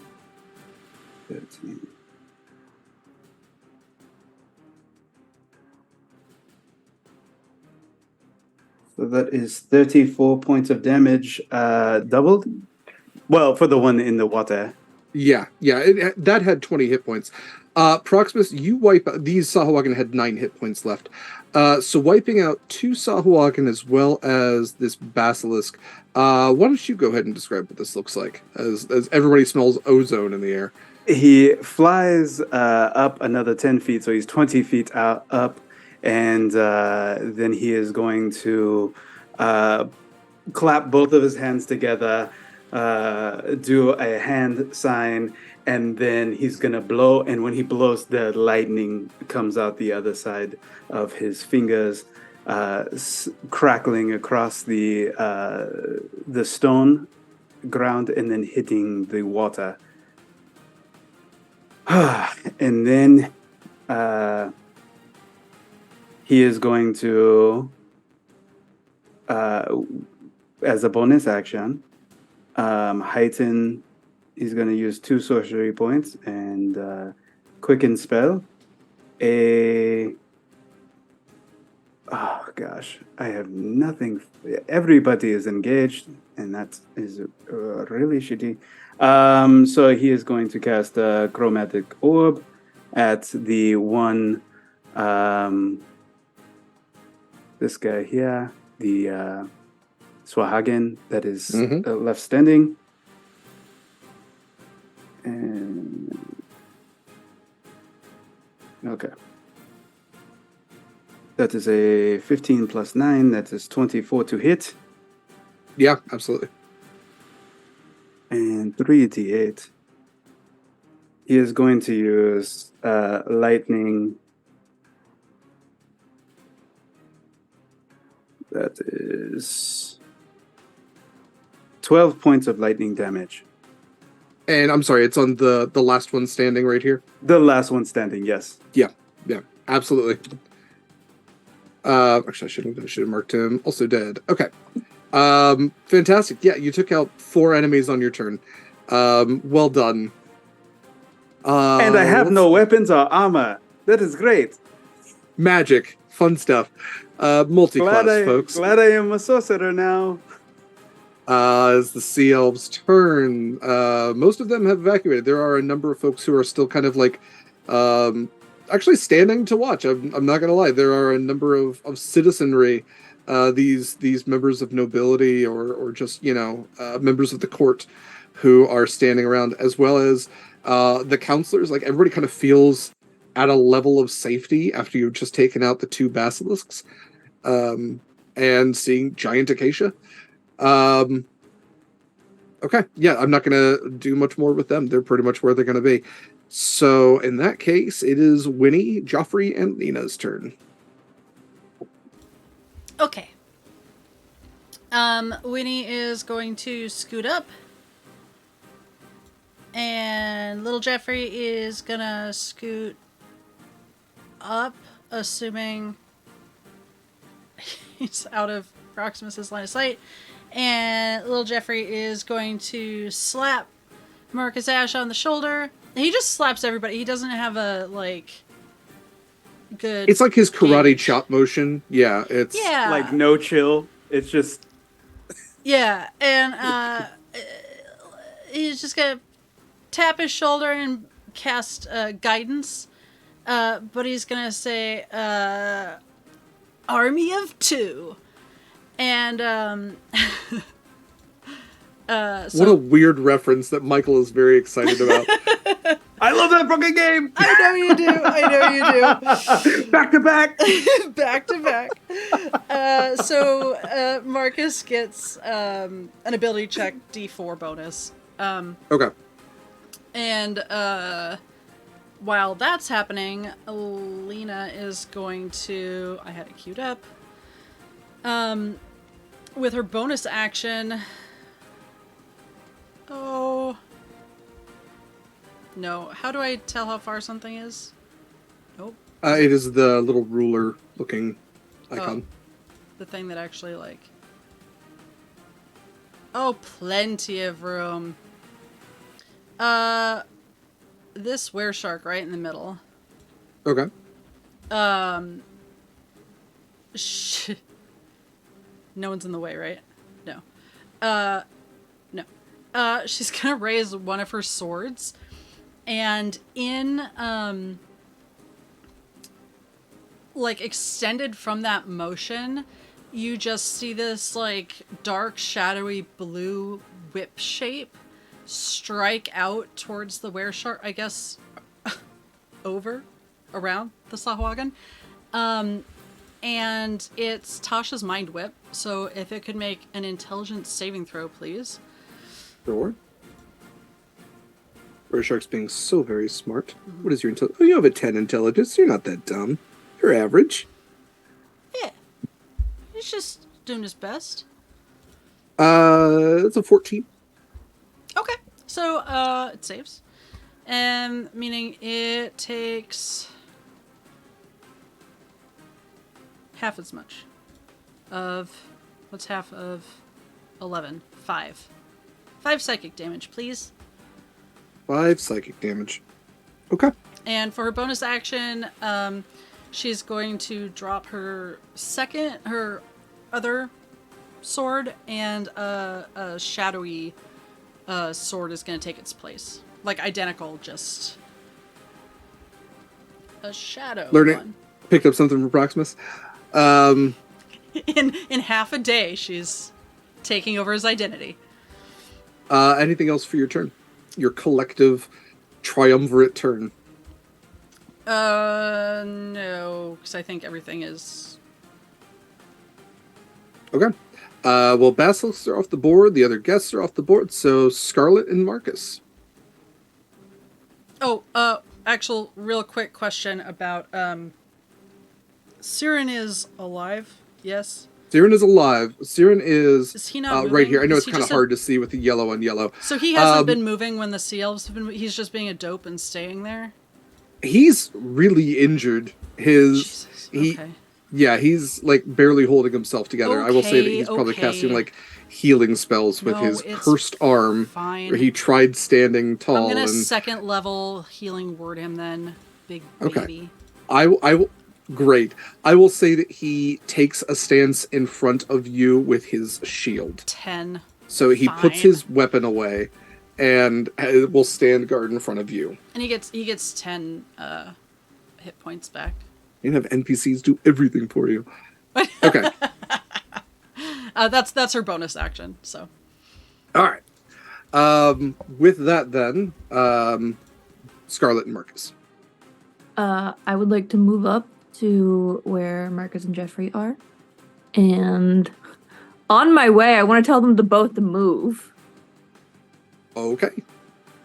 And I would. Yeah.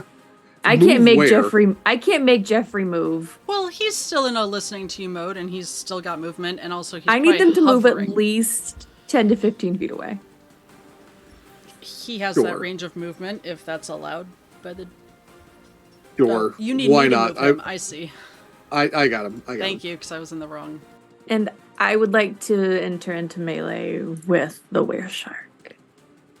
Okay, I'm going to say the wereshark does get swipe at either of Jeffrey or Marcus.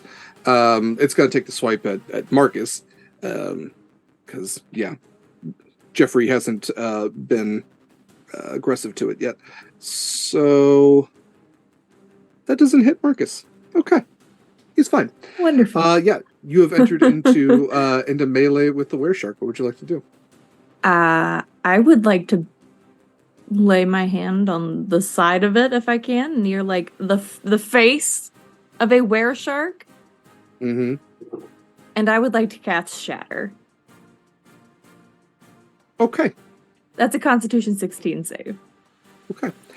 I will say you lay your hand on this like slathering, like multi-road toothed monstrosity, and it kind of sniffs at your hand and its eyes darken, and in this horrible, like an animal trying to speak, it goes, apostate. And that is a 16. What did you say it was? 16. All right, it was con 16, so it does succeed. It still takes half damage. So it takes half of 21. So 10. Nice. Anything else for your turn? Nope, I'm kind of stuck. Okay. Marcus then is going to come up for his champion turn and look at you and go, yeah, no, you didn't need a human shield, bold. did you? Yeah. Bold. He is going to take his attack. That is going to hit, and he is going to do, what's that? 15 points of slashing damage. That is, of course, halved, because it is not a silvered weapon. Okay. So, there we go. With that, Wereshark's turn. The wereshark is going to actually slash at Scarlet. It is not going to bite. It is actively not biting Scarlet. We're not going through that shit again. Let's see, that's a 12, and that's a 14. Neither one hit. Okay. So I would say thrown off, this thing does not hit Scarlet. One here. And the other one... Sorry, I was tagged in something. I'm just double checking that I don't need anything. Yes. I will post that in just a second, Bear. The other wereshark, I'm going to say probably takes out this individual and this individual. Okay, that is it for their turn. Sahuagin are going to take their swipes and movement as well. Okay. That you've taken out most of the Sahuagin. So, with that, we're back to top of the order with Acacia. Okay, the wereshark is still up, right? Both weresharks are still up. Yes. Okay, so I am gonna do another attacky with throwing with my psychic blades. That is going to be a total of 23 to hit. Yep, that'll hit. All right, and that is going to be a total of... Rolling right now. That is going to be 27 points of damage on the first attack. Still up? You're muted? Sorry, 27. Yeah, that does... and this is with your Psychic Blade? Yes. Perfect. Okay, and that is a magical attack, so it actually does normal damage. Yeah, because this is the one that hasn't taken as much damage before. Actually, I'm not even sure if this one's... Or no, because you were attacking... I attacked the same one as before. You attacked the same one before. Okay, that's right. So you've got... Yes, still up, but not by much. Right, then I'm going to throw another Psychic Blade at it with my bonus action. And that is going to be a total of 17. 17 is exactly how much they had left.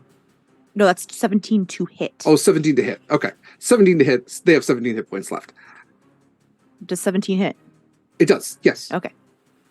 I have rolled... Oh, max damage. That's going to be 8 plus 5. 13 points. 13. Okay. That's so 13 close. hit points left. 13, so if it had 4 hit points left. Okay. I can't think of a good devil's bargain here that doesn't end up with Acacia having a wereshark bite, so we'll skip that for right now.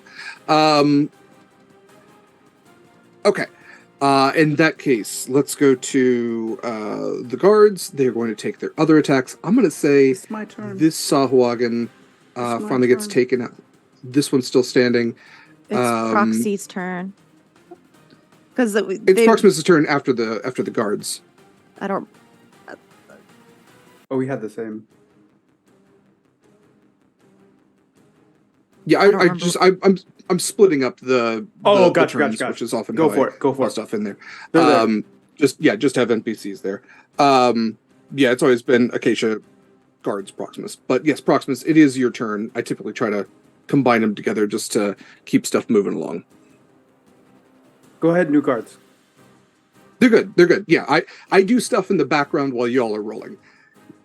Got it. I'm going to how does the a wereshark that's with Marcus Ash and Scarlet look? Both, am I unmuted because my fucking mouse is... You're unmuted. There we go. Yeah. I'm good. Okay. Both hear you. weresharks have taken a significant amount of damage. The main issue has been a lot of the weapon attacks against them have been unsilvered, non-magical, but you all have been like casting spells at them, and that has been whittling down their damage significant amount. So I will say the one that is closest to Acacia is much more hurt than the one that is next to Scarlet and Marcus. But they are both on the rougher side. I can't get a clean shot with Acacia in the way without Possibly hurting it. So I will shoot at that one. That is a dirty 20 to hit with firebolt. And that's 3. A dirty 20 hits. And Yeah. And I'm sorry, which one? The one by Scarlet or the one by Keisha? The one by Scarlet. Okay. And that is 3d10. That is 18, 20, 5 points of damage on firebolt. I'm sorry, how many? 25. 25. Perfect. Okay. How does he look?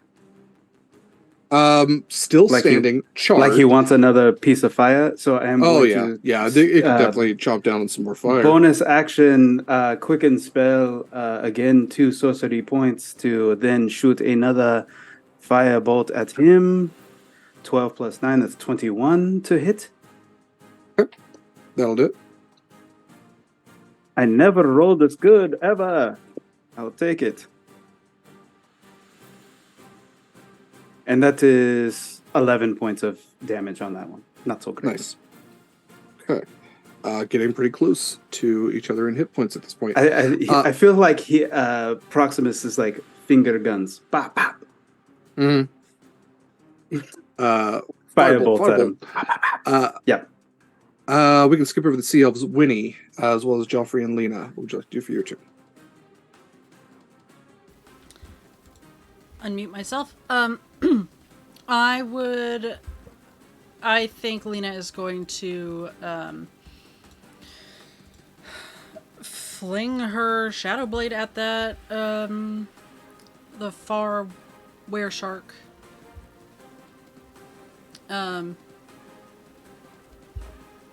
Which I guess is just a weapons attack. She's proficient, so yes.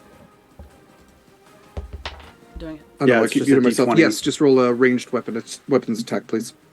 Yeah, no, that's an 11. 11 actually hits the were-shark. They have an AC of 11. Oh, heck. Okay. Yeah, like I said, they don't have a high AC. They just have high hit points. It's 5 psychic damage. Okay. 5 still does it. Wynni is going to I think move forward. Nope, she doesn't have to. She's gonna cast second level Ray of Sickness for 21 to hit. And yeah, 21 absolutely hits. 14 damage. Poison damage?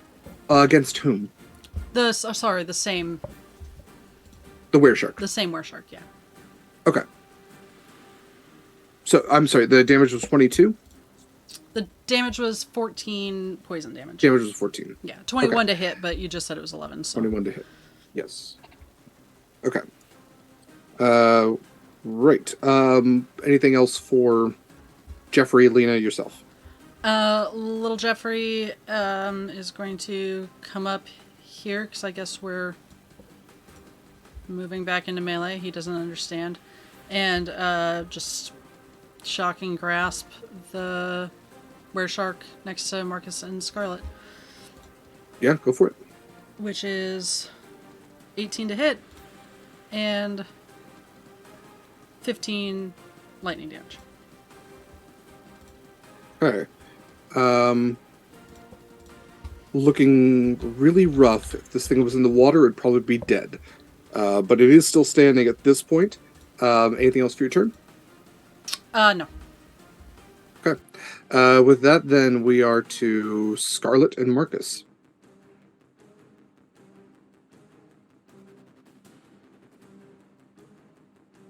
I would like to cast Blight. Okay. On the were-shark. It is a 16 Constitution saving throw. It does not succeed.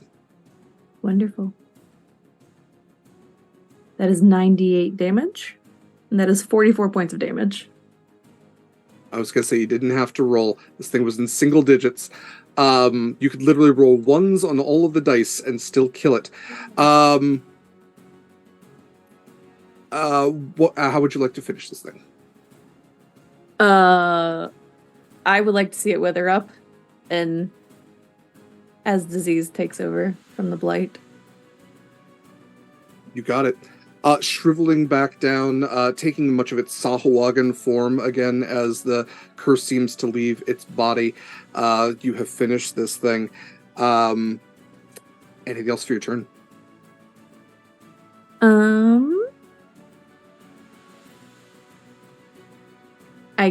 I guess I can move up and watch, because chances are people are gonna take care of the other two before I get back around to it.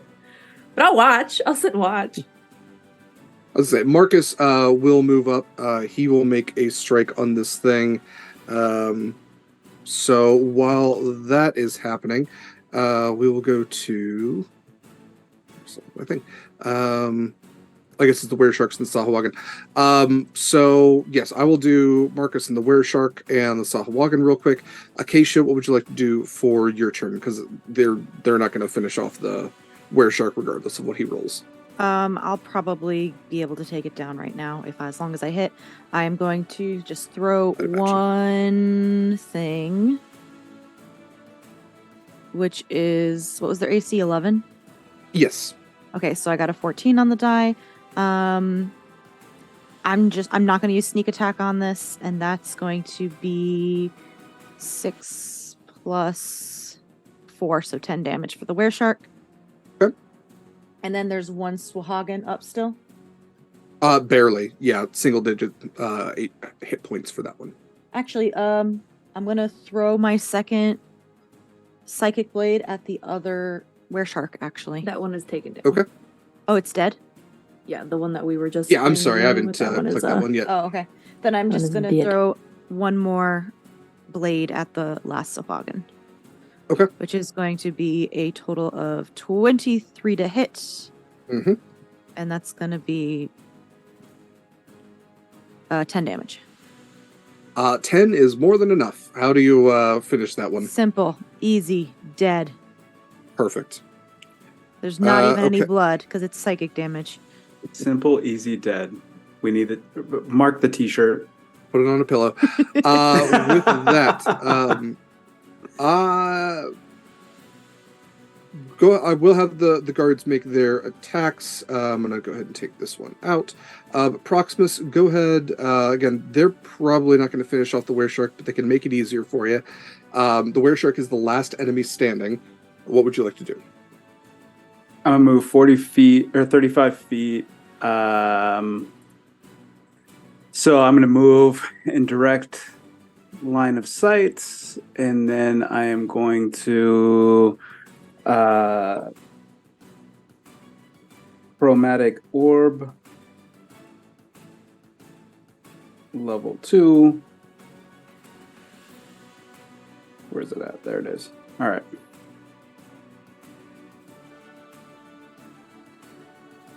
Does the 18 hit? Yeah. What was it? AC? Okay. 11. I forgot what it was. You're okay. And that's 48.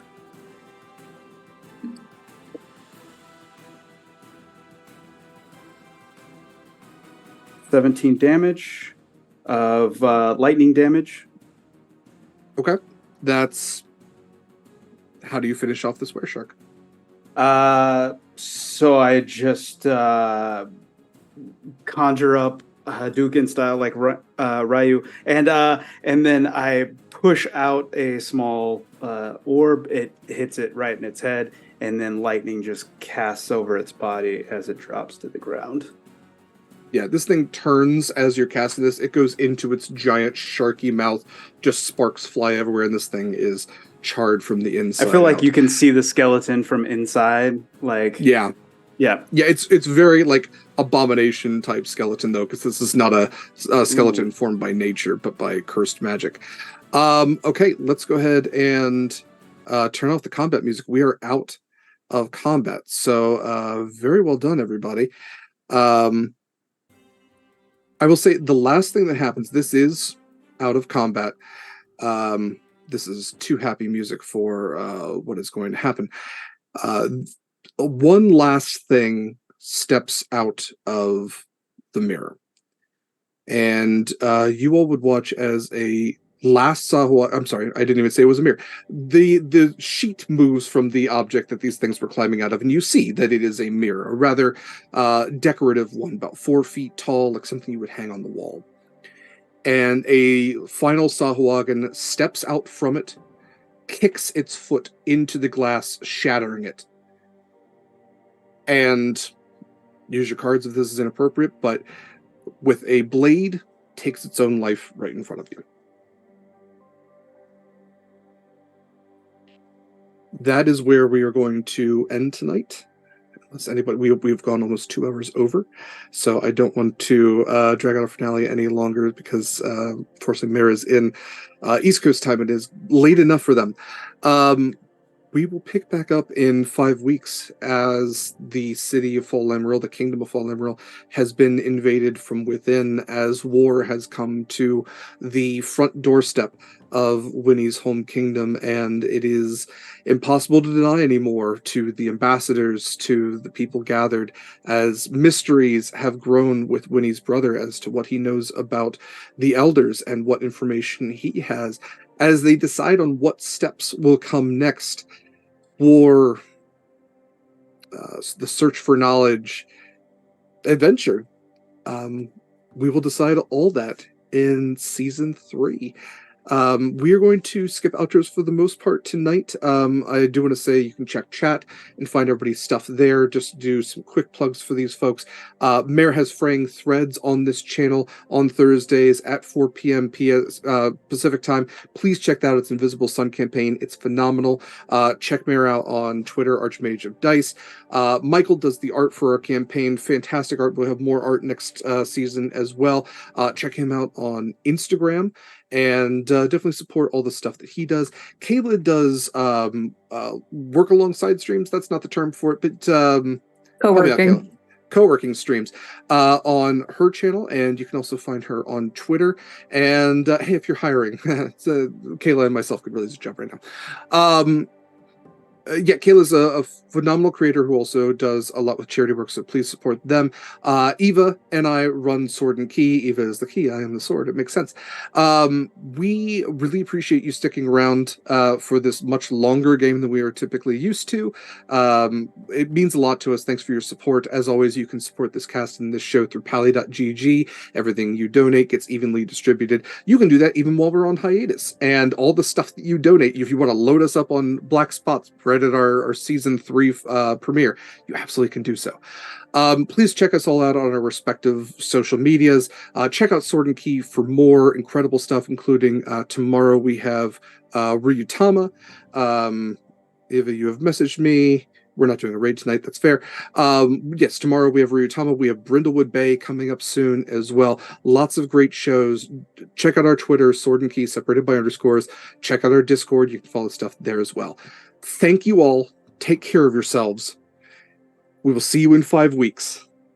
Fair winds and following seas, brave mariners, and I will do the shanty when we come back.